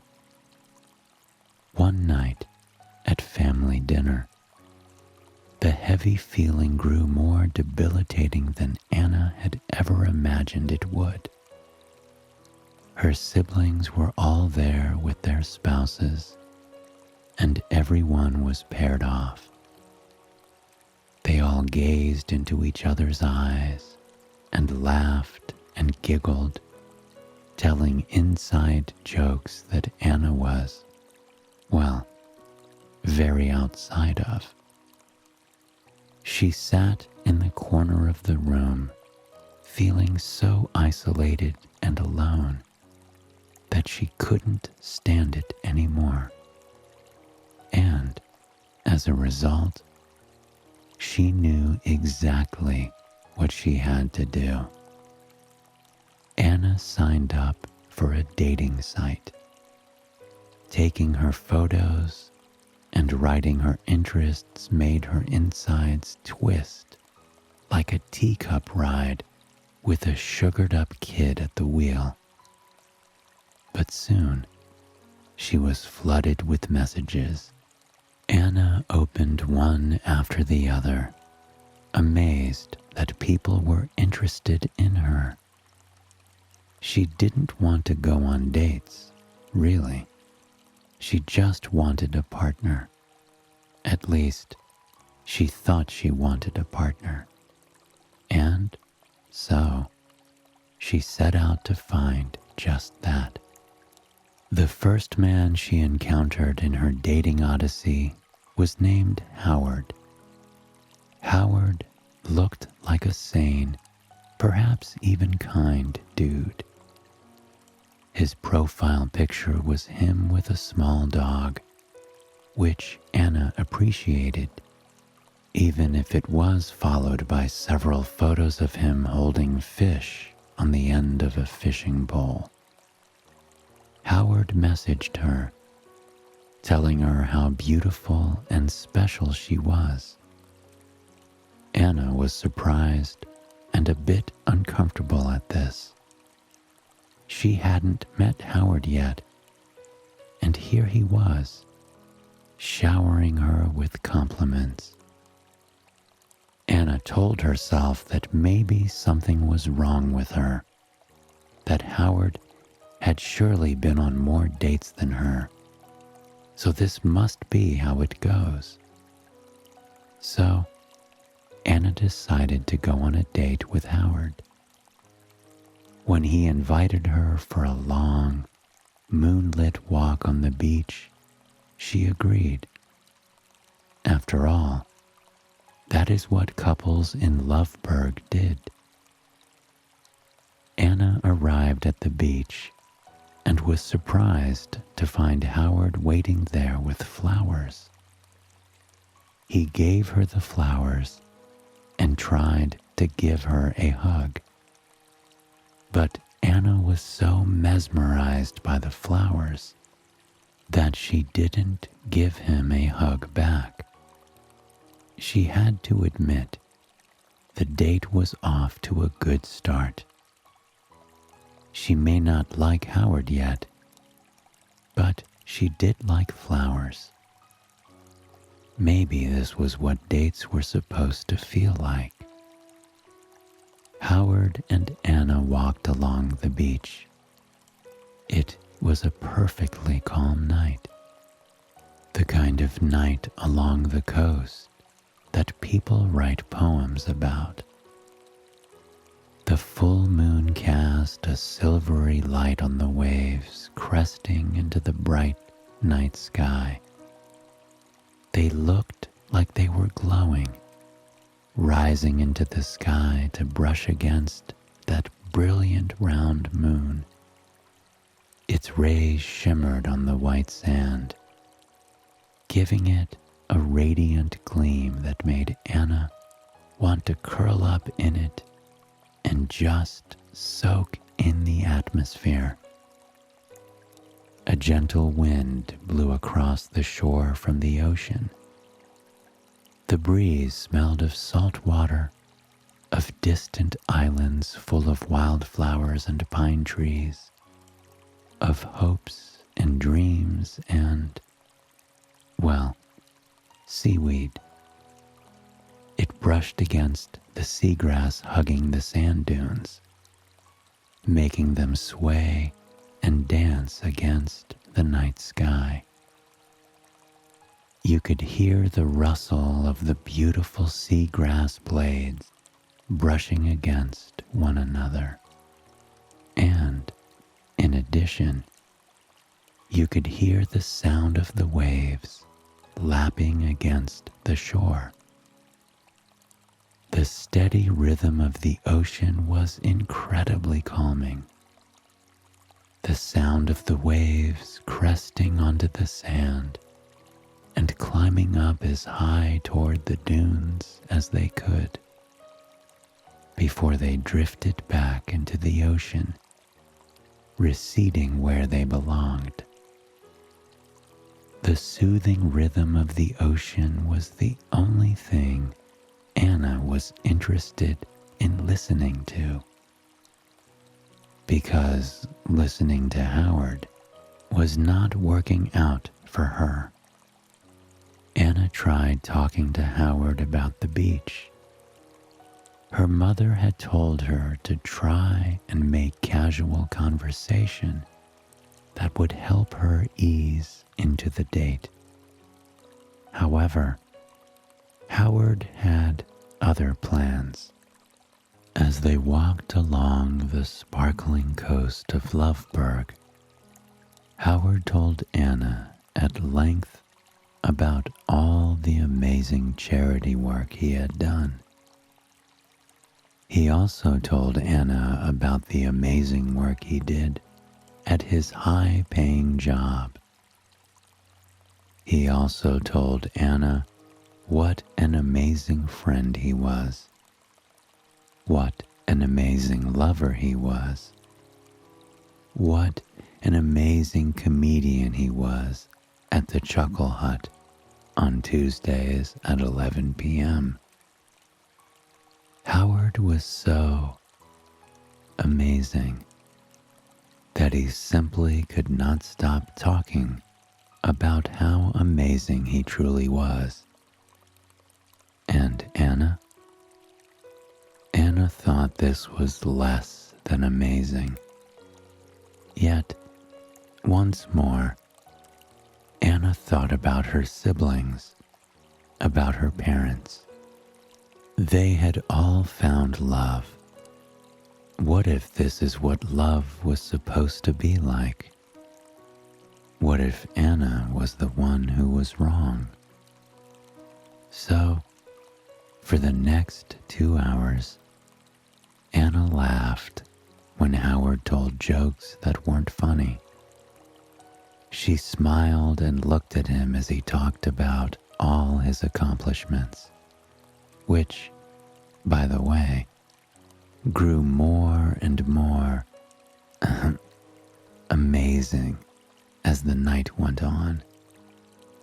Who knew that a simple guy like Howard from Loveburg had been to the moon, had saved the Pope from a burning orphanage, had paid his taxes on time in his early 20s without being reminded by his parents. By the end of the date, Anna was desperate to go home. Howard walked her to her car, and as he leaned in to give her a kiss, Anna ducked to the side and patted him on the back instead. Her grace could only go so far. When Anna arrived home, her parents and some of her siblings were excitedly waiting by the door. They swarmed Anna with questions, wondering how the date had gone. Anna could see the hope, the excitement in their eyes. She couldn't tell them the truth, that she would be blissfully happy, never walking on the beach with a man like Howard again. So, instead, she told them the date was phenomenal. Howard was a gentleman who had saved the Pope from tax evasion on the moon, or something. Her parents were thrilled. They hugged Anna and told her they knew one day she would find love. She wasn't going to be one of those women with several cats.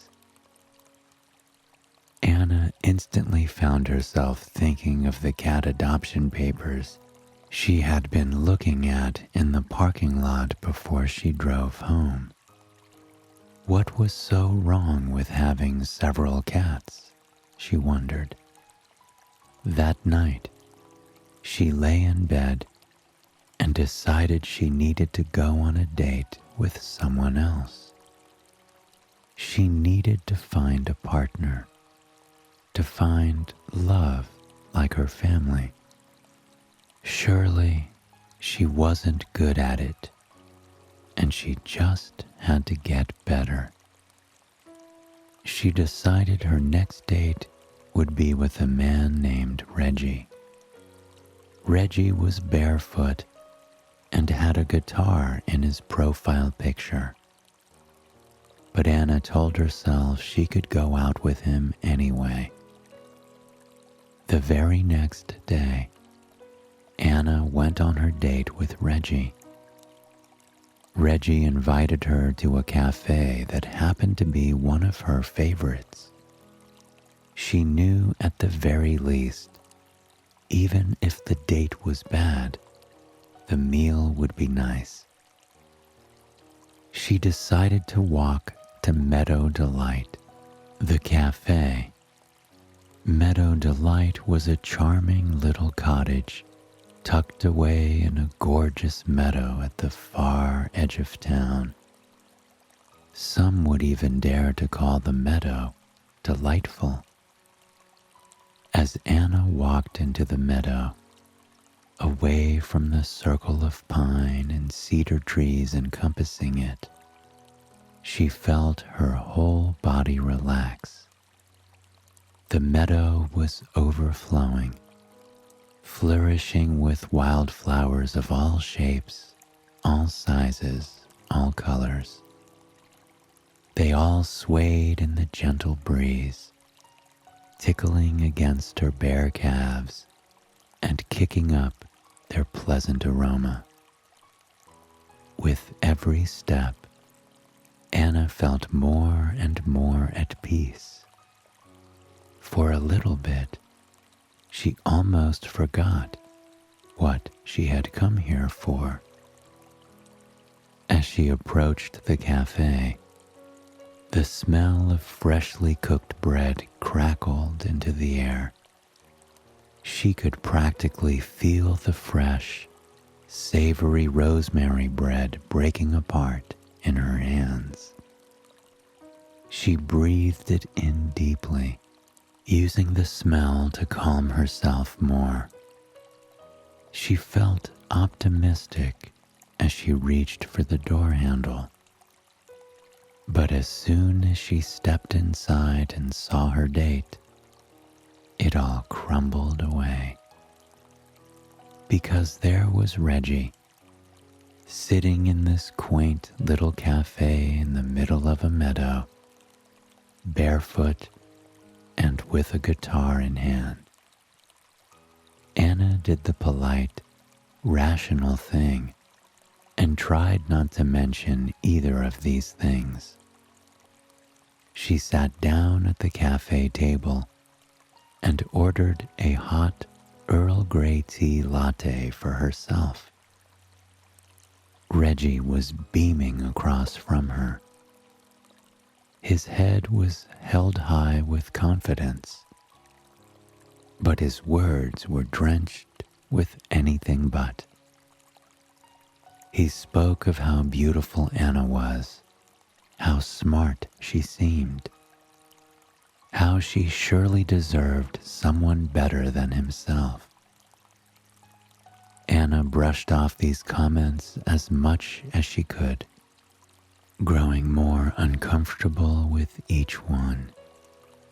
She sat over her tea, breathing in the fragrant, sweet aroma more and more with every breath, trying to use it to bring her back down to earth. Surely a human could not suck as much as Reggie, could they? But then he strummed the guitar. Reggie told Anna that he had written a song the moment he met her, a song he'd love to share with her. Everyone in the cafe looked on as Reggie stood up, propping his bare foot on the chair. He began to serenade Anna with a song, which would be awkward if he was good, but because he was terrible, it was devastatingly bad. Anna wanted to bury her head in the floorboards. She wanted to leap out of the window and hide in the flowers. She wanted to crawl into a vat of Earl Grey tea in the back and disappear. But instead, she looked on in forced awe and clapped awkwardly at the end of the song, as did everyone else. Reggie, a modest man at heart, thanked them, saying it was something he whipped up in a few minutes. Anna couldn't take it anymore. She stood up and excused herself, telling Reggie she needed to get some air. What she didn't tell Reggie was the air she needed was air she didn't have to share with him. She went home that night, devastated again by how poor the date had gone. Desperate, she decided that tomorrow she would go on as many dates as she could stomach. Surely she would find the right person. In the morning, she met with Louis to go on a walk in the woods. As Anna admired the birds flying overhead between the lush trees and the squirrels leaping from branch to branch, Louis told Anna all about the stock market. He explained it fully to her.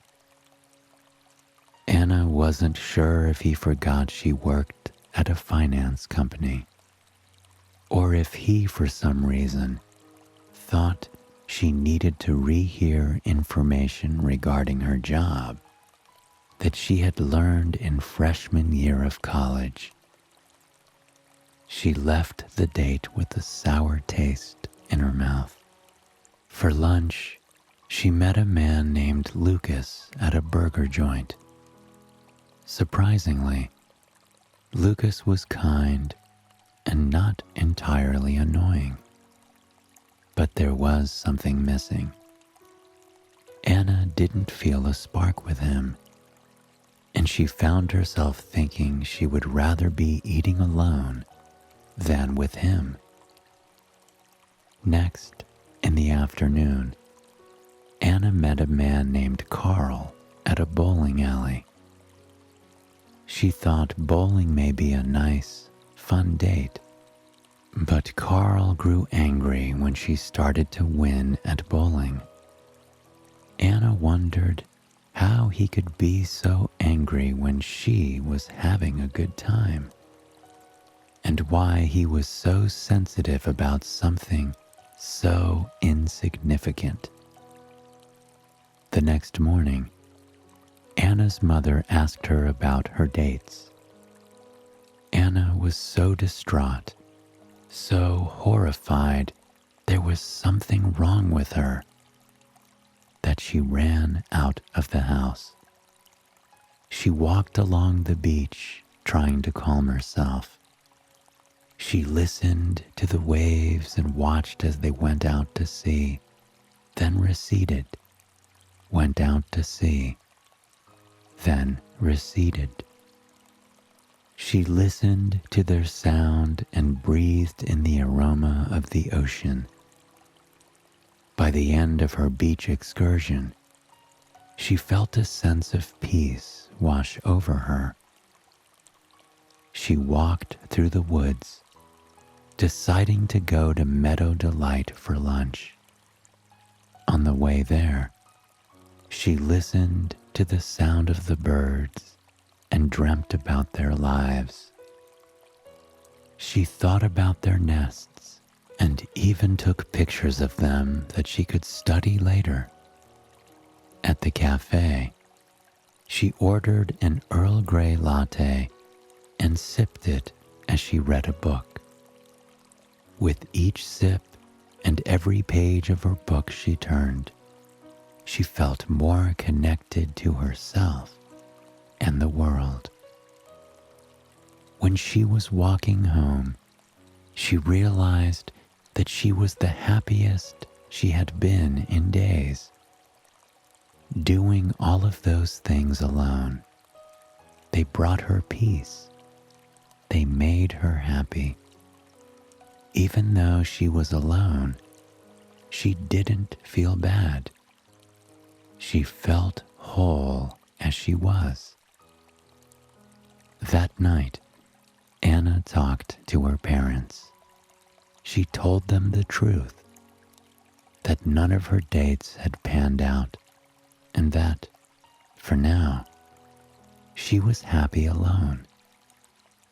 She only wanted a partner if they made her better, if they made her happier. And that day had yet to come. To her surprise, her parents hugged her. They told Anna that one day, if she changed her mind and decided she wanted a partner, that's what would come. But if she was happy alone, then that was a blessing indeed. Anna went about her daily life feeling happier than ever. Her family and siblings and friends kept her connected to the world and society. And her alone time helped her connect to herself, to what she wanted in life. Realizing there was nothing wrong with her changed Anna's life forever. She trusted that soon true love would come. But how fast or slow it took that love to come was not a reflection of her character. In the meantime, she was happy walking along the beach and through the forest, sipping Earl Grey tea lattes alone in the cafe, and doing her job without a strange man's input. Every day, she grew to love herself more. And that was the most important thing of all. Hello, and welcome to Soothing Pod Sleep Stories. My name is Arif, and tonight I will be your guide as we dive beneath the calm ocean waves and explore the world of Marceline and Caspian, two star-crossed lovers brought together on the rocky coast of Maine. It was summer, and New England was alive and thriving in a way it hadn't been in several months. The trees had shrugged off their winter slumber, and the beaches were once more aglow with the laughter of children, making happy summer memories. Marceline always loved New England in the summer. Most of the year, her family lived down in the Bahamas, where the water was clear and warm, and the sun shined on them nearly every day. But when the seasons changed and allowed them to move north, they did so as soon as they were able to. It was a summer tradition, one that all members of the family embraced, although Marceline certainly embraced it the most. They arrived on the coast of Maine in the second week of June. Her father, Julian, and her mother, Coral, got to work making a cozy temporary home against rocks on the shore of Cranberry Island. They made beds of seaweed and carried trinkets made of smooth shells that they had carried along with them. Marceline swam off on her own as they worked, her heart swelling with all the possibilities around her. The cool water traced over her body as she glided along, effortlessly dipping and diving around rocks and kelp. She was truly in her element, embracing the feeling of the rays of sun that slipped through the water and tickled against her skin. But soon, those rays of sun vanished. It had been quite some time since Marceline had experienced rain, and although she wasn't permitted to go to the surface, something was urging her to swim up, up, up, up. She took a deep breath of the fresh air as she surfaced. She could smell the sweet aroma of wildflowers in the breeze, the smell of lofty pine trees mixing with the salty sea air. It was an invigorating experience. The air was the purest she had ever experienced. But it wasn't just the air that made her feel alive. It was the sight before her. She had risen to the surface on the far side of the island, near a peninsula where a lone lighthouse sat, nestled against a thick forest of cedar and pine trees. It was a small, old building with a warm beacon of light that spun around and around and around and around, cutting easily through the fog which had just begun to form, as it often did on the coast of New England.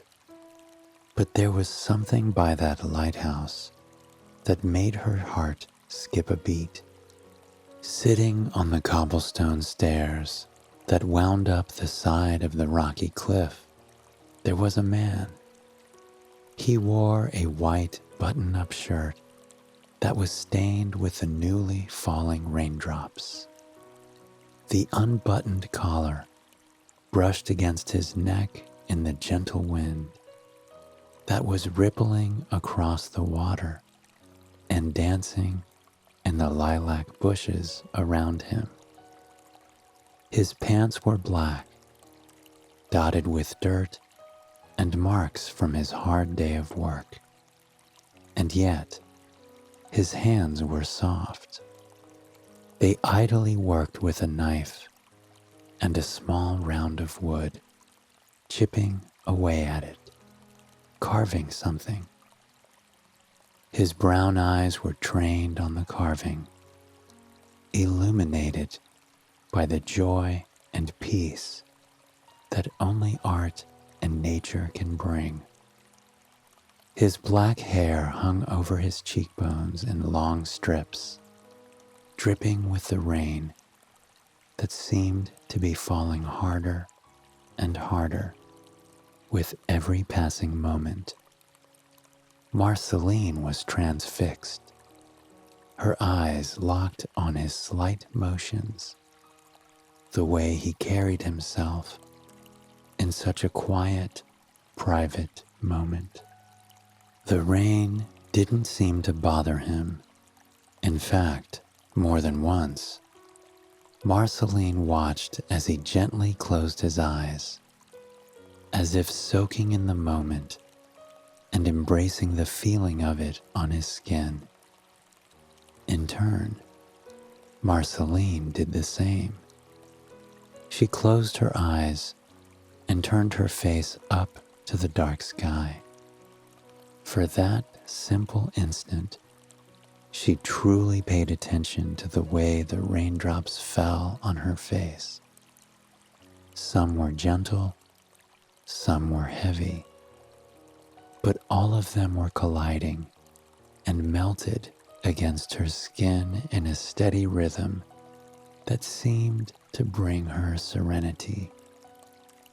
She felt a smile tickle the corners of her lips as the rain began to fall harder and harder. It was cleansing. It made her feel alive. It made her feel as though she belonged. When she finally opened her eyes, she found the lighthouse man staring at her in awe. A totally new look had come across his face. The simple peace he had had only moments ago was replaced with a look of wonder and amazement. The wood statue he was carving hung limply from his hand as he stepped closer and closer to the shore. It was as if his soul was guiding him down into the water. He drifted toward her in a dreamlike state. He didn't shrug off his shoes as he stepped down onto the rocky beach. Instead, he slowly walked into the water, parting the foamy waves with his gentle steps. Marceline knew she was safe. With humans, it is often hard to tell, but with him, with the lighthouse keeper, she had no doubts. She found herself swimming toward him. By now, he was knee-deep in the water, his lips slightly parted with words he couldn't quite seem to speak out.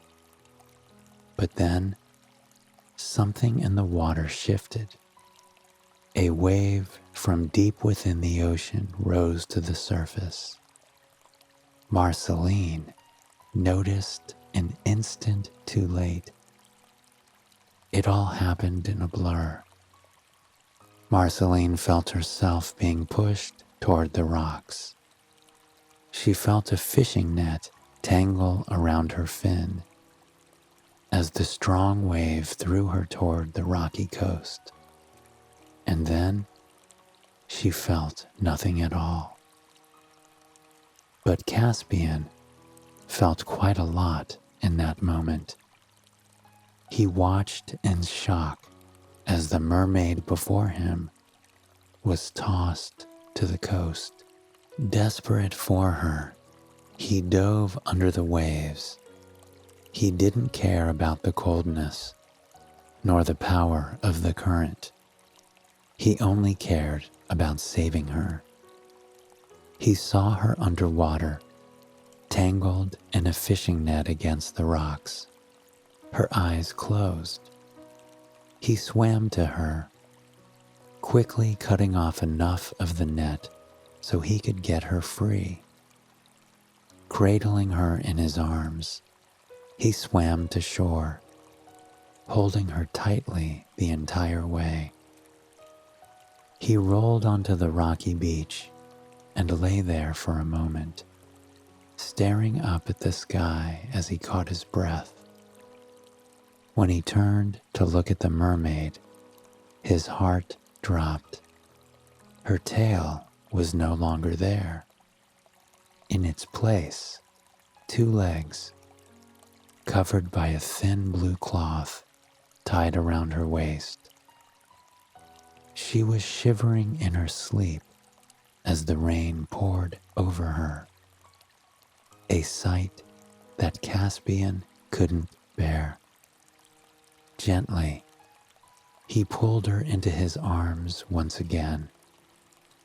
The stairs up to the lighthouse would not make for an easy journey, but somehow he knew that she was worth it. Hours later, Marceline felt utterly at peace.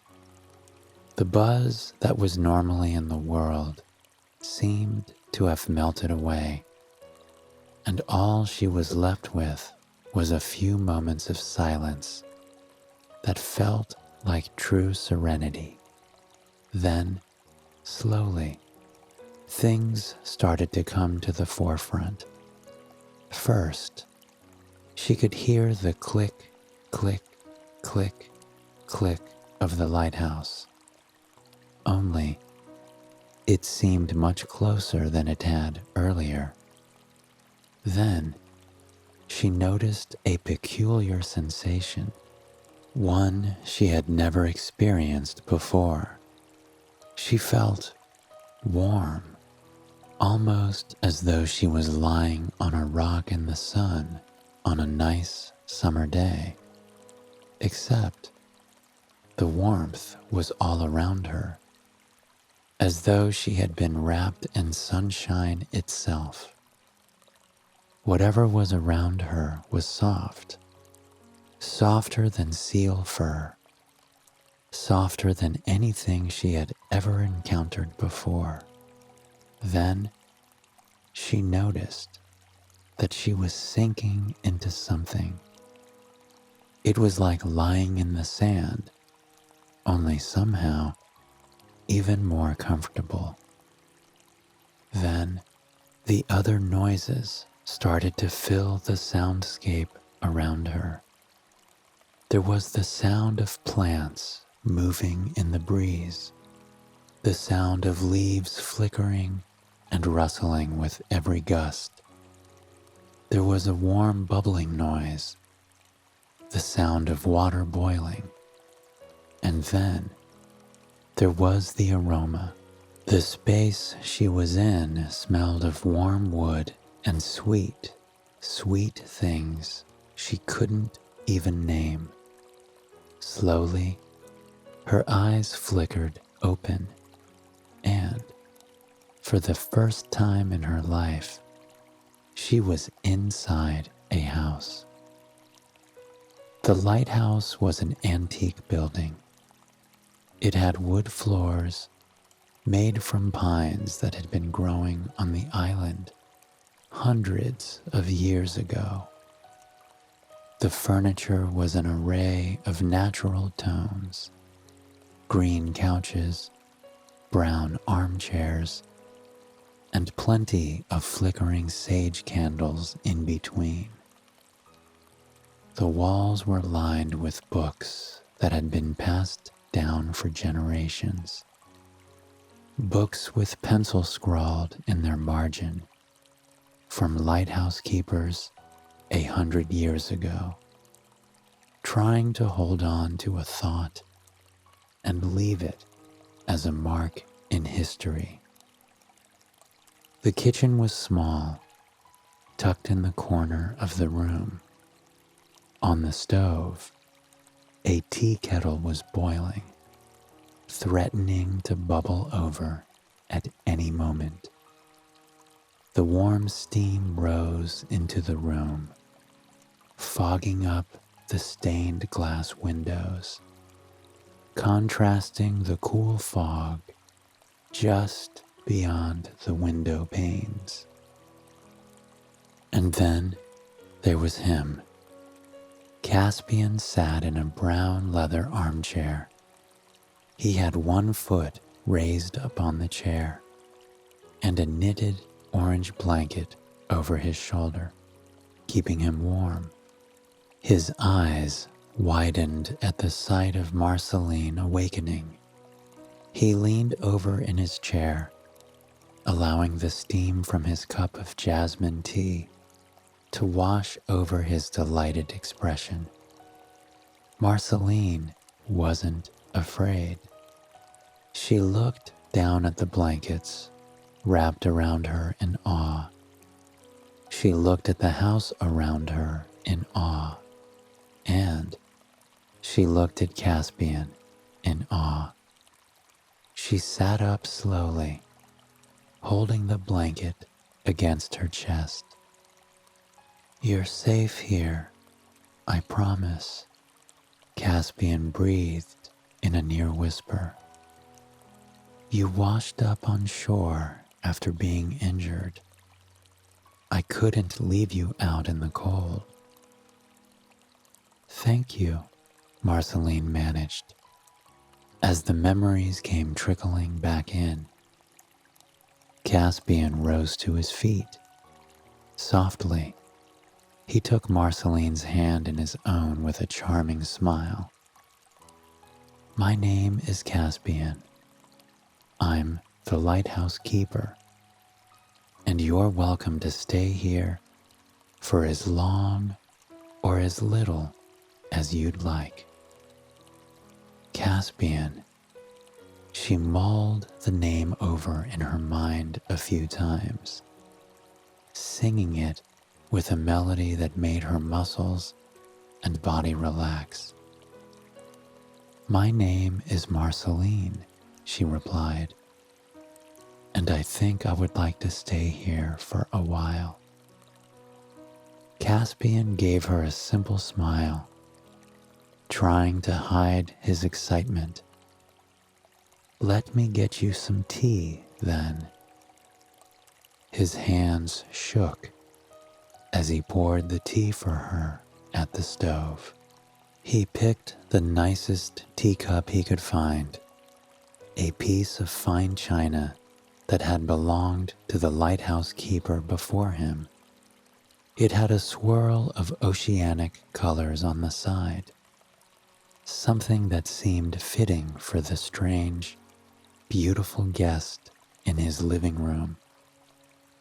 He poured the cup of jasmine tea for her and set it on the coffee table. She leaned in, her eyes sparkling with curiosity. She dipped her hand into the steam, then out of the steam. "I take it they don't have hot tea in the ocean?" Caspian chimed. Marceline shook her head. "Don't worry, it's good. Just take a little sip." Marceline picked the teacup in her hands. The amount of warmth in the cup astounded her. She blinked in surprise as the steam washed over her face. And when the tea splashed against her tongue, joy washed over her as well. The floral aroma seemed to awaken her senses and relax her all at once. They sat in silence for quite some time as Marceline drank the tea down, down, down, down, Caspian watched with an amused smile as she savored every last drop of the tea. She looked particularly cozy there, curled up in a heap of blankets, warm tea in hand, silhouetted by the storm raging in the windows just beyond the house. He poured her some more tea before he asked the question that had been brewing in his mind for quite some time. "I didn't know mermaids could have legs," he said. "And I didn't know humans had tea," she replied, taking another long sip. Smiles crossed both of their lips. She told Caspian things about mermaids that he had never known. When in danger, mermaids are easily able to turn into humans. It was something they could do throughout their history. A way to escape sailors. A way to blend in as humans expanded their territory. Although Marceline had never been a human before. "And I want to experience it, what it is to be human," she mused. "I've spent so much time watching you from the sea. I've seen you in the neon light of your cruises. I've seen you sitting on docks, skipping rocks, and telling stories. I've seen you swimming into the waves with your loved ones, laughing until the sun goes down. But I've never seen what it really means to be a human." Caspian listened to her spill her heart, and, in turn, his own heart began to beat faster and faster. "I can show you what it is to be human, although I'm afraid I'm still trying to figure that out for myself," Caspian replied. "Perhaps we can figure it out together," Marceline suggested. She put down her cup of tea. "Show me the things that make you happy, the things that you enjoy. First, we can start with this," Caspian said. He crossed the room to the record player and slid on a classic. It was a simple record with just instrumentals, harp, flute, guitar, a truly relaxing sample with a sense of magic to it. Marceline stood up the moment it began to play. Rather clumsily, she walked to the record player and watched as it spun around and around and around and around. She had never heard music before. Sure, in the ocean, she had nature's music. The sounds of pods of whales traveling down, down, down, down the Atlantic coast. The sounds of ice calving off glaciers far in the distance. The sound of kelp dancing against coral reefs, and lobsters pitter-pattering across sandy ocean bottoms. But she had never experienced anything like this before. As the music played, Caspian started a fire in the fireplace. Marceline watched as he bent over the hearth. He filled the fireplace with strips of paper and small bits of fragrant bark he had picked up many days ago. He formed it into a small nest in the center of the fireplace, and then He laid slim logs over the top, creating a cozy little hut. He struck the flint once, twice, 3 times, 4, and then an ember seemed to appear from nothing. To Marceline, it was like magic. She watched as the tiny glowing ember expanded over the tinder and the logs. To her, the ember had been like a star, a speck of something created out of nothing, a glowing bit of life against a dull backdrop. As it expanded and grew, she felt herself transfixed. It expanded over logs, over the tinder, shifting and flickering every step of the way. As the flames began to extend to the top of the fireplace, shadows began to dance around it. The music swelled, complemented by the crackle, crackle, crackle, crackle of the flames. And then came the warmth. The fire put out a dry, comforting warmth unlike anything she had ever experienced. She inched closer to it as the woodwinds and the music played a ballad. Caspian watched this all from only a few feet away, and then something rather peculiar happened. In Marceline's gorgeous green eyes, where the fire was reflected and the wonder was alive and well, tears began to form. She pressed a gentle fingertip to the falling tears, then looked at her hand. "Why is this happening?" she muttered, turning her gaze to Caspian for comfort. Caspian sat down beside her. With a warm smile, he wrapped a blanket over her shoulders. With his thumb, he wiped the tear from her pink-tinged cheeks. "Because you are human, my dear," he whispered, "and it's nothing to worry about. It just means you are alive and you care." Marceline leaned her head on his shoulder. Normally, she wouldn't have done something so bold, but she felt connected to him, drawn to him in a way that she never was with anyone else before. "Tell me about your life," she asked.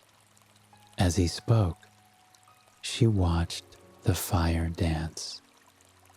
He told her about his childhood. He had been raised on the island by the previous lighthouse keeper. Growing up, he had an idyllic childhood.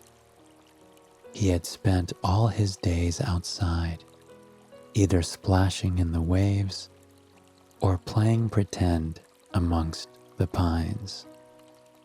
During summers, he picked blueberries on the far side of the island, wandering through the red and green fields for hours, breathing in the fresh air.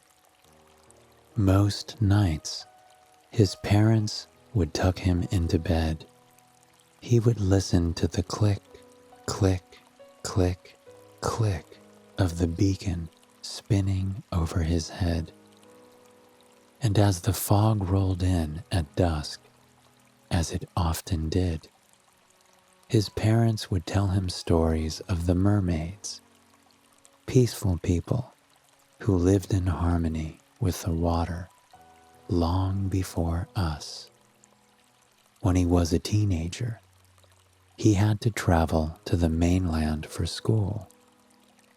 He missed the island terribly and vowed that soon he would return.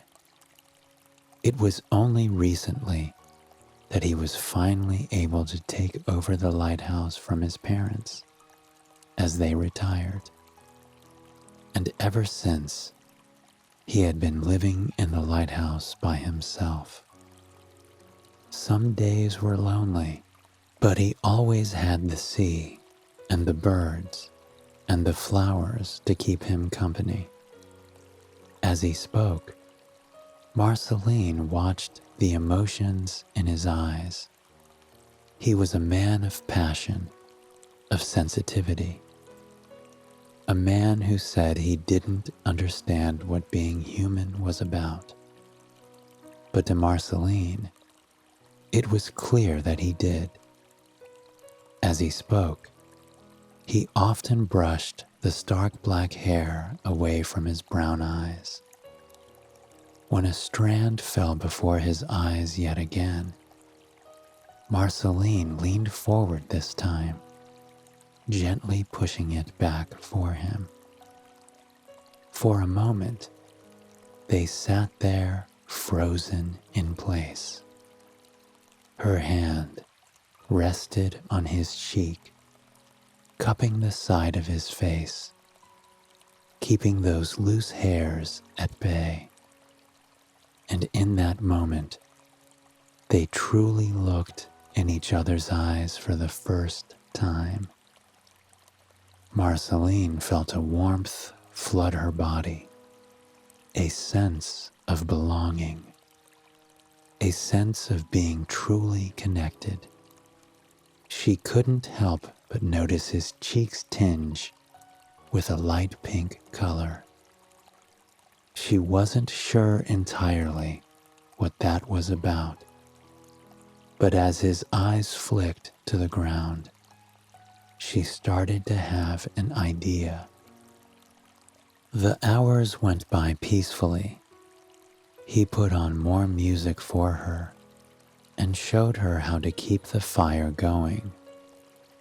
They didn't feel the need to do much, but simply exist beside each other, to take each moment as it came.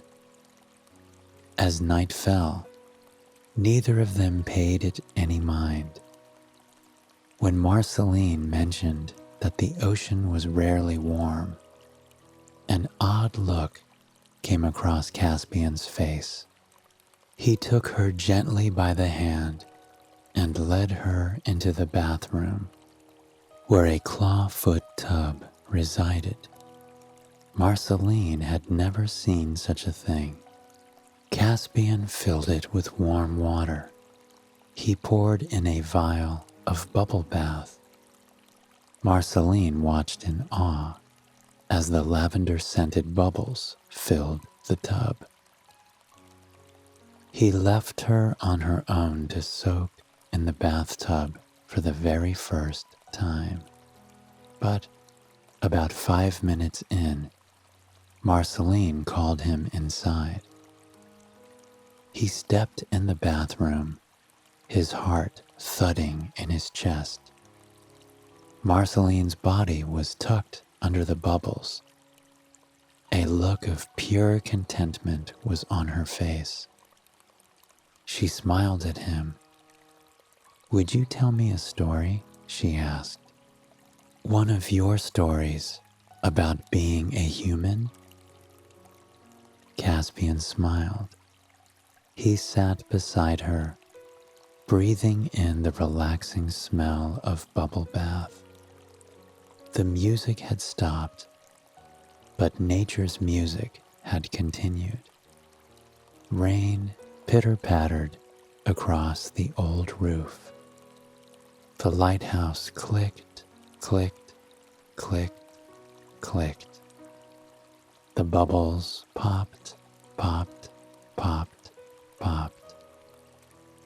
Caspian told her a story as she closed her eyes and embraced the feeling of the warm water on her skin for the very first time. Once the water began to cool, Caspian helped her up and wrapped her in a towel.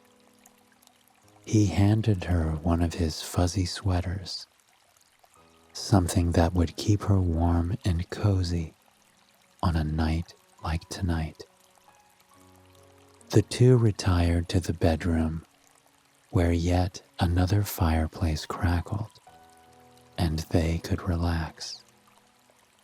But Marceline had to do something before she lay down. She opened the old windows, letting the smell of the ocean and the rain waft through the room. Lilacs drooped into the bedroom from the bush outside, their petals heavy and fragrant with the raindrops. Everything was serene.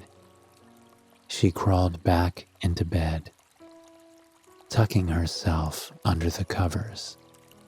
Caspian lay behind her and gently wrapped his arms around her waist. They watched as the raindrops caught on the lilac bushes, dripped onto the pine floors below. They watched as the fireplace crackled and crackled. Then they listened to the sound of thunder overhead as it rippled across the sky, somehow making them feel even more cozy. Between the thunder, the fireplace, and the rain, they were engulfed in an utterly relaxing soundscape. They seemed to sink in the mattress underneath them. Marceline was comforted by the soft touch of Caspian's fingertips around her waist. She had never been held before, and she never wanted to spend a night without it again. She felt herself getting closer and closer to sleep, and the closer she got, the closer she seemed to be to answering the question she had asked Caspian only a few hours before. She felt his breath against her neck as he fell peacefully asleep. She listened to the steady, slow rhythm of his breathing. She turned around slowly, taking one last look at him before she, too, fell asleep. He looked peaceful, angelic almost. His lips slightly parted, his beautiful brown eyes closed, and that black hair dangling over his cheeks. She brushed his hair aside and kissed him on the cheek. Then she closed her eyes and sleep washed over her too.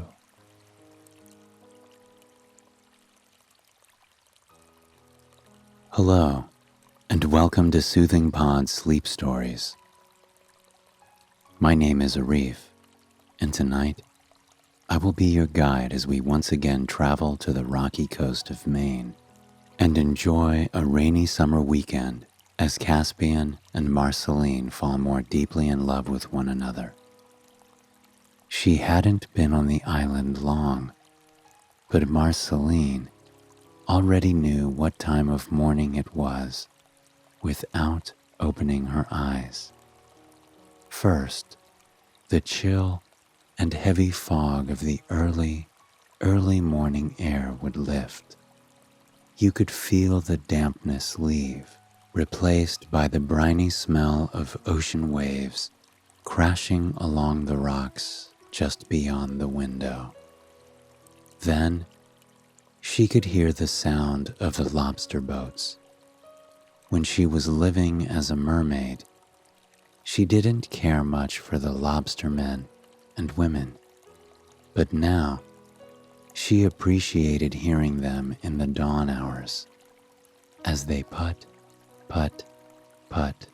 puttered across the water, heading over when the seas were calm and had not yet awakened.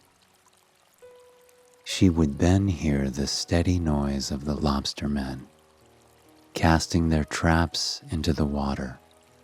It was a rolling, rolling, rolling, rolling sound, followed by a plunk, plunk, plunk, plunk into the water.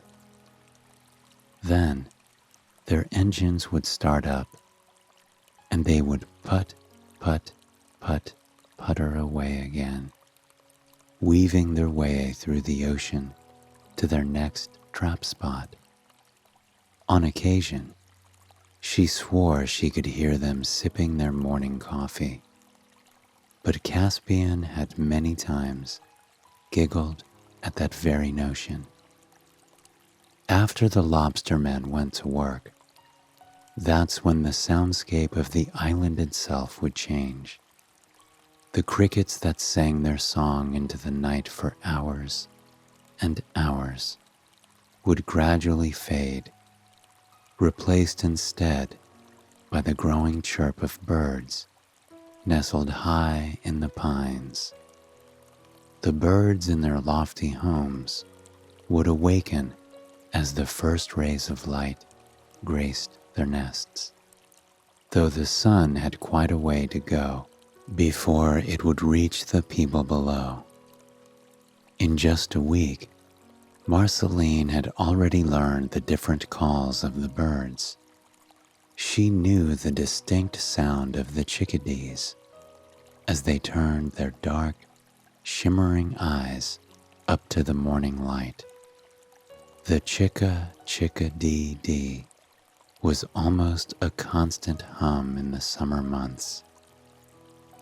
She knew the call of the cardinals, though Caspian told her that in the winter months their song was even more beautiful than during summer. He spoke often of the way their bright red feathers would pop against the cottony snow as they dipped and dived through the snow-capped pine and cedar trees.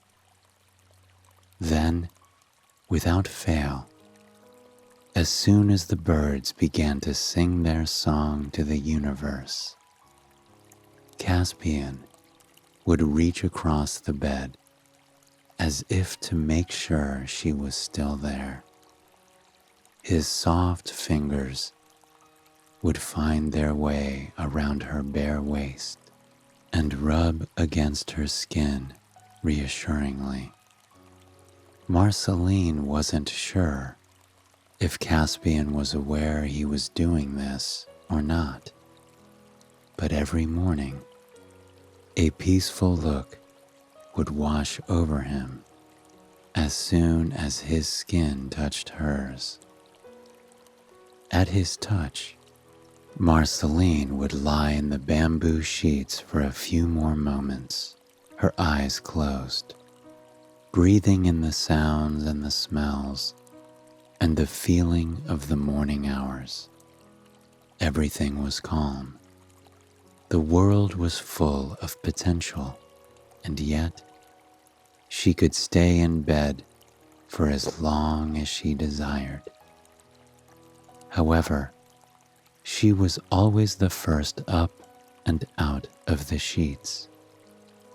As she made her way out of Caspian's gentle grasp, he would reach for her once, twice, 3 times before he would finally fall back into his deeper sleep and curl against the pillow. That morning in particular, Marceline found herself smiling as she wandered out into the kitchen. She gazed out the windows at the calm sea. The sunrise was painting the sky with swaths of vibrant red. It reminded her of the old sailor's saying, one that mermaids whispered often beneath the waves. Red skies at night, sailors' delight. Red skies in the morning, sailors' warning. It wasn't just that told Marceline about the weather that was sweeping across the Atlantic, heading their way. It was the fact that the morning fog was still hanging around.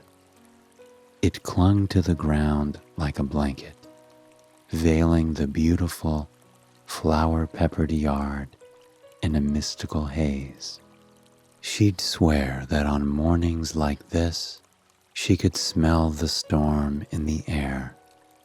Out on the sea, she certainly could, but now, the smell of the air was mixed with the smell of lilacs and lavender and pansies that were growing in the garden. But there was something she needed to do today before the storm swept across their little island community. Something she had been eager to do since she arrived on the island all those days ago. She wanted to swim. Though she loved being human, having legs was, quite frankly, exhausting. She longed to glide through the water, to feel the waves lap against her tail and her skin, reminding her of home. And luckily for her, Caspian was an avid swimmer. For a human, she crossed to the bedroom and placed a hand on his cheek, smiling sweetly. Caspian put his hand over hers and tenderly rubbed his eyes. "What is it, my darling?"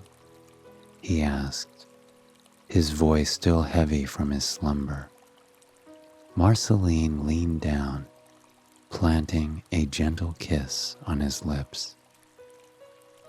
"I'll race you to the buoy," she whispered. She felt Caspian smile, his lips still mere inches from hers. He threw the covers off of himself and put on his swim trunks before he followed Marceline out to the front of the house. They walked down the stone staircase to the rickety wooden pier that extended out over the water. The brilliant red sky was reflected on the sea, shimmering and shifting as the gentle current underneath ebbed and flowed, ebbed and flowed, ebbed and flowed, ebbed and flowed. Caspian smiled at the image before him for a moment. Marceline was perched on the edge of the pier, her figure silhouetted by that vibrant red sun. She was smiling back at him, urging him forward, urging him into the cool waves below. And without much particular fanfare, she dove into the waves. It was effortless, graceful, so intertwined with her being that it was as if she had just taken a simple breath, and yet Caspian was mesmerized. He scurried down the pier after her and dove into the waves himself. As his head slid into the water, he felt suspended for a moment. Everything around him was muffled and calm. Any worries or hesitations or weight he felt simply melted away. It was as though time around him had frozen for a moment, allowing him to just be without anyone else around. When he emerged from the waves, there was a smile on his face. He began to swim, the same route he swam as a child, way back when. When he was a child, every morning would start with a swim out to the buoy. His father would wake him up, and he would scramble out to the water with his mom, a morning ritual. It took some time to be able to reach the buoy, but once he did, it was something he craved, something he needed desperately to get his day started. And now, he was still doing it, although this was slightly different, because beside him, he could feel the flick of Marceline's tail. He slid on his goggles and dove underwater, wanting to catch a glimpse. Marceline was already beautiful, breathtaking, but underwater, she was at home. She was herself. She had a tail that was the most otherworldly blue he had ever seen, a cornflower color that popped out of the water underneath, yet blended in from above. It was flecked with spots and swaths of color, cerulean, white, creams, indigo, turquoise. It was like a galaxy had been poured over her scales, and she moved with such grace. It was truly effortless for her, as if she was a part of the waves themselves. Sometimes she would raise her hands nimbly above her head, like a ballerina standing on her tippy toes. Other times, she would let her arms and hands trail gracefully behind her. But one thing was always the same. She was always smiling, smiling so freely and so honestly and wholeheartedly that it made Caspian's heart ache with longing and admiration. She was free here. The world was hers. Caspian would swim after her as if in a trance, watching her dip and dive and glide through the waves as if she were dancing to the soundtrack of the ocean, a soundtrack that Caspian himself could not hear. He wouldn't swim particularly hard or fast. He was so transfixed by her, by the grace that she possessed, that the race that they were in was the last thing on his mind. As they approached the buoy on that particular foggy summer morning, Marceline popped out of the water with a smile that outshone the world around them. "I think you're getting slower, my love," she chuckled as she propped herself up onto the buoy. Caspian hopped up beside her. From that spot on the buoy, far out in the waves. They could watch the island stir awake. They watched as the rays of light sunk deeper and deeper through the pine trees, illuminating the homes below. They watched as people emerged from their houses and hopped on their bikes, which they would use to glide over the cobblestone streets to go to work. This was one of their favorite parts of the day. They felt as though they had a front row seat to the world awakening, and they loved it deeply. But as more boats puttered out of the harbor, they would know it was time to go back. Marceline would dive into the water without even making a splash, and Caspian would follow, albeit a little less gracefully. But this time around, they wouldn't swim to race. They would swim to spend time together. Marceline would swim alongside Caspian, intertwining her fingers with his on occasion.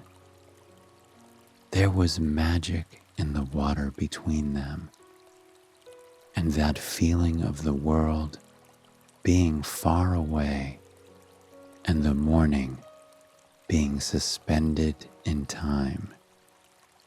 It was so much stronger when they were together. That morning, Marceline did something she rarely did. She intertwined her fingers with Caspian's and led him down to the sea floor below. They skirted around rocks and brushed against seaweed and kelp, dipping and diving through a world entirely its own. With Marceline's agility, they could explore much of the sea floor before they had to emerge above the waves for Caspian to get a deep breath of that beautiful morning air. In those few moments, far beneath the waves, Caspian felt like he got to understand Marceline more than ever. When they returned to the pier, Marceline hovered in the water for an instant. She floated on her back, her eyes closed, looking completely and utterly at peace as the ocean currents around her gently rocked her body. She wanted to soak up a few more moments in the waves, a few more moments in her natural habitat. And it was then that the storm began. Cool, heavy drops of rain began to dance across the water, pitter-pattering as they left small, expanding ripples on the surface of the ocean. The cool droplets were a welcome contrast to the sea water they were floating in. For a moment, they could remember that it's all connected. The ocean, the sky, the wild, vibrant plants growing on the rocky coastline beside them. The rain began to pick up. What started off with slow, heavy drops gradually increased into a downpour. The kind of downpour that makes the world stop for an instant. It was like the world was shrouded in a curtain of rain. Marceline began to giggle as the rain poured over her. Caspian found himself laughing as well. It was as if something deep within them had awakened and once again become connected to the world around them. Caspian took Marceline's hand and helped her out of the waves. However, her legs had not yet returned. Her bright blue tail was dangling from his arms, glistening in the falling rain. He carried her up, up, up, up the stone staircase, just as he had those days ago when she arrived on the island. It would be quite some time for her human legs to re-emerge. It was a slow process, the magic. So Caspian did exactly what Marceline wanted. He smiled and put her down in the bathtub. He poured in her favorite scent, a mix of lavender and eucalyptus that was both relaxing and invigorating all at once. He sat by her side as the tub filled with bubbles, which gently brushed and swished against her skin. She closed her eyes as she seemingly melted into the tub, her whole body relaxed by the contrast of her experiences that morning. The cold ocean water, the cool raindrops, the warmth of the steaming water in this lavender eucalyptus tub. Then Caspian did something he did often, but often didn't do well. He meandered into the kitchen and got to work making breakfast for Marceline. Neither of them were particularly successful chefs, primarily because Marceline had never even seen an oven or a spatula until a week ago. Caspian cracked a farm-fresh egg into the cast iron pan. He had gotten it just down the road at Flora Clearwater's home. The chickens lived in peace behind a white picket fence, where they had miles of land to scurry around, and warm rocks they could sun on. The windows in the kitchen were wide open. As the egg sizzled in the pan, it matched the intensity and rhythm of the rain that was pouring mere inches away. The steam that filled the air seemed to mingle with the scent of the rain, creating a calming experience that gave Caspian a boost of confidence.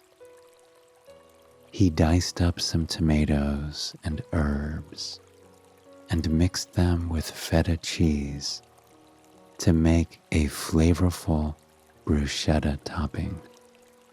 Then he popped a few pieces of rustic bread into the pan, toasting it after the egg.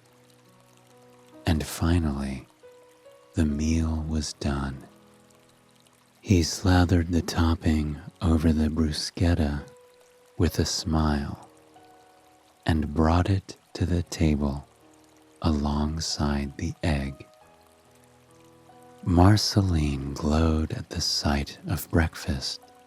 Granted, that wasn't necessarily a reflection of the quality of the meal itself.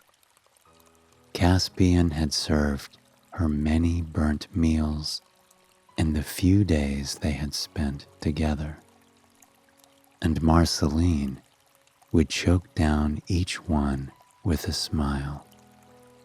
She would thank him profusely, telling him the meal was wonderful, and gazing at him as if he was the greatest chef on earth.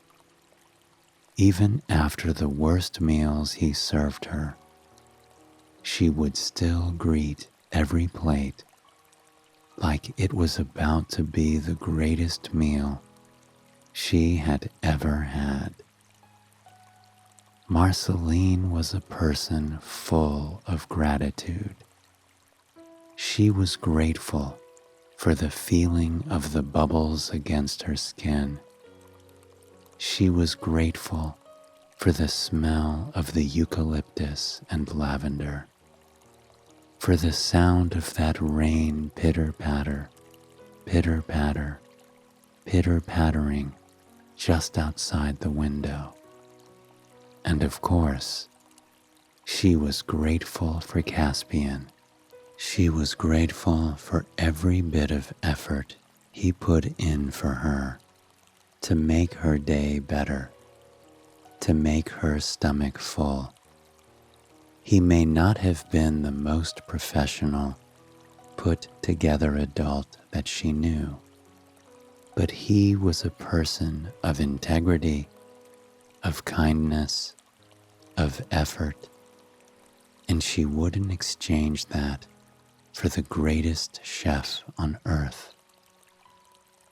She ate every last bite of the breakfast, and to her surprise, it was absolutely delicious. Caspian had clearly learned from his past mistakes, and Marceline found herself smiling as she took the last bite of bruschetta off the plate. By then, her tail had disappeared, and in its place, legs appeared. She had grown more and more accustomed to this transformation, though it wasn't something she enjoyed entirely. However, she did love the way it felt to dance with them in the kitchen with Caspian. She loved the way it felt to lie in the soft sheets with Caspian and place her leg over the top of his as they slept. She loved the way it felt when Caspian kissed the many bruises she had acquired from learning how exactly to use them. And she loved that they provided her opportunities like the one she was going to have today. Because as she got out of the bathtub and dried herself off, Caspian greeted her at the bedroom door with a smile as he chimed, "I think we ought to go to the market today, don't you?"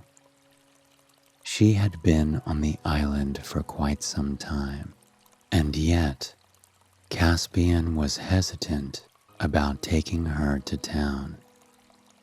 He was much more of a worrywart than she was, always concerned about her safety and wary of adventure.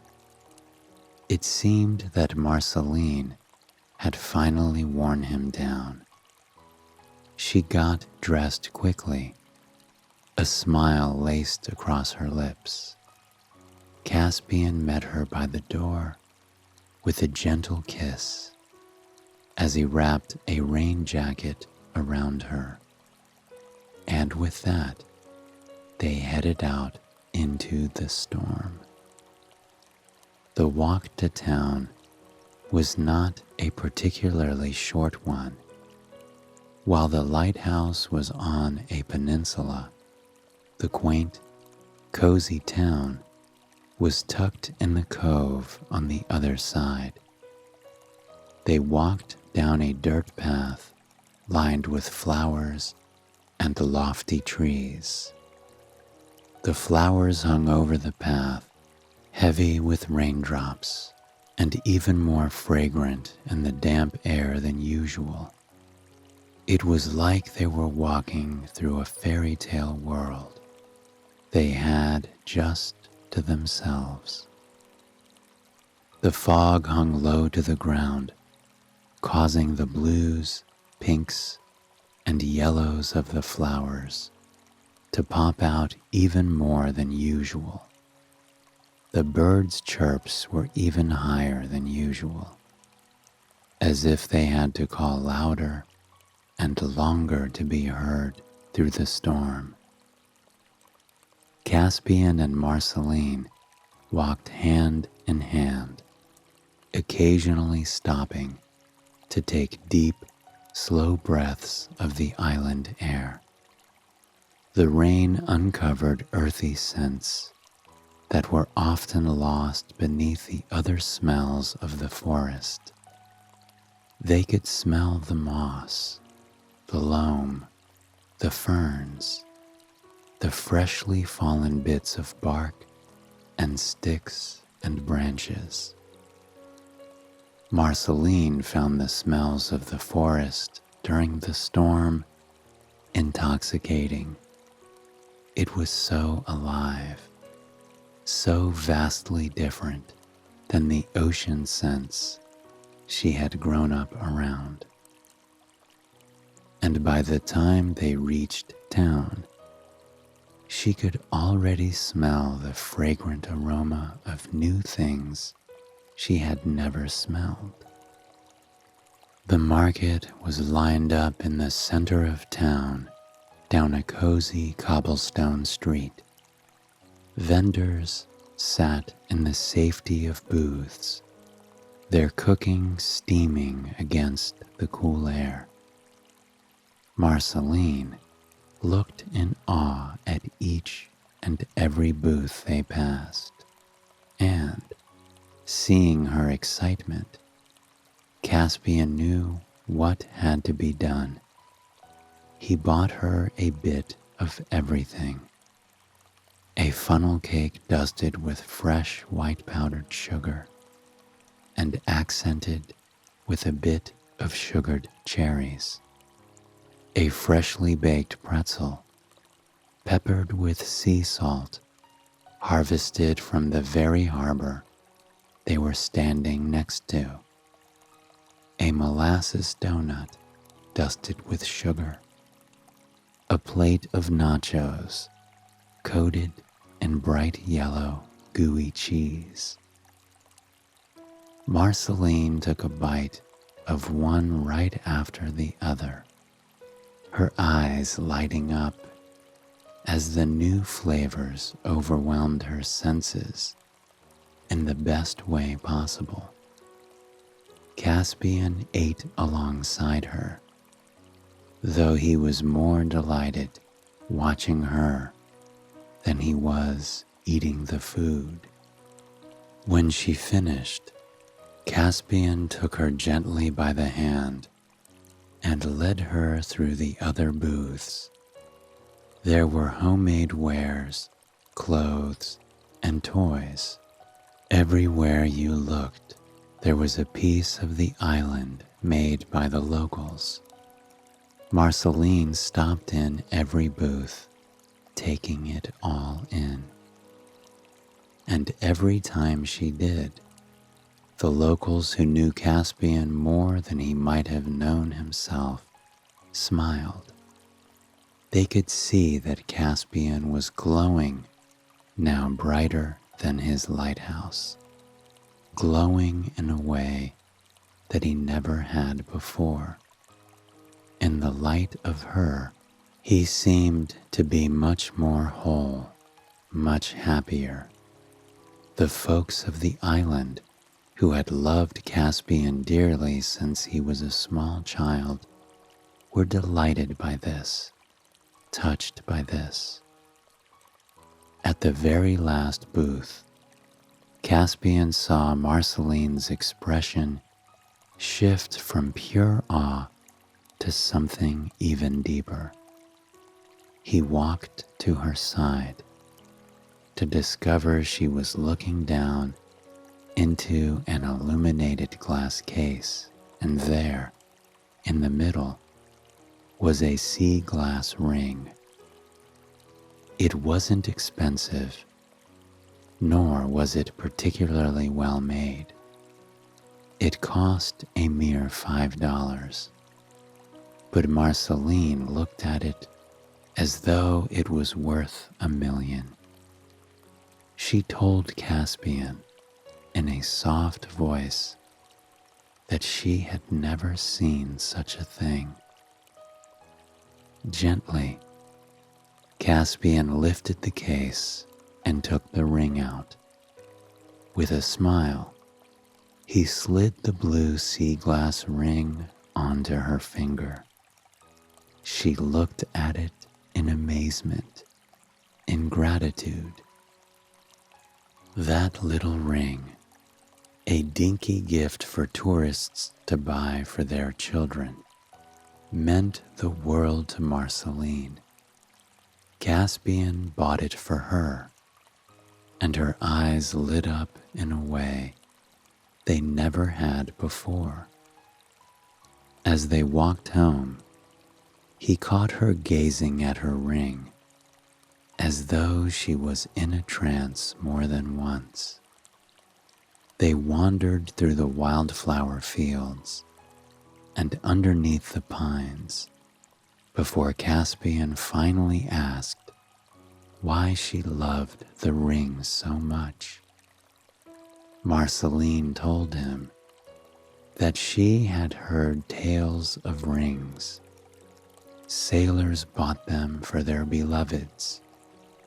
She had always wondered what they looked like, how they sparkled, how love could possibly be represented by a material object worn on your finger.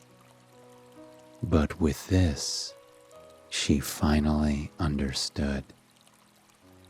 Caspian felt himself blushing. The cool rain was even colder against his cheeks now.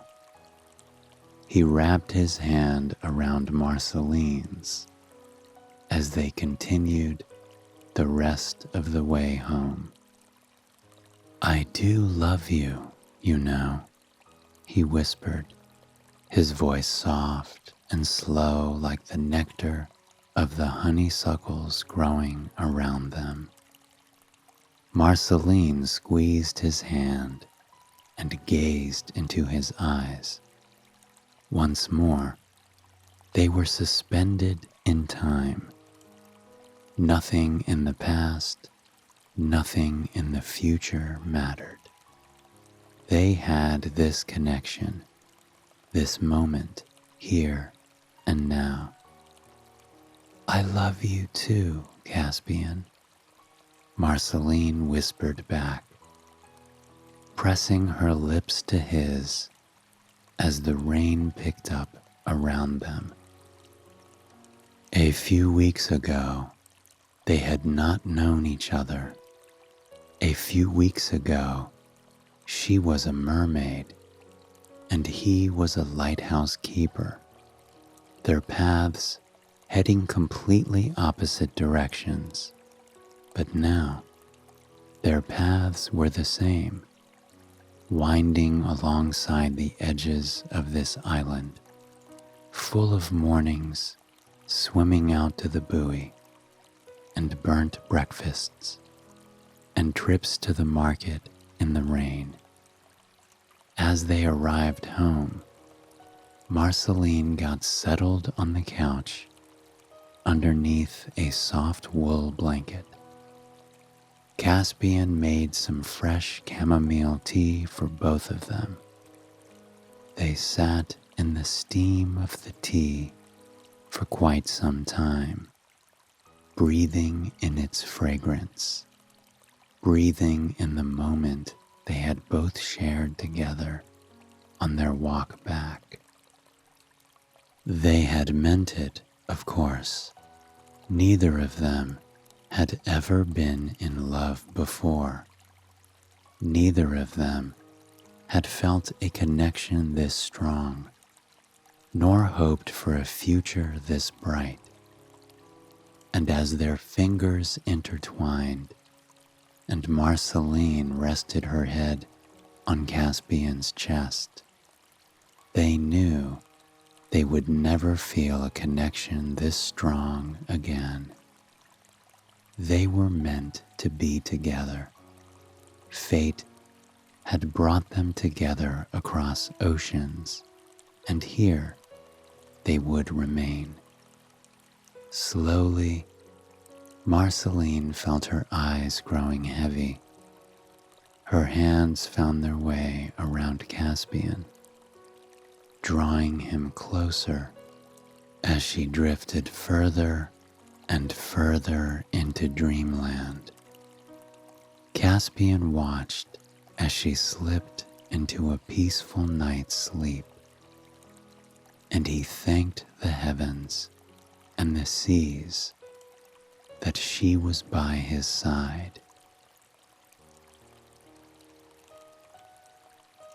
Hello, and welcome to Soothing Pod's Sleep Stories. My name is Arif, and tonight I will be your guide as we embark on a journey to a distant fairy tale land. I must warn you, though, this isn't your grandma's fairy tale land. This is a land full of princesses, of dragons, of magic, of knights in shining armor. Except it is kinda, boring. A land so dull, it'll make your first period history class in high school feel like Christmas morning. A story so utterly boring that it'll make your great aunt Sheila's story about her neighbor's second husband's cousin seem more interesting than the latest superhero blockbuster. You are about to embark with me on a tedious trek, an odyssey of monotony, an expedition of ennui. My thesaurus aside, you are going to be bored. So incredibly bored that you might even fall asleep. And what a concept that would be. Let us travel to this utterly boring, insipid land. Just don't say I didn't warn you, okay? It was a brilliant, sunny day in the kingdom of Rainbow Dreamland Magictopia Tropolis.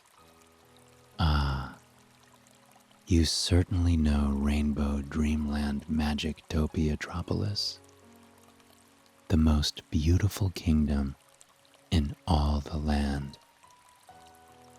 A land full of valleys and forests where the trees are made of sugary sweets, where gumdrop bushes dot the land, and there's even bubble gum that can be a 5-course meal.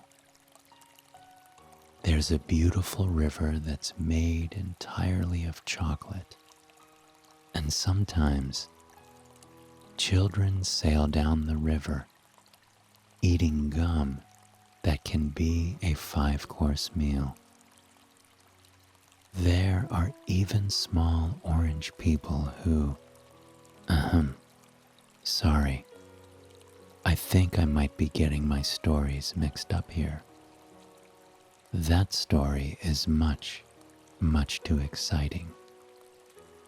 No, Rainbow Dreamland Magic Topia-tropolis isn't that kind of kingdom.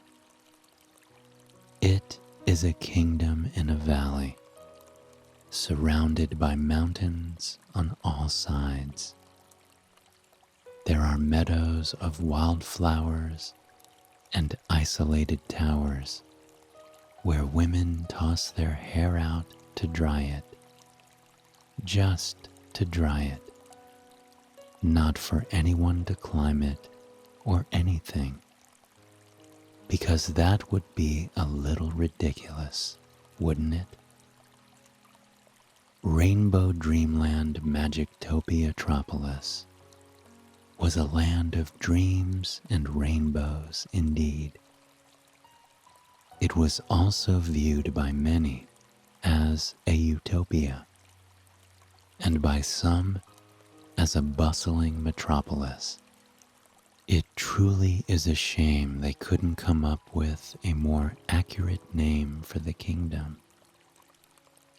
Deep within Rainbow Dreamland Magictopia-tropolis lived a king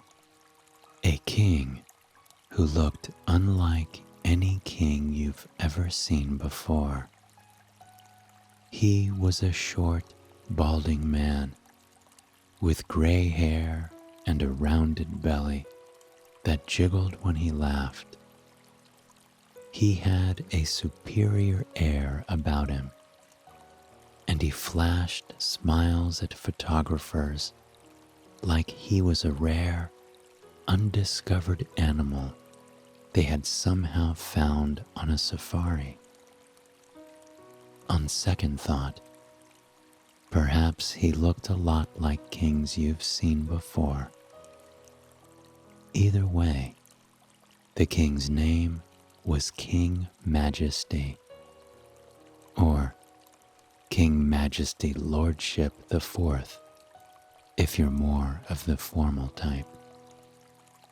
The king was a rather lonely man, even though he did pay people to laugh at his jokes. To cope with his loneliness as a king, he decided to get married and have children. He was only blessed with one daughter, a daughter by the name of Prim. Prim the princess, as the people of Rainbow Dreamland Magictopia-tropolis often called her. From the moment she was born, Prim the princess was doted on. She was, after all, the heir to the throne, and was quickly the most beloved baby in all the kingdom. People showered her with gifts and attention, and she lovingly soaked up every little bit of it. When she was little, she felt blessed to be a princess. But by the time she reached her teen years, things started to get a bit strange. People asked her when her father was going to send her away to live in a tower where no one could ever find her. They warned Prim that she should start growing out her hair now. She didn't particularly like the idea of that. Short hair suited her face, and she didn't quite like the idea of a full-grown adult man scaling her hair like a firefighter trying to get a cat out of a tree. She asked her father if he was going to put her in a tower. Her father laughed, telling her no. Of course he wouldn't throw her into an isolated tower somewhere. After all, this wasn't his grandmother's bedtime storyland. But then, people started asking her even stranger things. and odd people began to approach Prim on her morning walks. One day, a woman with purple tentacles emerged from the nearby river. She offered to take Prim's legs and make her a mermaid in exchange for her voice. After all, there were handsome mermen down beneath the water that Prim could get to know. Prim politely declined. After all, if she wanted to go out for a night where her date did all the talking, she would just try online dating again. Prim continued on her morning walk, shaking her head in disbelief, feeling a bit uneasy and craving some normalcy. She did what she did every morning.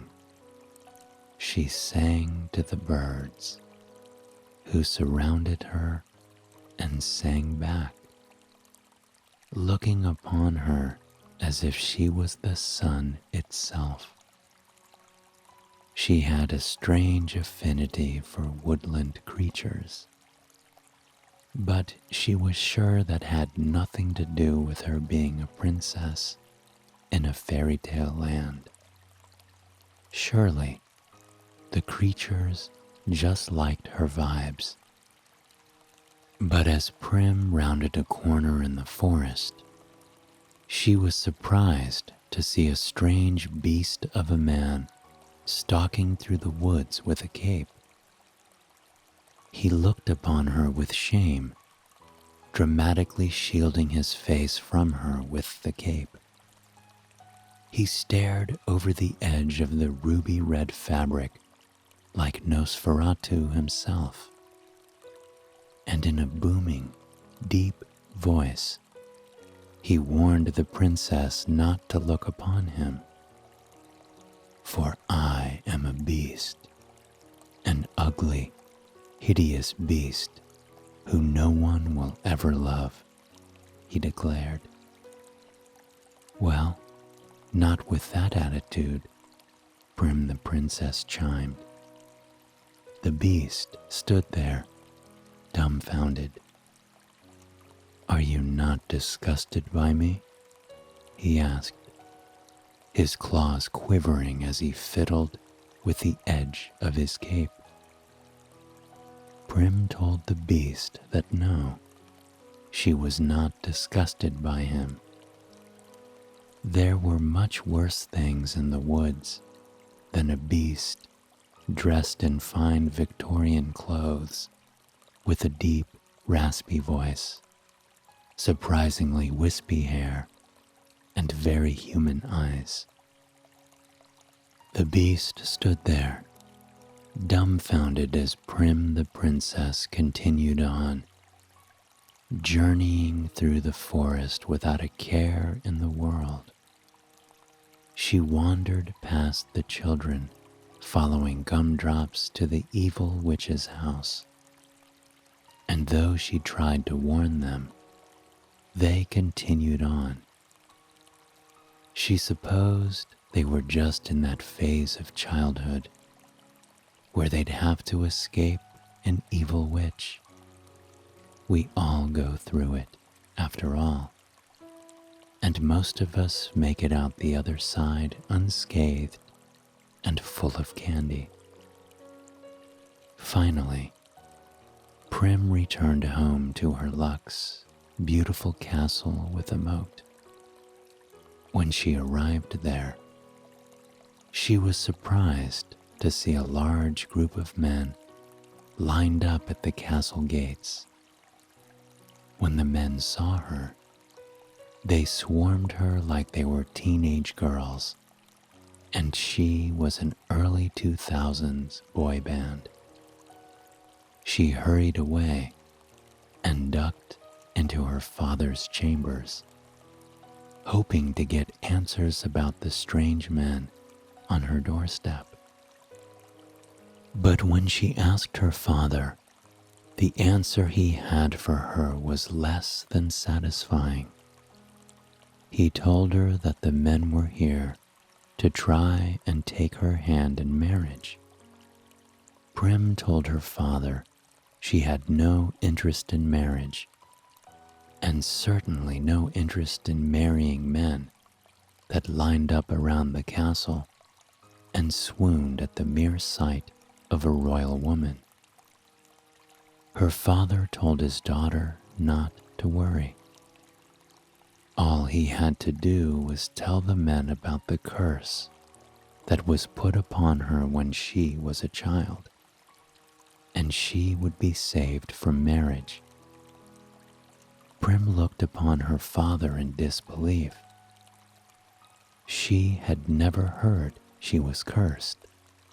I mean, naturally, she assumed something was wrong with her. But she thought that stemmed from having the father that she did. Her father told her that, indeed, she did have a terribly strange curse. A curse that would send all the men running for the hills. A curse that would ensure she was never married. King Majesty began to make his way for the double doors that led to the balcony overlooking where the men were gathered. Prim tried to grab his arm to hold him back and get more information about this curse before he shared it with the world. But it was no use. Her father swung his arms wide and gazed down upon the men gathered there. Young men of this kingdom, I know you have come for my daughter's hand in marriage. You all want to be Mr. Prim Majesty, and I cannot place blame upon you for that. Unfortunately, my daughter has a terrible, no good curse. A curse that'll pull off the hair from your chest and shake you to your very core. The men all held their breath. Some peeked under their shirts just to make sure that their hair was still there. The king took another deep breath, ready to tell the world his daughter's curse. Once I tell of the curse, it is to become true. Anyone who speaks to my daughter uninvited will turn into a pile of goo.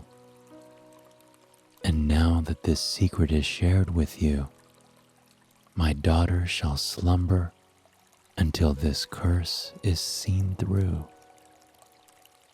A loud thump sounded behind the king. He turned to see his daughter collapsed on the ground, snoring rather loudly. It only dawned on the king in that moment what had been done. He had unlocked the curse upon his daughter. It wasn't a curse given at birth. But please, give the man a break. He is a silly king after all. And he never did take an English 101 class in fairy tale high school. Deciphering poems is a challenging task when you lack analytical skills. News spread like wildfire across the kingdom about what had happened to poor Princess Prim. People mourned the fact that their beloved princess had fallen into such a slumber. Unsure of what exactly to do, the king carried his daughter into her favorite spot on the property, a cozy little cottage by the edge of the river. Desperate for his daughter to awaken, Every morning he filled the room with all of her favorite things.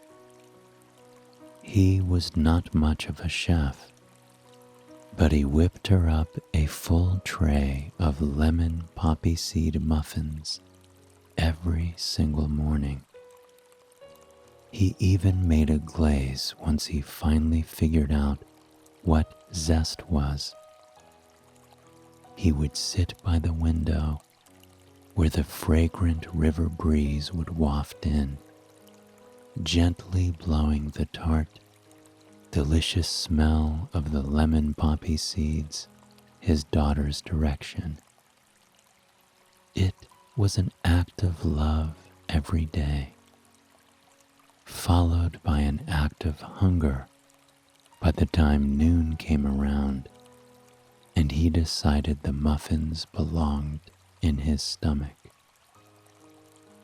He filled the room with wildflowers picked from the nearby meadows, which had been one of Prim's favorite pastimes. The wildflowers had not been picked by him, of course. He was a king. Manual labor was not on his list of approved activities. Some days, he would bring out his dad joke book and read joke after joke after joke to Prim the princess. But for some strange reason that he couldn't put his finger on, Prim seemed to sleep even deeper when he told his jokes. Eventually, the men of the kingdom decided that it was their job to awaken Prim from her slumber. Day after day, men would line up outside the cottage, ready to try their hand at awakening the beautiful, intelligent Prim. But time after time, soon after the men opened their mouths to speak, they would dissolve into a sticky pile of goo. It happened in the blink of an eye. News of this spread across the whole kingdom, but desperate to have his daughter awaken, the king allowed it to continue for quite some time. Her favorite things couldn't awaken her, and neither could the surely hilarious to a 20-year-old woman jokes he was telling. So, he watched day in and day out as more and more men entered the cottage, and more men came out as nothing but piles of goo. A kind of rivalry began amongst the men. They all talked themselves up, saying that they would be the one to awaken the princess. Soon, despite the fact that they would surely be turned into goo, dozens of men were showing up daily. And that's when the king realized what kind of danger his kingdom was in. They were losing their population of young men by the day, and that meant the king would have no men to work for him, no men to go to war for him. Though he wanted his daughter to wake up desperately, he knew that his kingdom had to come first. And so, when asking the men to stop trying to awaken his daughter didn't work, the king did what all the other fairy tale mothers and fathers and aunties had told him to do. He decided to put her in a tower far, far away, where no one in the world would be able to find her. Well, at least for a few weeks. The tower was across treacherous land, and I'm not talking about roads filled with potholes. There were valleys, canyons, mountains, deserts, fields of lava. And, last but not least, there was a bridge to the tower guarded by a dragon. A fire-breathing dragon, to be precise. The king thought it was a nice touch, and truly it was. He was the talk of the town during all the parent of a cursed child meetings at the local taverns. And so, high up in a tower that was impossible to reach, guarded by a dragon, Prim the princess slept and slept and slept, and finally got a little peace and quiet. Actually, now that I mention that, it does sound kind of nice. Back in town, the talk of the princess didn't diminish. Men talked about their theories for awakening her. Some thought it would just take a good pickup line. Others thought that perhaps simply saying her name would work. Others thought that giving her a primrose was the right trick. However, none were brave or strong enough to make it across the land. Until one day, a man on an all-white horse rode into town. Actually, he wasn't a man at all. In fact, he was a knight. And his armor? Oh, it was shining. He breezed through town, drawing many looks as he rode straight for the castle. When he got off his horse, he was recognized by the people of the castle almost immediately.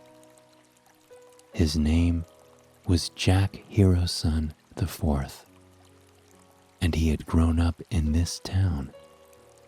In fact, he was one of the one and only friends of Princess Prim when she was growing up.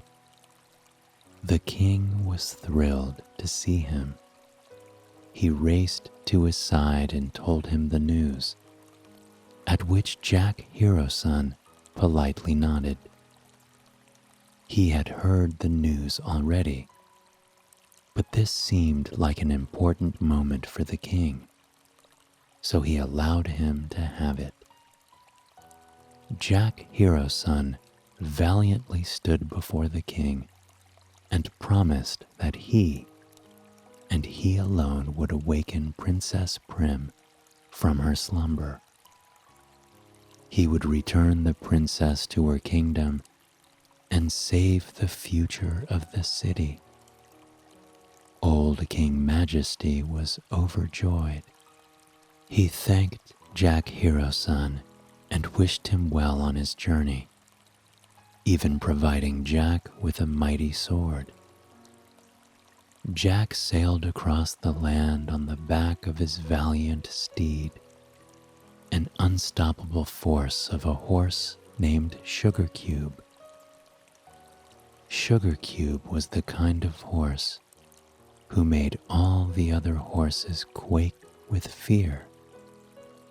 He was a true warrior of a horse, the perfect horse to face off against a dragon with. And so, Jack trudged through the land on the back of his horse, a picture of bravery. Well, to people who had never seen true bravery before, anyway. He wound his way through the valleys and mountains. Sugar Cube trudged through the mud with no hesitation. bringing Jack further and further along his quest to save the princess. In the desert is where Jack was tested for the very first time. There was no water for miles, and Sugar Cube was stumbling in the high desert sun. Jack was really starting to regret the knight in shining armor thing. He was really wishing he was a knight in a comfy, breathable tank top instead. Or maybe a shirtless knight. But being in a fairy tale made his options very, very limited. Finally, Jack made it through the desert. He dove into the first river he found and drank as much water as he could manage. Sugar Cube did the same and was thankfully able to avoid melting. But the biggest task of all laid right before them, because just outside the bridge that led to the castle, there was a dragon awaiting them, a fire-breathing beast who could destroy them with something as simple as an evil glance. Jack readied his sword, prepared in earnest for battle. He rode through the tree line, finally catching sight of the dragon for the first time. He was ready to lay eyes on a fearsome beast, a beast with razor-sharp teeth and claws. But instead, he found a dragon lying on his stomach, picking at his nails and kicking his feet behind him, all willy-nilly, like a girl in an 80s movie. Jack put down his sword. The dragon sighed. "Good on you for putting the sword down, because honestly, I really don't feel like dragoning it today, you know?" Clearly, it was a millennial dragon. Jack cautiously asked the dragon what he felt like doing instead. "We could just talk," the dragon answered. And so they did. Jack listened to the dragon as he talked about all his problems. The other dragons had shinier scales, but this dragon couldn't help it. All dragon dermatologists were out of town. The other dragons could breathe more fire, but, was more fire even necessary? Jack listened to the dragon in earnest, giving the dragon advice and providing what the dragon asked for. And when the sun finally started to set, the dragon thanked Jack Hero-san. He asked him if he'd like a boost up to the tower, and Jack said that indeed he would. The dragon lifted Jack up to the castle. A sliver of moonlight shone in through the stained glass, illuminating Prim the princess in an ethereal glow. It was a movie moment, and as Jack got closer, he saw how truly awful the princess looked.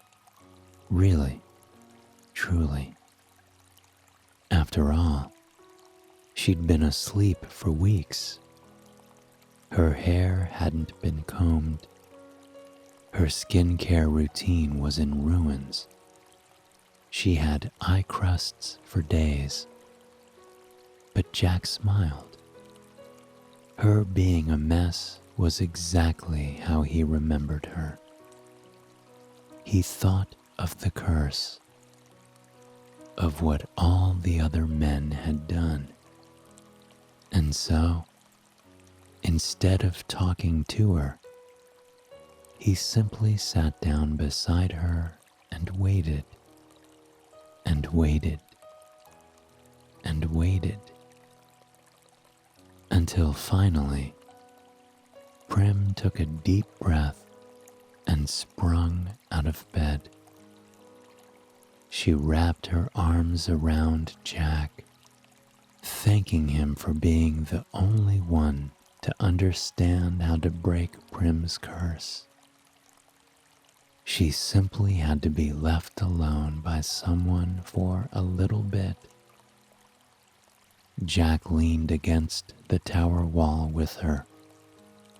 "We don't have to go back, you know," he said. Prim smiled and took Jack by the hand. "Oh, I don't plan on it." The two lived the rest of their lives in that cozy little tower. They chatted with their dragon friend by day and cuddled in the tower by night. It was everything they could have asked for. I hope you have enjoyed this story, even though it was incredibly, incredibly boring. I do apologize for making you suffer through such an utterly uninteresting tale. I truly do hope it has helped you get a night of peaceful, restful sleep. But please, if you'd like, join me again tomorrow night for another sleep story. Until then, sweet dreams from myself and Sugar Cube, the valiant steed.